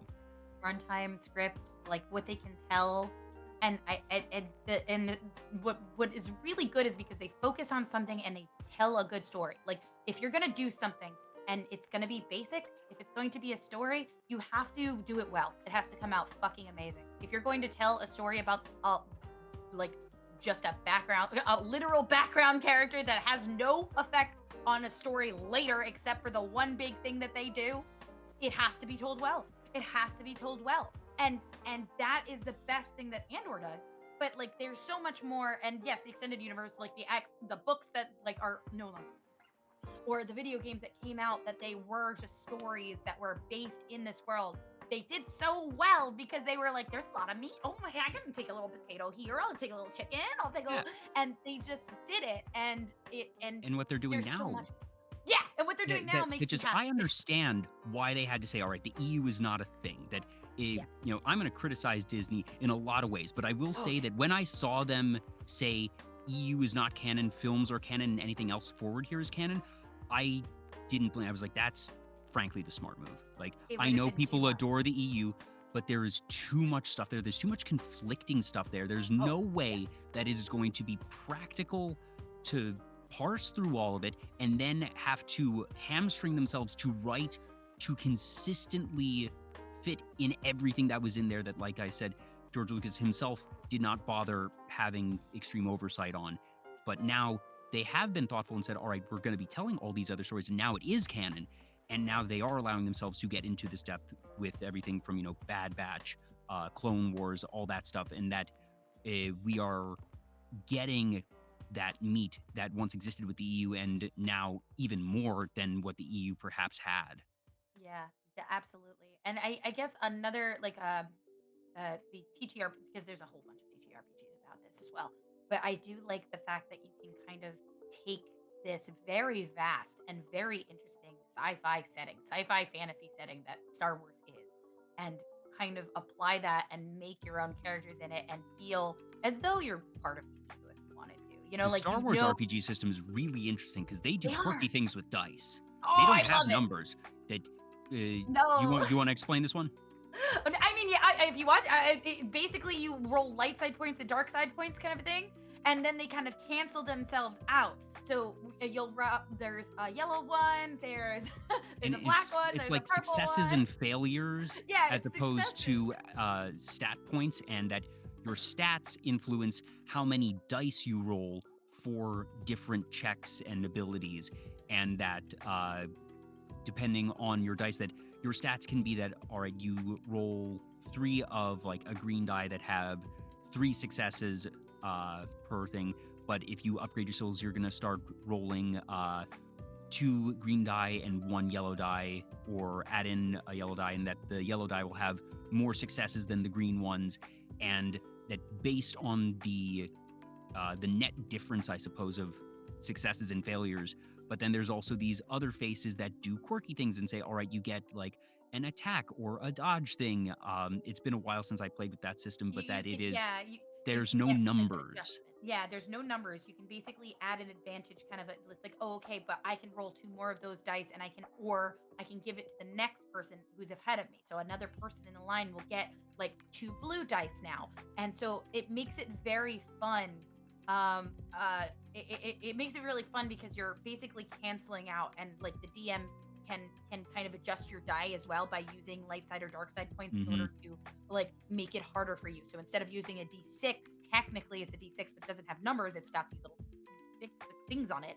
So they're going to upgrade your dice. So it's going to be harder for you, or even more dangerous for you to do the thing you want to do. It's very interesting. If it's played well, it's very good. Actually, Genesis is the fantasy version of it, and I think they did a really good job kind of adjusting towards fantasy like things and magic in the Genesis version of it. But I have played that version, and I absolutely had a blast because you can make your own characters in the world and kind of go through it, and it's a little more fun because you don't have to worry about those numbers. You just have to worry about, okay, this shape and this shape cancel each other out, this shape and this shape, shit, I got a failure, okay. So it gets a little bit exciting because you're like, did I fail, did I Yeah, fail? and it's a very interesting level of flexibility in storytelling, especially from the DM's perspective, because in theory at least, if it's a fail, but there's only one more fail than success, that is going to have a different outcome than if there are 5 more fails than successes. That there's, Exactly. so at least conceptually, incremental levels here of, all right, this thing didn't go as you'd planned, but perhaps if there was one failed thing on a lockpick, all right, you didn't get the lockpick, but you didn't trigger the alarm system, and your thieves' tools or whatever are still workable. You can maybe try again. If you had 2 fails, all right, your lockpick breaks. If you had 5 fails, the alarm system is now blaring and you need to run. Degrees of success, which I really do enjoy because it gives more flexibility in roleplay. Hmm. Degrees of success are able, so it's not like, well, according to the rules, you failed, so fuck you. It's more like, no, actually nothing good happened, nothing bad happened. It's a neutral thing. Like, you didn't do it, but you can't get through this door. You might have to find another way around. You know, like you didn't waste any time, but like if you rolled too much failures, it's like, wow, you wasted hours getting into this fucker, but you did succeed at the end. You know, like so you got a lot of bad stuff, but you did get it. The degrees of success, it's so interesting.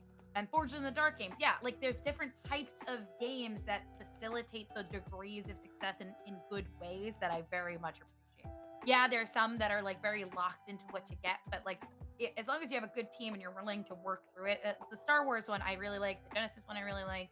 There's so many really good things that can come over it, and I think finally I feel the flexibility of like, oh, people are not just focusing on space wizards anymore. They're actually trying to do other things as well, which is really Mm. Yojo, thank you for the follow. Now, I moved us back to the main screen because I realized we were sitting on the other one with you in the mini box for a while as we were rambling about other things. So I wanted to get back here. No, you're fine. Uh, You're fine. but there was one other piece, You're good. and I do have a question for you, Gobbie. Yeah. Is this a JoJo's reference? No, actually, it's very funny. It could have been. Because I looked at this and I was like, I think this is a JoJo's reference. And I say this as someone who has only seen one season of JoJo. No, this is actually so what a YouTube video or a clip of Record of Ragnarok, the anime, has been going around where this big muscle lady is like comes out to like stop this big guy who like one of the protagonists that are fighting God comes out, and he goes and he's like falling in love with her because she's a big muscle lady and she's like this big strong lady, and he like comes up to her and he's just like, I love you, and she's like, what are you talking about? He's like, no, I love muscle ladies. And so she literally becomes all soft and goes, fuck. And like that is what I did the redraw of. This is a redraw of Record of Ragnarok of this big old muscle lady going, fuck. Like it's very sweet. So, have you seen Record of Ragnarok? Is that one that you really enjoyed, or you just saw that particular image going around and wanted to do a variant on it? I wanted to do a variant on it because I had not seen. I only knew Record of Ragnarok because I'm pretty sure the lady sitting on a throne of men walking, and one guy has each titty in one hand to hold the titties up. Is from there. Oh, that one. I know that one. Yeah, I'm pretty sure that's from the same series. And so I saw it and I was like, I know this. I want to draw this. So I haven't actually watched it, but I know things from it. And I feel like by osmosis, I was like, okay, I've only seen clips from this show, but I fucking love the art style and how fucking ridiculous. It reminds me of JoJo in a way of the ridiculousness that I keep seeing. And so when I saw this one little like motion, like this cap, this little like thing where she opens her mouth and just very small and goes, oh, I was like obsessed with it. I was like, I need to draw this. I need to draw this. So I put it. It's on my watch list, 100%. And so I drew over this and I posted it because like that because it felt right. It felt like I needed to draw it no matter what. So it's a draw over of that, and I was like, this came out really well for a quick, like, I think I did this one in an hour and a half, and I've been trying to get faster at like drawing, so for me this was a big accomplishment. It turned out really well. Yeah. So you mentioned earlier that the manga library at the library you worked at was, by and large, or at least when it started, your own donations, that you had a lot of manga and that you donated them to the library. Do you remember what the first manga you read was? Oh, shit. Probably, okay, at the library at my school. It was so funny. I remember sneaking, like, it was like middle school-esque. And I remember going to the manga section, like, oh my God, there's some like other comics here that are like what I wanted, because I'm a big weeb and I want to chew it. I want to get them. And so I picked up Ranma and a Half. And I saw titty, and I went, oh, I don't think they know there's titty in here. And I did not tell the librarian, and I read all of Ranma and a Half, and I was like, there's titty in here. Forbidden book. The forbidden They do not sauce. That and Rave Master probably was the only thing that they had. And then I got Inuyasha books and stuff. I did eventually go back to my middle school, and the librarian did yell at me for never telling her about the titty. But But at the time, I felt like I was doing something naughty. And the first ones that I owned were probably like Clamp series. Like I loved Card Captors. I loved Card Captor Sakura, and I loved um, Fruits Basket was another one that I owned. That was like one of the big ones that I owned all of because it was so good. And then when it came to, I didn't want to buy One Piece because it was like so much, and I didn't really get into One Piece until college because it was just so over the top and so intimidating before I got there. So I donated all my clamps. I donated my Fruits Basket. I donated my, I had Rave Master. I had, oh my God. Oh, there were so many. There were so many. For me, I think it started because I'd gotten into Pokemon, I'd gotten into Yu-Gi-Oh! And I knew that Yu-Gi-Oh! Yu-Gi-Oh! Had manga and Shonen Jump from Scholastic Book Fair probably is where it started. Yes. Um, and that I bought what would amount to basically the first 2 seasons worth of Yu-Gi-Oh! Manga as they released. But somewhere along the line, pretty early on, a friend of mine gave me Death Note. And Oh that my God. and in terms of timeline, so this was when Death Note had not been completed in American print yet, that it was somewhere, there's 12 volumes and there's 13 volume special edition, which does not count. But it was somewhere between volumes, I think 7, 8, 9-ish, that there were still a number of volumes left to be released. And this was before the anime had been released. So that was the first foray into what, at least at the time, was not mainstream. Obviously, Death Note is now relatively mainstream. It is one of the, if you go to My Anime List, it is a very, very highly rated series.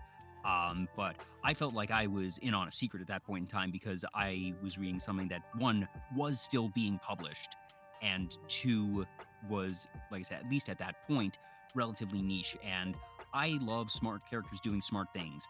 And boy, is Death Note smart characters doing smart things. So I just devoured those books. And I remember reading the last volume in a Barnes & Noble and just closing it and then rereading it again. It was like, wait, what just happened? And then I watched the anime as it released. Have you seen Death Note? Yes, I have. Yes. It is still one of my favorite series of all time. I dislike the last 15 minutes of the anime. I think that for being a one-to-one perfect adaptation from the manga, they changed the last half of the last scene. And I think that the manga did it better. It doesn't ruin the experience for me. I find it a very interesting creative choice because it didn't feel like it needed to be made, but it is what it is. Yeah. It just I enjoyed Light having that last 40 seconds and screaming in front of everyone, being just humiliated before he drops dead from Ryuk writing his name in front of his face.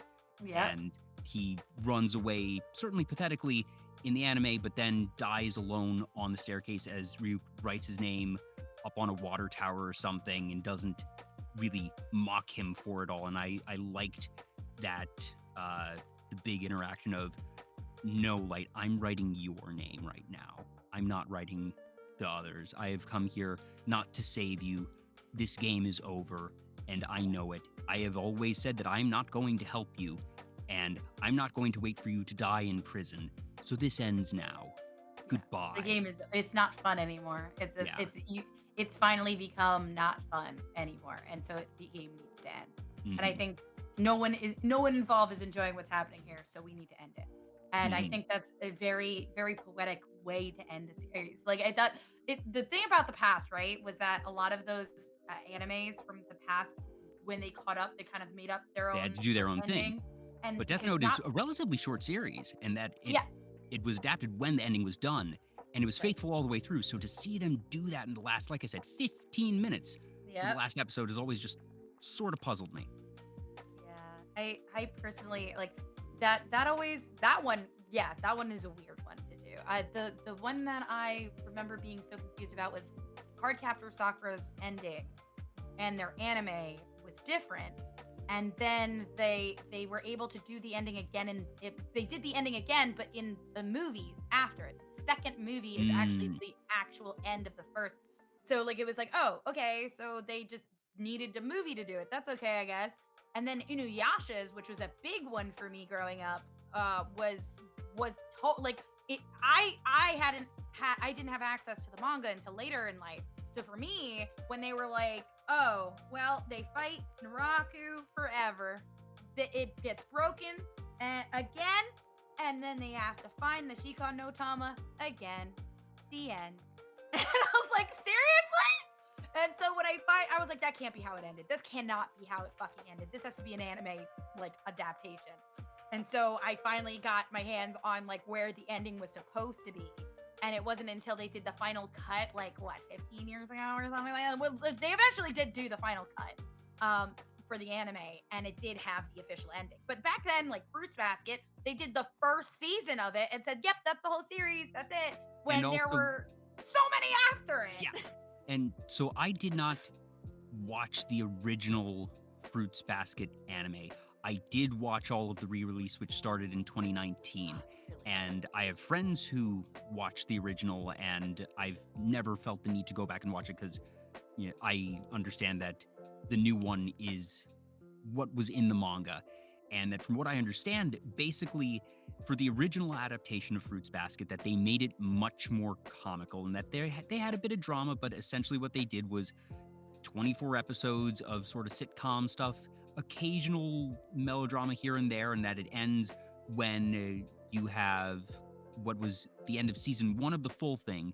They introduce a new character and then just never actually finish the story. That you don't see them break a curse or anything. And fortunately, that now 15, 20 years later, that they did a from the beginning reboot, faithful adaptation, and I watched that one from the start of release, and whew, that was a good series, and I needed tissues basically every week. Oh, it was so good. And I got to show a lot of friends that did watch the first series and thought that was the end. And I had read the books as they came out. Oh, yeah, so knew. I knew that wasn't the end. So I got a lot of new friends into it saying, hey, no, this is a lot more angsty. It has a lot more story. It has a lot more going on. And so when it did come out, I started like gathering my friends and be like, hey, let's watch it together. And they were like, this was really ahead of its time for a lot of mental health shit, emotional shit, like going through a lot of things. And I think Fruits Basket and probably Codcaptor Sakura were very formulative for my brain when I was a kid, because it like reminds you of like, hey, not everything's okay. Not everything's going to be okay. Everyone has shit to deal with. Everyone's going to have a lot of shit, but that doesn't make anyone's experience less valid. It doesn't make anyone's experience better or worse. Everyone's going through this shit. And for Card Captors, it was like, no matter what happens, I'm going to be okay. No matter what happens, I'm going to be okay. And those themes stuck in my head so much as that it literally became a cornerstone of my personality. And so when I saw the Fruits Basket was coming back, I was like, guys, listen, because I talked to friends who are like, oh, I don't really like these characters because I feel like like it's the traditional Kyo is just a mean boy that is really disrespectful, and the other guy's a princely character. And I was like, no, it's more than that. This character has depth. This is a character that like someone took time to actually write each of these characters, and I'm so happy that it came back out so people can actually be like, oh wait, what? Yeah,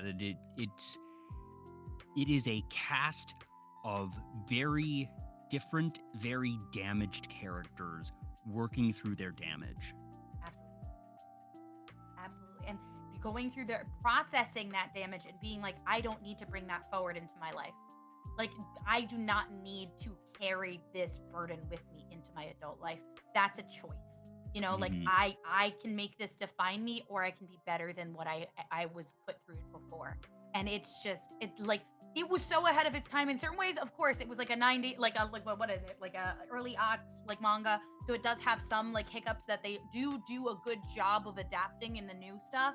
But like, it does such a good job to say, hey, like, you're going to be all right, my guy.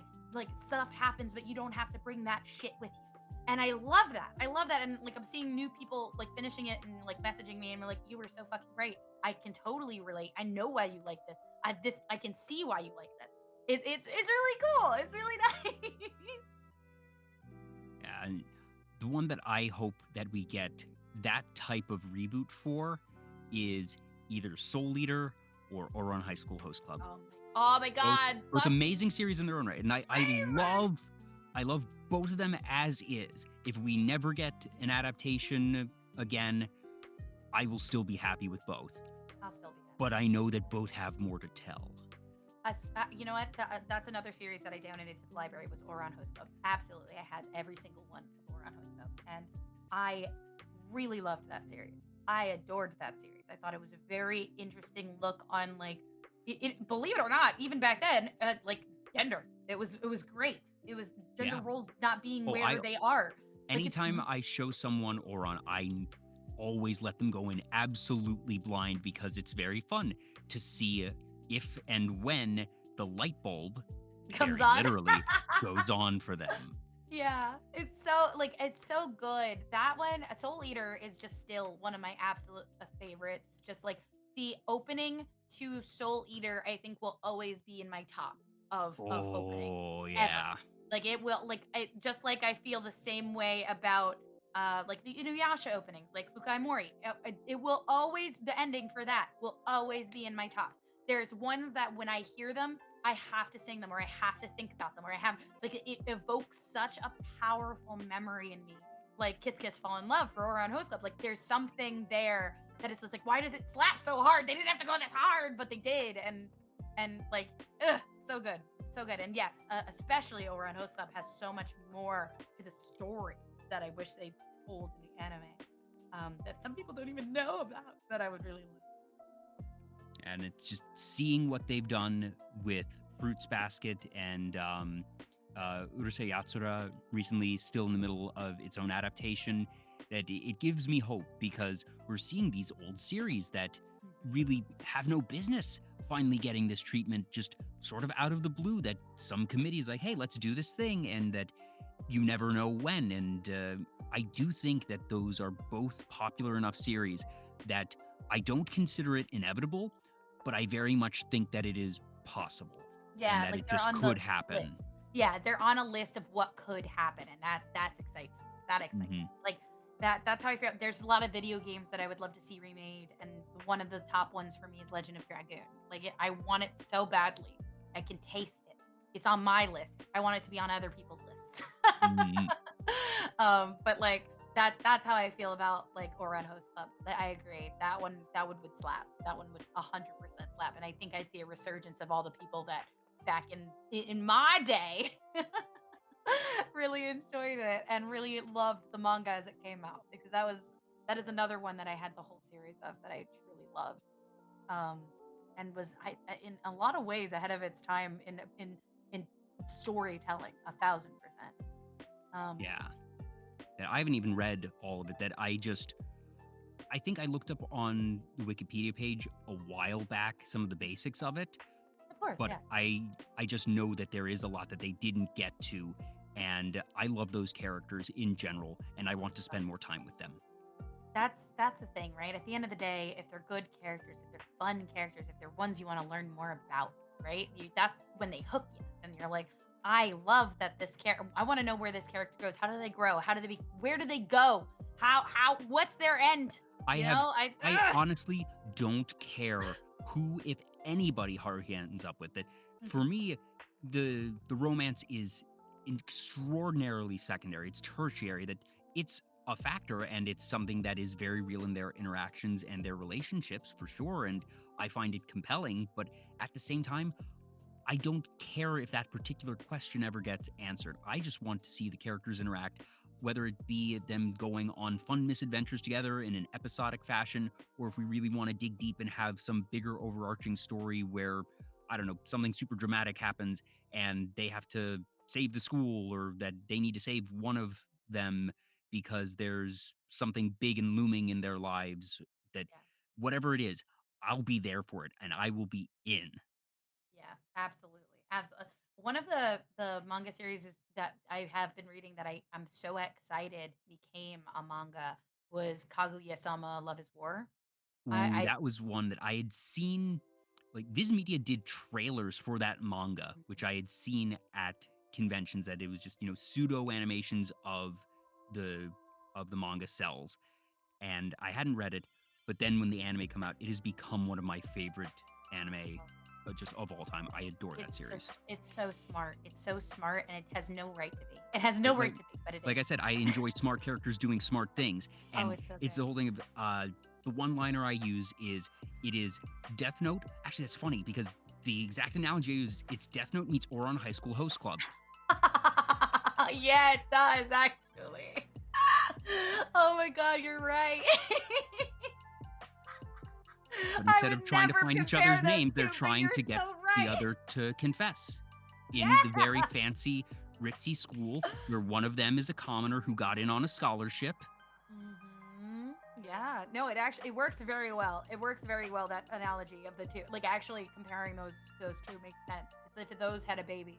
And Hmm. it's so smart. And I was like, there are certain scenes that like I haven't read all of it, but I've read enough of it that when it got adapted to anime, I was a lot of scenes that I was like, I wonder how the fuck they're gonna do it. And I remember I watched one of the episodes has the characters screaming, but like in a deep voice. And I love it because like you could tell the voice actors because I usually watch subs because I like seeing it like right when it comes out because I was a big That's fan of it. exactly So where I am. I wanted as soon as fucking Yeah, it's possible like when I I digested it I on my enjoy palate. dubs. I think that dubs are, I understand why some people don't like dubs because if you rewind the clocks 15, 20 years, they were not good.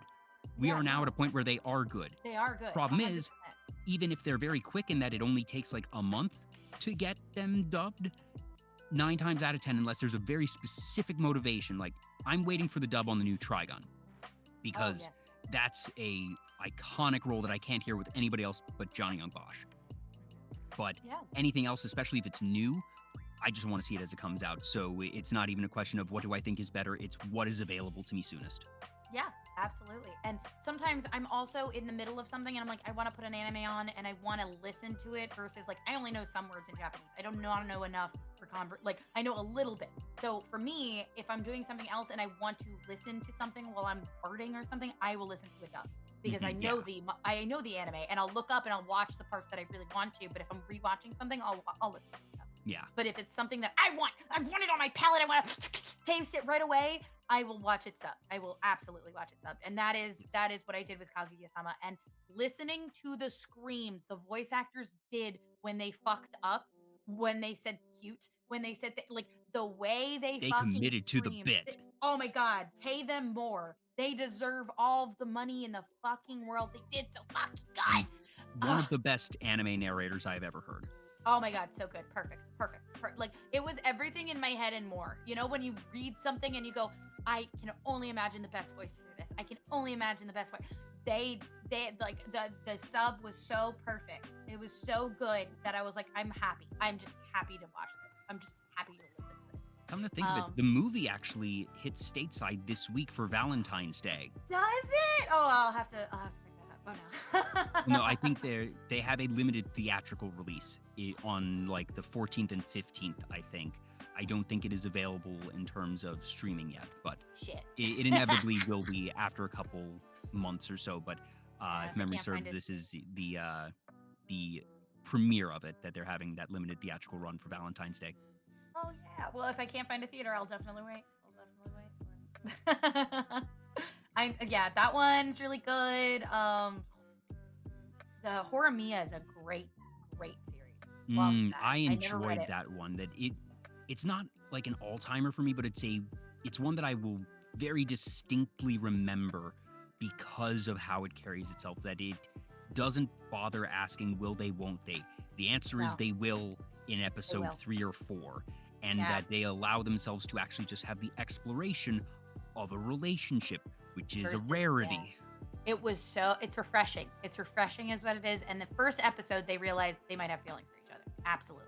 And then third episode they confirm it. And I was like, "What?" Like I'm so used to those slow burn, will they, Hmm. won't they, that when it happens so quickly and then it's an exploration of them finding out what they like and they don't like about like like the things a relationship can be. I thought that was so cool because it takes literally years to get to that point. Certain animes, certain mangas, certain anything, Some story. anime and manga just end when they get the answer to the will they won't they question, and because that's the story, and I can understand that. The question of will they won't they is a compelling story in and of itself, Of course, but yeah. like you said, we so rarely get to explore the story of what happens after will they. Mm-hmm. Definitely. And this is why I like it so much, is because it does it. Yeah. Okay. So here's a curveball. Have you watched my current obsession? Is Blue Lock. Have you watched Blue Lock? No, but I know it's big, and I know that the Japanese soccer team used those jerseys in the World Cup, Oh, and that it is a very big deal. I don't watch a ton of sports anime, is the thing. that's it. Me neither. I fucking can't. I think the only sports anime that I got really fucking excited about was the basketball one, and I can't even remember its name. It's an old basketball Slam one. Dunk?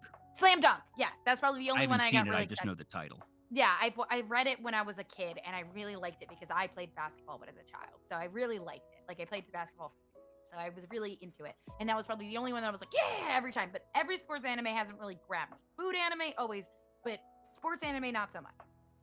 I started watching it because I saw a frame, and it was one of the characters looked like they had the eyes from a death game, like a death game manga.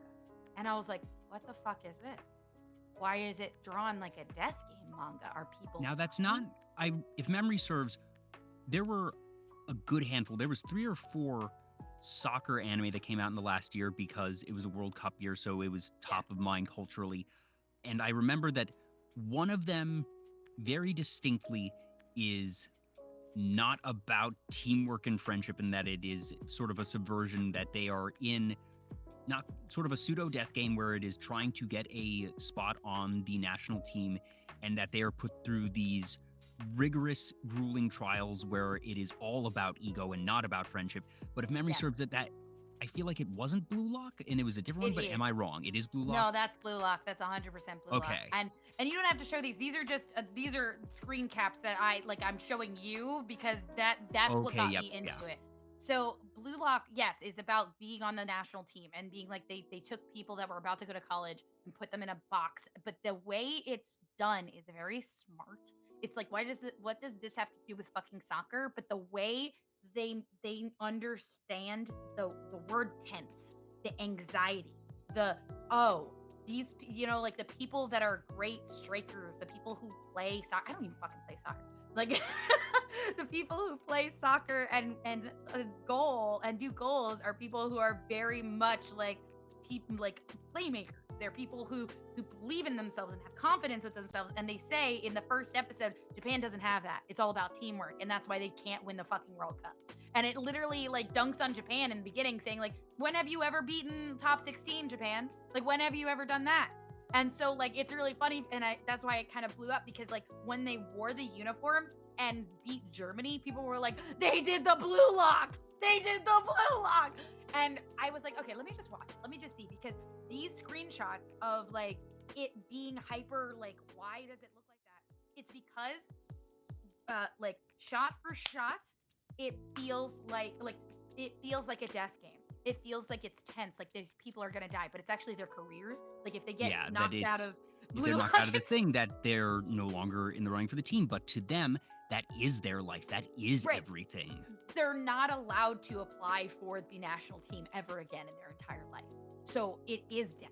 It is like a breaking of dreams. So when this guy, like, not to give anything away, like in the beginning, he starts like the guy in front of him's crying, and he's like, why does it feel so good to take this away from them? And you're like, oh, fuck! What? I have heard that. I have heard that, like I said, I was losing track of which soccer anime from 2022 was which, but I knew that there was the one that it was about getting into the national team, that it was absolute cutthroat, and that the protagonist at some early point, not only like all the others, had the cutthroat will to win of this is my dream and I'm not going to let anyone stand in my way. But then the added layer of, oh, I do enjoy Schadenfreude. it feels good, and the way they do it, where it's like you're not a team. At the end of the day, you have to win, right? You have to like the end of the day. There is going to be a few people on the slot for this team, for the national team. Everyone else is going to be losing their entire careers, And so, like, there's that feeling, and so there's this like one very smart like subplot that's happening of like what everyone's going through.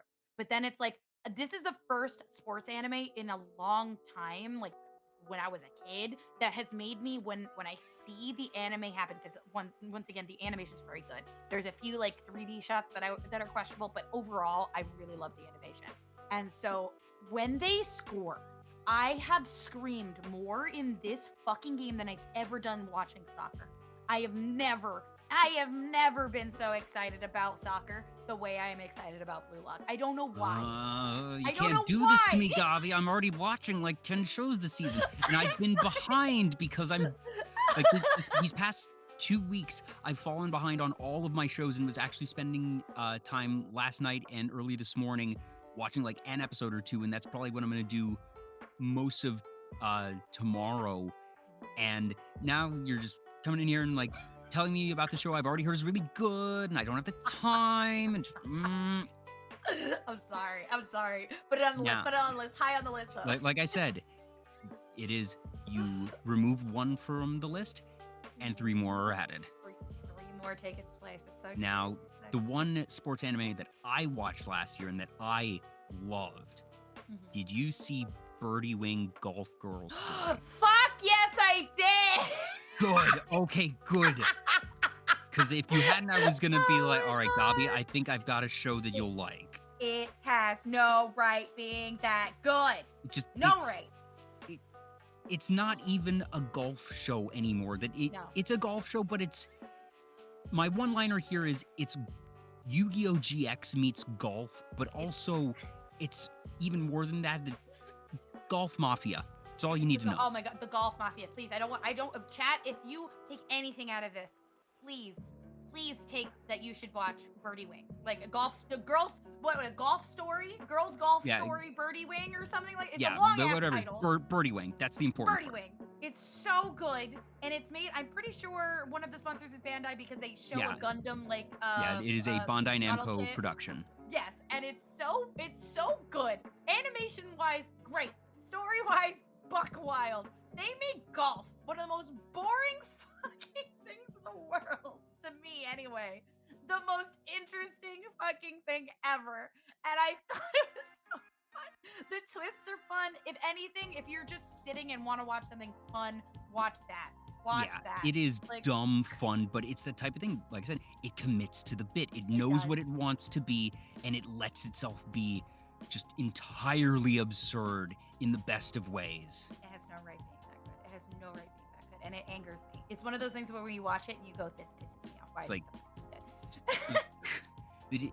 Looking at the key art, the promotional art, it looks like just a run-of-the-mill sports anime. And when I was glancing through, all right, what's airing this season, starting to get ideas of, what might I watch, I just completely glossed over it because the key art is entirely mundane. I was like, okay, I'm happy for golf fans that golf fans don't get much in terms of anime ever. And the visuals here, the production value looks good, so that's nice. I'm happy for them. I'm not going to watch a random golf anime. And then I read one review of it that just explained the opening 4 minutes, and it was something along the lines of, I think it was the phrase, the character walks into the room, tears her face off to reveal that she was impersonating another character. That was just, that alone, me was like, wait, what? And then it just gets more absurd from there.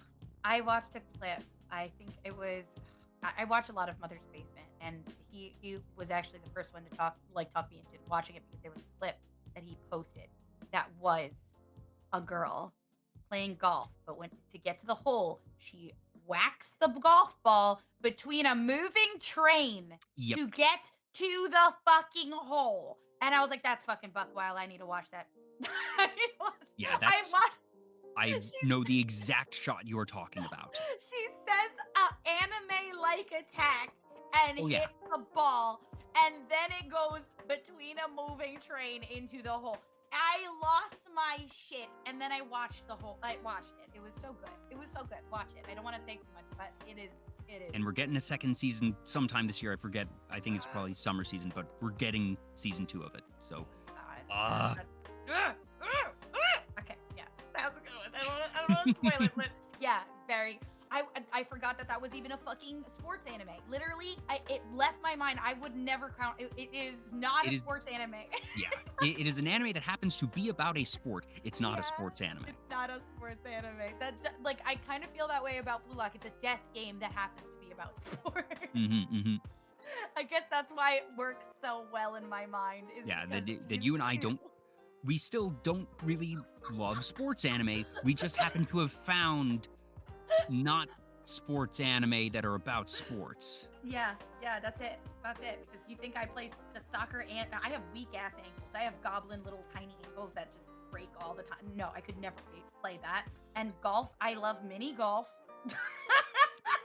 I think good golf coverage can be really good. Like if you're watching the Masters on ESPN or something, That's different. Yeah. Because they're showing, all right, every shot matters, that they're jumping around from hole to hole when it's, all right, they've gotten to the green, or we're showing the drive and now let's jump over to this pairing, and that they are keeping the action up.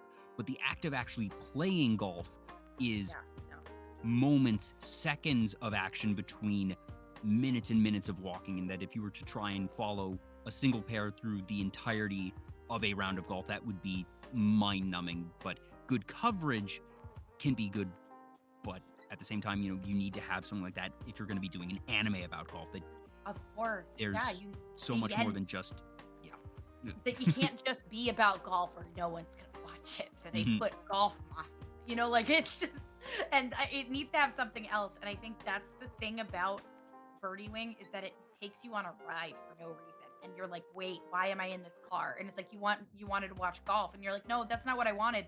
But you didn't give me what? Too bad, you're on the ride now.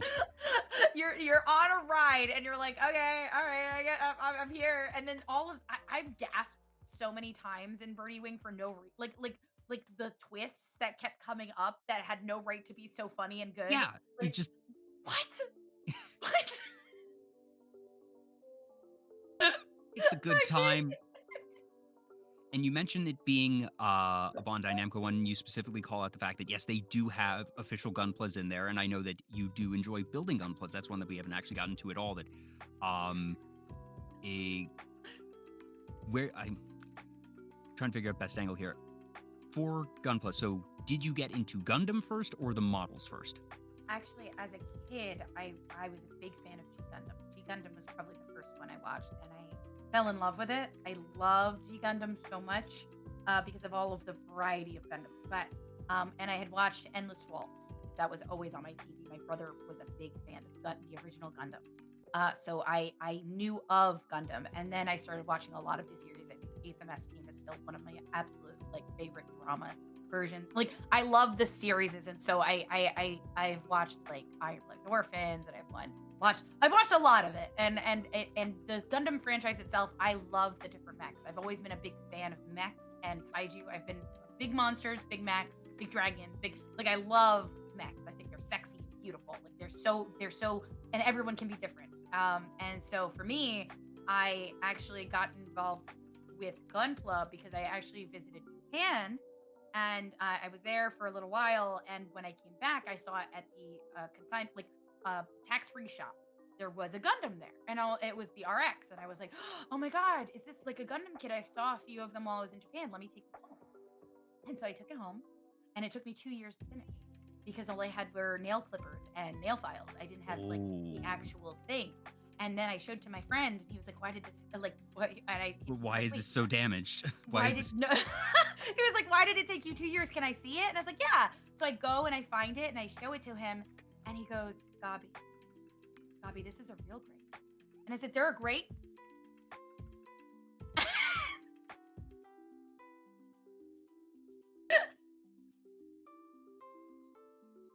Now Now, I know that there are grades. But I forget which is which, so I'm guessing from the reaction here that the real grade is like the high-end fancy thing that you're At the supposed to time. use. Yeah, at the time. Now there is like the high def and shit like that where it has moving parts. So there are much harder ones now. But at the time, there was not a beginner grade. It was high grade, and then it was master grade, which has screws and stuff in it. So it's a little harder. It takes more hours. Usually a master grade will take you days to finish. And then a real grade. And the first release of real grades were really hard because basically it was the complexity of a master grade, but the scale of a high grade. So small as fuck, but super detailed where you could see where the gear is going in each of the fucking parts of the movement in the articulation of the elbow. All right? So it was the complexity of the second one, but the size of the You first literally one. took the most difficult path. Yeah, so when he found out, when I was like, yeah, it took me like 2 years to finish it, but I did it. I'm really proud of it. And it's a little, you know, like some parts did fall apart, but I'm really proud of it. And he was like, let me see, what the hell? You know, like, there's like tools for this. I was like, oh, I didn't know. Maybe the next one I'll get, tools if I find another one. And he looks at his face went so white. And like, I remember. What have you done to this thing? What have you done? And he was like really impressed with what I did because you can technically do stuff, but the amount of shit I had to do to get it, like there was a few parts that I obviously like snipped. I knew nothing about the hobby at all. So here I am going blind, just going off of mostly Japanese words on a paper with like it saying snip, don't snip, snip, don't snip, snip, don't snip, and me going, what? All right. And not to mention the fact that you were using nail clippers, which is first off going to not get the clean cuts that you want, but also the fact that the way nail clippers are oriented means you're going to have to do these weird angles, I would presume, because I've never built a Gundam. But absolutely. just, I've used nail clippers and I know how those sheets are built, and that you'd probably have to angle the nail clippers at this really awkward angle and that it's not going to go cleanly. It's not going to go cleanly. A lot of the things you need to snap together. Most of Gundam builds are meant to snap together without glue. There are a few master grades that you will need screws, or it'll say, hey, you need this specific type of glue to put together because it's better for you. Like it's a lot, it gets the hold, but a lot of the time they don't want glue because you're going to limit the articulation of the model you get. So you won't be able to rotate the head, rotate the arm, rotate the chest. So you want to be able to do that for poses and shit like that if you're going to be doing things. A lot of people put it on the shelf and it stays there for a while, so it doesn't matter. But at the time, I had no idea. I just wanted to do it. I thought it was fun. And I really liked the design of the RX, the original Grandpa Gundam. Like, I wanted that. And so, but my favorite, so that's what got me started. And then when my friend told me that, I went out of my way to find a high grade, which was the easier one at the time, the easiest one you could do at the time, and then make it. And I remember thinking I did it in a few hours and I loved it so much because it was so much easier than what I fucking had to go after through. After doing hard mode, just going to the actual beginner stuff must have been, oh, this is delightful.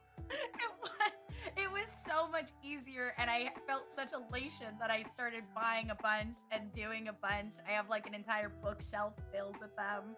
Like I've probably done over 50. I love them so much.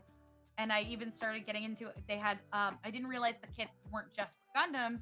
So I actually started finding other kits. So I actually have like One Piece ship ones that you can build different ships from One Piece that I have. So I actually have like I have the Going Merry, and I have the Sunny. I have Big Mom's ship. I actually have a limited edition one from the One Piece Red movie that I'm doing on stream because I found I found it at a store and I was like, yeah. But I'm able to see like they're finally like in Target and shit like now. So yeah, they're starting to get the big box store just public release of those. So for me, I've been aware of Gundam since I was like 7 and saw an episode or 2 on Toonami. I always tuned in to the shows midway through that I never saw the beginning. And since Gundam is generally going to be story-based, yes, it is a lot of cool mechs, but there is good plot and character interaction. I was just completely lost as 7 or 8 year old, which is it's probably not a show for a 7 or 8-year-old anyways. And then the fact that I'm hopping in partway meant that I just never really got into the series. I was, like I said, aware of it, and I knew that there were these model kits, and I've just never been one for models, whether it be figures in general, anime figures that I think they look cool. I like at conventions seeing them or like seeing the art of them online. I, for whatever reason, and perhaps to my benefit, I've just never really gotten the personal joy of seeing a figure on my shelf in the way that a lot of people do. And like I said, it's probably to my benefit because it's meant that I haven't spent the money on it. Yeah. um, Absolutely. but that made the Gundam franchise feel like there was a high barrier to entry for me because one, I was not compelled to really build the models, and every time when I was younger that I came into the series late. And I had a lot of friends that have told me, you know, they've sworn by the series. I watched like half of Gundam Seed, I think it was, and it was cool. Oh. But my favorite anime of all time, period, is a mech show. And I think part of my problem is that when I went to watch Gundam Seed, that I was holding it too closely to my favorite show of all time, which is Code Geass. Ah, okay. So Like I have said, watched, I like smart Code. characters doing smart things. So Seed is very much a drama, very much like angsty teen drama. So the thing about Gundam is, yes, it's about politics, and yes, it's about like space war, right? It's people going civil war, space colonists, space, right? And Right. that's a lot of what Code Geass is. Right, exactly. And like Code Geass, I would actually say is a more advanced Seed, like Seed but better. Yeah, which is the problem that I had when I Yes. went to watch Seed. I So- was like, you know, I was like, this so- is cool, and I could see if I watched this first that I would enjoy it, but I'm getting too many Code Geass vibes, and it's not. Exactly. It's not Code what Geass. you want. I totally agree with that. Absolutely. Code Geass is great. I've watched, okay, another one that I personally liked was Escaflowne. That one is more of a fantasy. It's a sci-fi fantasy mech, right? And so like for me, I was like, okay, I've watched like Chi Gundam, I've watched the fantasy version. So I was able to watch Seed and get more out of it because I'd watched two different versions that I was really interested in. But like for you, I would say like Iron-Blooded Orphans or the new one. Well, so that's the thing. is That's much the better. thing. Iron-Blooded Orphans had been the one that I was recommended to by friends for a very long time. Mhm. And it's been on the list for a very long time. Yep. But then this past year, we had Witch from Mercury, and I heard that it had no connection to older ones. And I had seen a review or two that said, this is really good.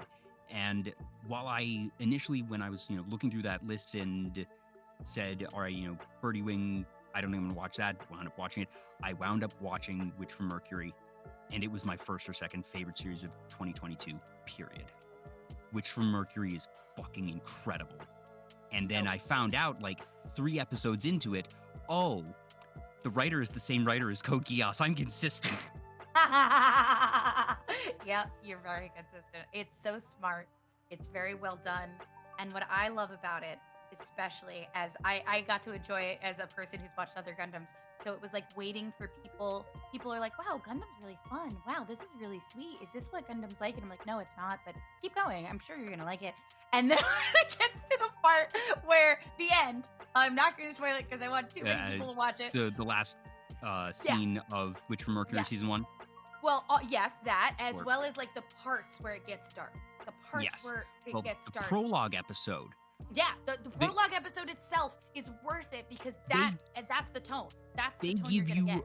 A greater emotional response in 25 minutes in that prologue episode than most series get in their entire 12, 13 episode run. Oh, it's so good. I cried at the end of that prologue. I did too. Holy shit. I'm never going to hear Happy Birthday the same way again.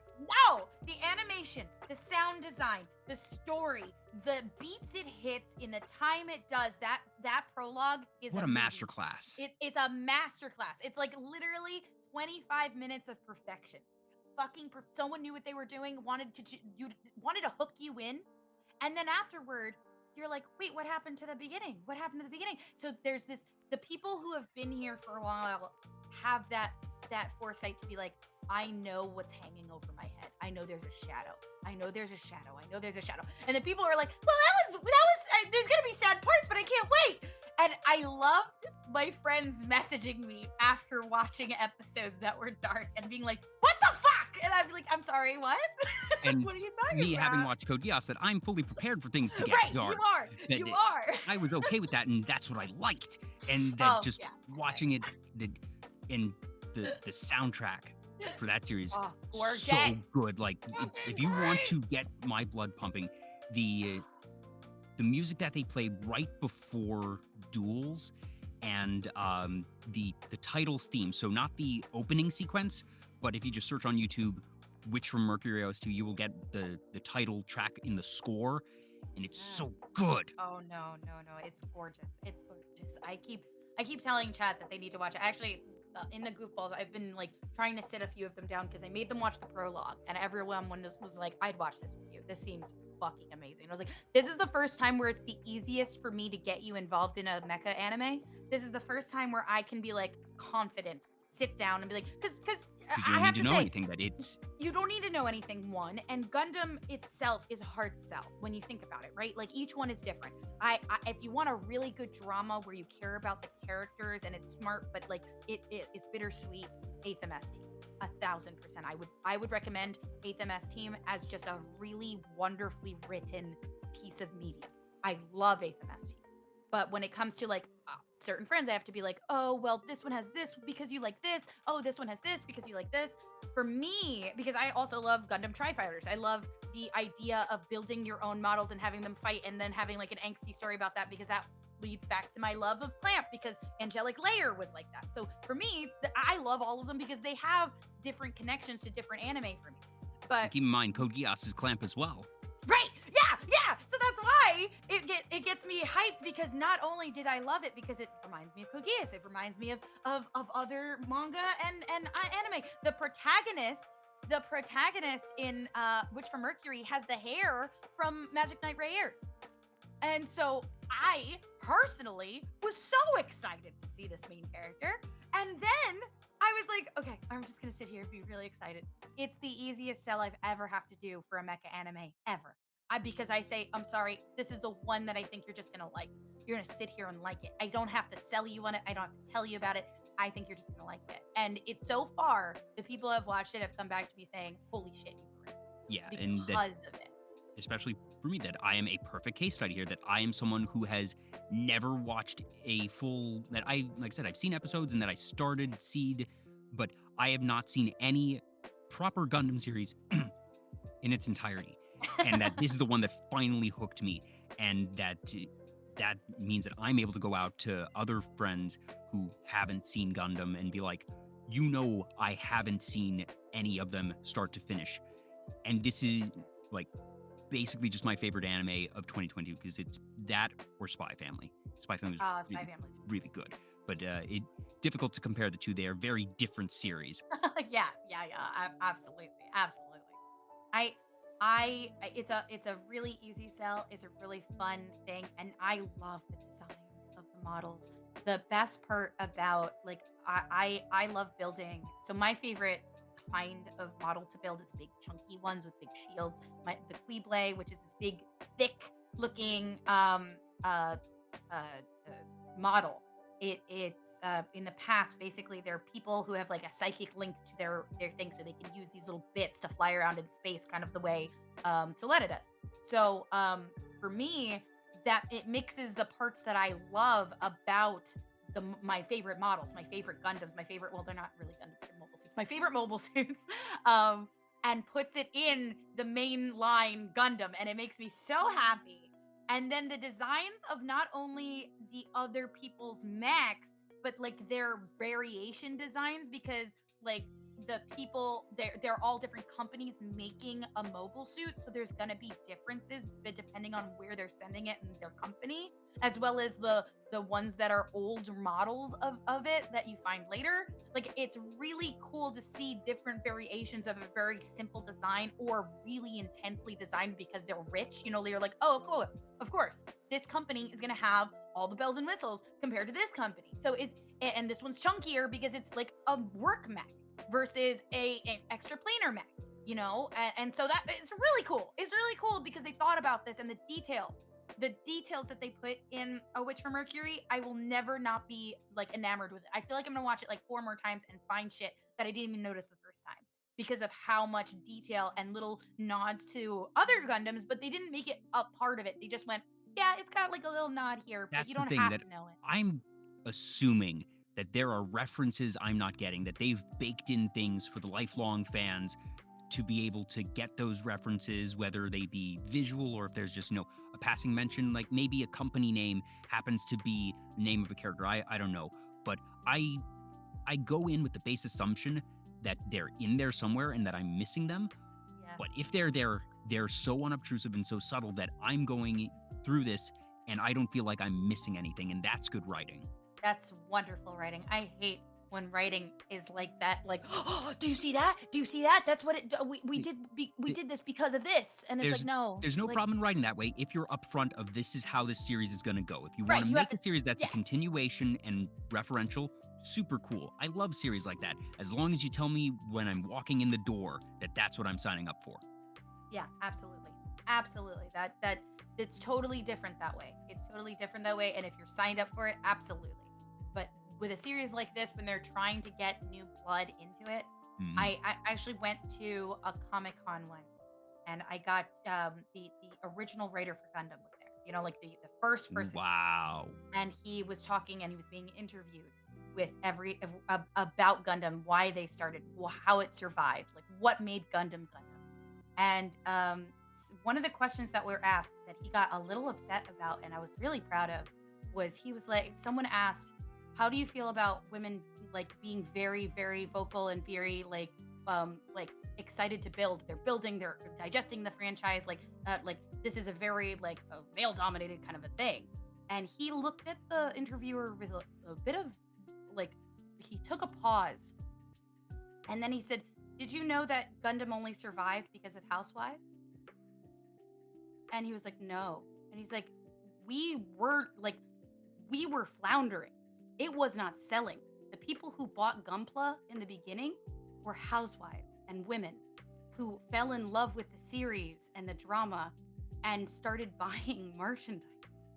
The only reason why Gundam exists is because of housewives and women who were in this, just like very similar to the Star Trek genre. That's the only reason why it exists. So it was a very interesting thing where he was like, no, I'm excited to see that people have like that they've always been there. Women have always been a fan of Gundam and the backbone of it. And he was like, so I don't understand the question. And so it was. Wait, women are fans of Gundam? Always have been. Always have been, bitch. Like it was like he took out a gun and went, always have. It was such an empowering thing. Well, what a tasteless question, right? anyways. I was, oh my god. Like, just how do you feel about people enjoying your thing? Yeah, it was a like, very even if there wasn't that background, that the answer is just I'm happy people like my shit because it lets me make more shit. Yeah, it's a dead question. What are you supposed to answer with? Like, no, how dare someone enjoy the things that I'm making and justify the existence and continuation of this franchise? Yeah. Huh? Like, no. As a host, as an interviewer, I looked at it and it's like, what a waste of a question. What a waste. But I learned something new out of it. So in the end, I was happy about it. Yeah. But it was like one of those things where like people were like super excited about, because it was like, did you know that actually we were failing? We were absolutely failing. And they've been there the whole fucking time. It's just like as it got popular, yeah, it looked like it wouldn't be. But it actually was something that was saved by housewives. That's super fascinating. It's Respect always neat when your roots. when you have something that doesn't hit its target audience, but hits another audience so well that it keeps going and that maybe it picks up its intended audience, maybe it just goes, all in on the unexpected audience. But that type of accidental success is always a fun story. Oh yeah, absolutely. Little things like that about like different series is like the Final Fantasy surviving. It was supposed to be the final game, you know, Oh yeah, and it was called Final Fantasy because they were going bankrupt. they were going bankrupt. This was their last plea of help, you know, like this was it. They were done. They had signed their death warrant, you know, and so like that is like I love stories like that where it's like, oh, this was it. This was it. This was not supposed to succeed as well as it did. Task Abs- failed successfully. Absolutely.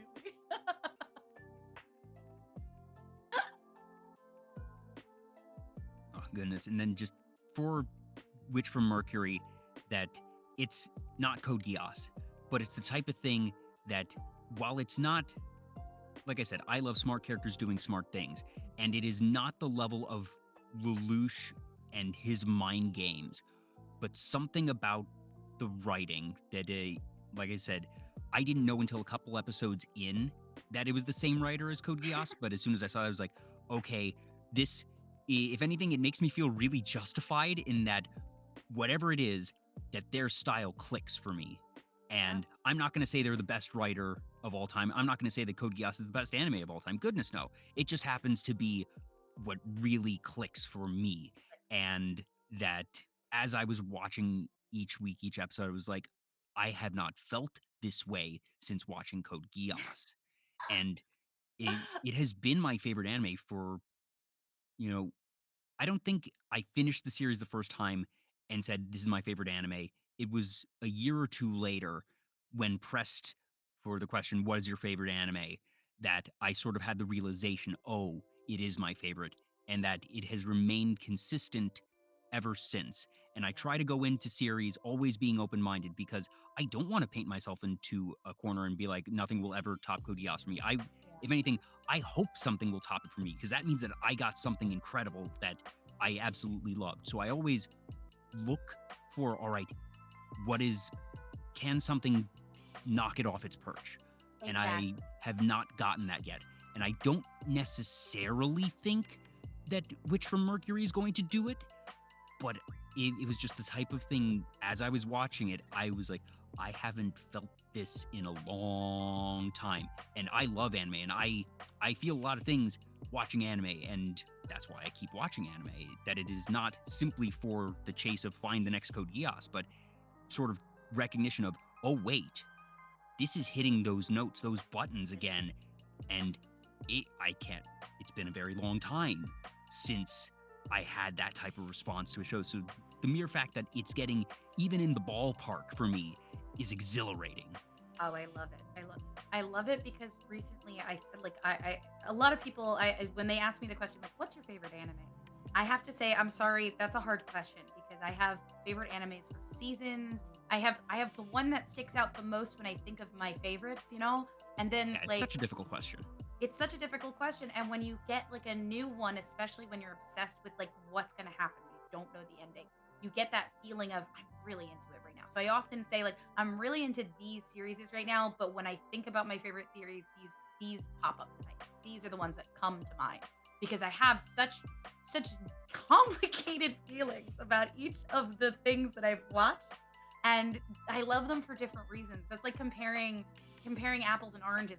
Oh yeah, and like I said, I love them for all reasons. there's so many different things. There are different stories, different genres. That, like I said, my two favorite from last year were Gundam and Spy Family, and I can't really say that one was my total favorite because they're both very good and both very different. Yeah, yeah, absolutely. Absolutely. Yes, it's been fun to finally fall into the Gundam fandom that I still do not anticipate that I will make any models, but I'm very excited that I've finally gotten hooked because it has not been, to be fair, I have not put in a ton of effort. That, like I said, I tried Gundam Seed and I forget if there were any others that I made like real big efforts to get into because I got some 10, 12 episodes into Gundam Seed before dropping it. Um, and I have never actually tried Iron Blooded Orphans, which is that other one that has been recommended to me a lot, and I hadn't put in the time or effort.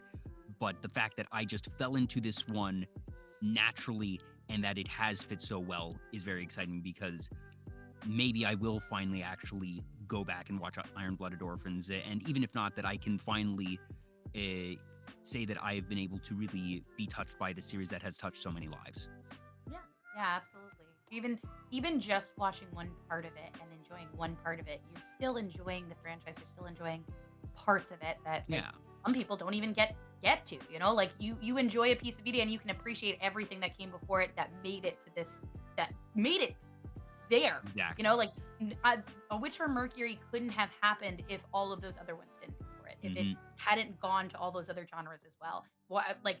This is a product of all that things, and you can still appreciate that without watching those. Like you can still have that love for it in a different way than I do, and a different way than most people do. And that's what's so exciting about different things like this, is that you can enjoy it in your own way.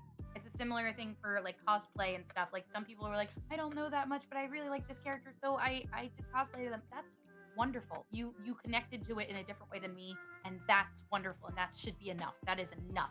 Like you don't have to hit a specific bar to like anything. Yeah, there's You no just do it. right or wrong way to enjoy media. That if you're enjoying it, you're Absolutely. enjoying it, and that is a That's it. success. That's good. Period.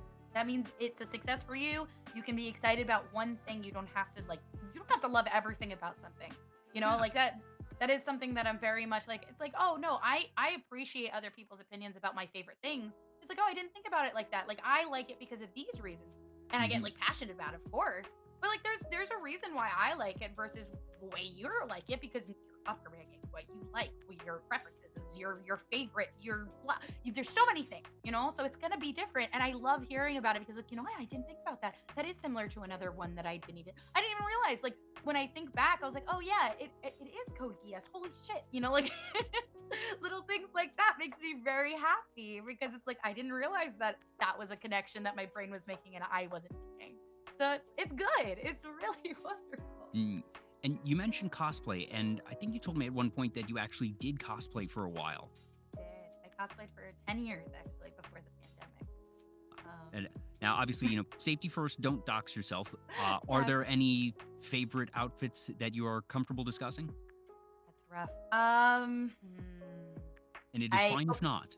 My favorite one was probably Legend of Korra. I love Legend of Korra. I do. It's got a lot of love and heart to it. But I was Korra. I've done a lot of Final Fantasy ones. One of my favorites is Yuffie from Final Fantasy VII. I've done games. I've done series. I've done so many. I've done some Animal Crossing ones. I've done some Pokemon ones. I've done Skyla from Pokemon. There's a lot. But I personally I did a lot of cosplays where I sewed my own. I actually like did closet cosplays of what I had. So like relaxed versions of characters when I didn't have the money, and then when I did have the money, they'd be like the actual characters that I could do. So I had been doing it for so long that it was just like, oh, my friends are going in a group. I want to go in that group. So I'm going to do the best I can to be like this one episode where they wore glasses and a t-shirt. I'm going to do that, but at least I have the wig. So that way I can still be involved. And I was able to have my own fun, even though I didn't have the money to complete it, Yeah. I've done a closet cosplay once, and that was it. But one of my siblings got into cosplay, and that led to them being into fashion design, which then influenced their choice of major in college and school. Now they work full time with costumes, and that was spinning off from cosplay. And that I do have the point of pride of I got them into anime by showing them Ouran High School Host Club. So every so often, we will send each other random pictures of instant coffee or tuna sushi. I love that. Oh my God, I love that so much. That's so cute. Oh man, I'm starving actually. Talking about tuna, I was like, actually. I'm really hungry. Well, also, I am now realizing, congratulations, Gobby. This is only the third time in VTuber Talk history that we have crossed the 5-hour mark. High score, let's go. I told you, I was like, oh, my shows on average go 2.5, 3 hours, but I allow things to just sort of get on a roll. And meanwhile, I've been keeping an eye on Discord because I'm like, all right, I get the feeling that Gobby will tell me if she's, getting tired, she's getting hungry or something that I don't want to. I never want a guest to burn out on the show. And it's felt like we've had really good energy, but you saying, all right, getting hungry, all right, that's sort of my signal of, okay, I don't want you starving. So it just hit me when you said tuna. I went, actually, I'm really oh. hungry. but that it didn't even hit me that for me, like I didn't even realize it was 5 hours as I said it because I think we've had such good talks. Like it was just I was so happy and having fun that like it didn't even hit me, hey, you haven't eaten in 5 hours until just now. Yeah, this is that I sort of just every so often will glance down at the live timer and be like, all right, so my initial look is one, where are we in relativity to sort of that 2.5 hour, that average mark? And that's when I first sort of take mental stock. Okay, do I feel like I should start leading us to a close or keep going? And, we reached that point. I was like, oh no, we can keep going for a while. And that just every so often, it hasn't even been necessarily, okay, should we stop? It has just been, oh geez, we're still going, but it still feels like we're going really strong. And that at the same time, 5 hours is gone by in the blink of an eye. It really did. Like it was so funny because it was only when you said that because I was just like, oh man, but there's so much more I could talk about. But I do have to eat. I do have to eat. Yeah. It's so easy to talk about the things that you're excited about, And I think you did a great, amazing job just talking about the things we both like and making it feel like just us hanging out. And that's why it just organically got to fun. Yeah. Seriously, this has been just a layup of a show. This has been so much fun, but I do want to let you eat. So I have two last questions that I always end the show with. The first is, do you have any goals for the year? Anything that you're really hoping to accomplish, whether it be metrics-based or if it's a project of, all right, I'm hoping to do, another visual novel type of stream like the ones that we mentioned almost 5 hours ago at this point? Yeah, absolutely. I have right now I'm ever closing in on the 5K goal. So at 5K, 5K is such a big number to me. It still boggles my mind that I have that many followers.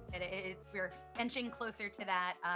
This year, I'm hoping to open a merch shop because I told chat I'm not doing merch until I know I like this is what I wanted to do, and I said at 5K that's the one. I'm gonna do it at 5K. So I will open a merch store. I will have that. Do you have a vendor in mind, or are you going to try and do all that yourself? No, I have a vendor in mind, but I might also like have others like send it to it. I think it's going to be fourth wall. I'm still looking around to make sure, but I'm very much enjoying what I'm seeing. So a merch shop, and I'm finally going to put I've been working on TikToks for a very long time, but I'm going to finally have enough content to or edited content to start a TikTok. So that's one of my goals this year. And another one is to do more beautiful events, like big crazy events that that people are going to be able to interact and gamify. I have a lot of ideas in my book, and there's like a few of them that are like bookmarked, like, oh, I've started collecting assets. You have a book of concepts? I do. It's a big notebook full of concepts that I like test out with my friends. I'm like, is this possible? And like it's like, oh, with the technology, not right now. So then I like bookmark it for later, where I'm like, okay. Like I said, we're still in the Wild West, and I think we're gonna have a lot of innovation with technology in the next couple of years. So you are ready. Yeah, I'm ready. I'm ready because there's so many things that I'm like, oh, if only I had this. If only I had this, and the technology's not there yet, but it's so fucking close that once somebody has something even close to it that I can use, I'm gonna use it. So to me, that's the most exciting thing is seeing what people come up with. Like, I could use that, I could use that, I could use that to make something new. And so I have a few planned. Definitely, there's going to be a few in the coming months that I have in my boot. But they are not fully done. There's like a Pokemon tournament type beat where we can all like where there's a WWE kind of shot calling Oh, stream that I want to do. um, there's a lot of really fun ones, and once they're all ready, I'm going to be doing them. But my goals are to keep breaking people's minds and doing shit I haven't seen anywhere else before. And that's my goal, is to keep breaking that shit down. hell yeah. And the last question, it's one I ask all my guests. What does being a VTuber mean to you? And that is not what is the definition of a VTuber, but different people get different things from VTubing. I've had people say it lets me get in touch with my inner child, that it lets me be someone that I can't be in real life. I've had other folks who take a bit of a clinical approach and say it is a mask that I wear as an entertainer. It's a tool in my toolbox, and that I love my model and I think my model is super cool, but I don't necessarily feel a deep emotional connection to it. But it allows me to do so much more than I ever could as a face cam streamer. And both of those answers, everything between beyond, is totally valid, but there's that just wide gap and breadth of answers. So to you, GobbieLynne, what does being a VTuber mean to you? That's a very good question. It's a lot. It's a lot for me. I think VTubing has made me connect with a part of myself that I thought I lost a long time ago. A part that I, as a person that was very creative, was a content creator, where I went to school to making like videos and really interesting things about and loving video games and things and voice acting. All of these things I've always wanted to do, but when I didn't have the money and I didn't have the ability or the time to do it, I couldn't do it. If it wasn't sustainable, I couldn't do it. That was just how life works. Like it just how I just couldn't. And so I had to put those wishes aside. So this is me reconnecting with a part of myself that I knew was there, but all those weird ideas and really cool things, that smart things that I wanted to do, and learning that there are other people that wanted to do them too, and meeting them and falling in love with them and being like, these are the ideas I want to do. And then being like, these are my friends that are going to help me do it, and feeling like I had a support system.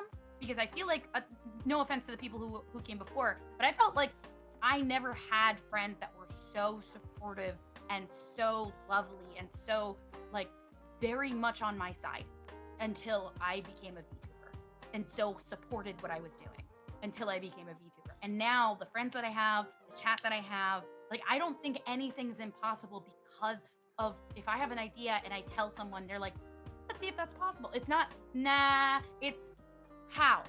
And I fucking love that.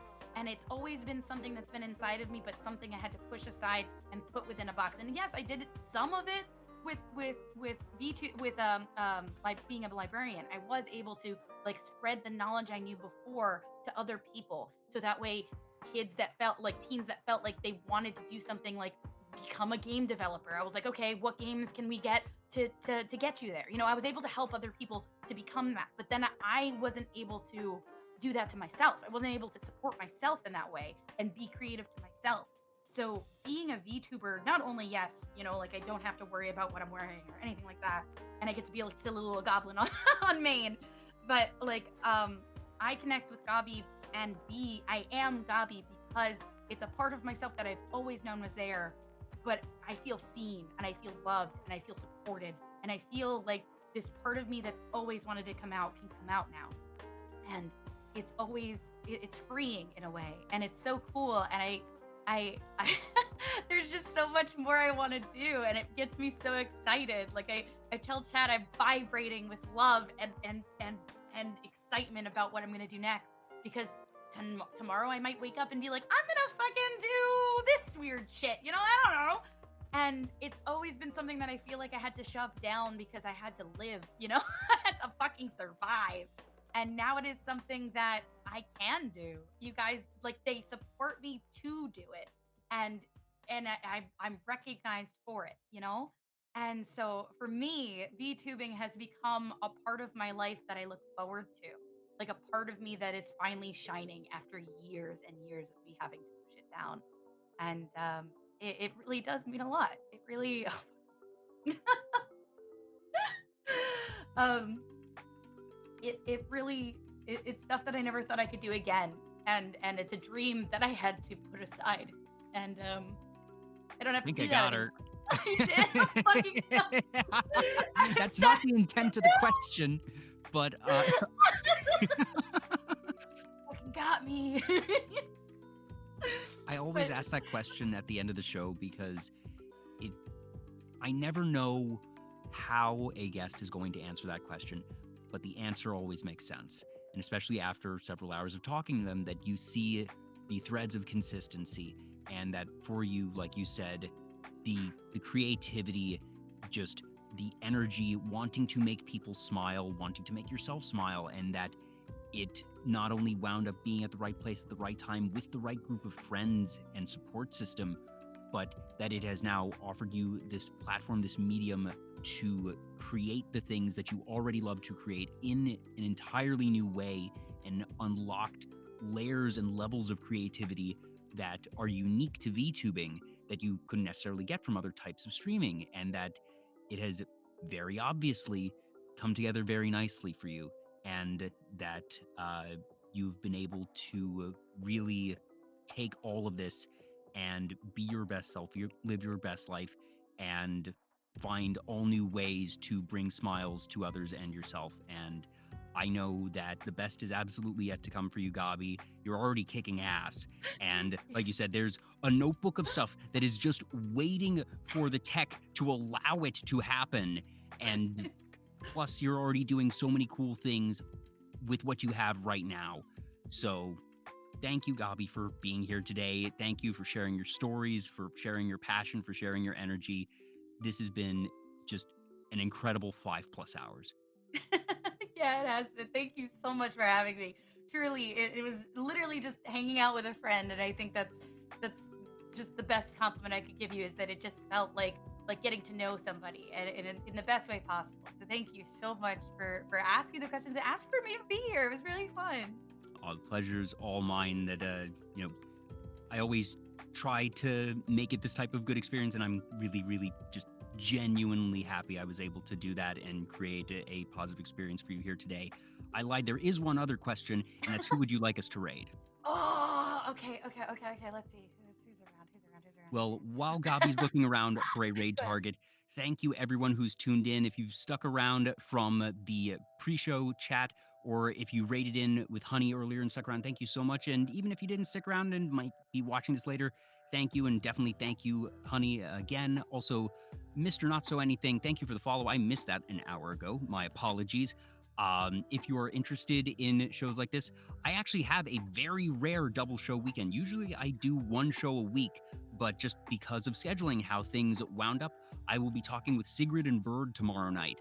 So that's going to be at, I believe it is 7 o'clock PST. We aim to have it right after the Super Bowl, because I usually don't care about other people streaming and other events going on overlapping. But I was like, okay, it's the flippin' Super Bowl. Maybe we should just wait until that's all done.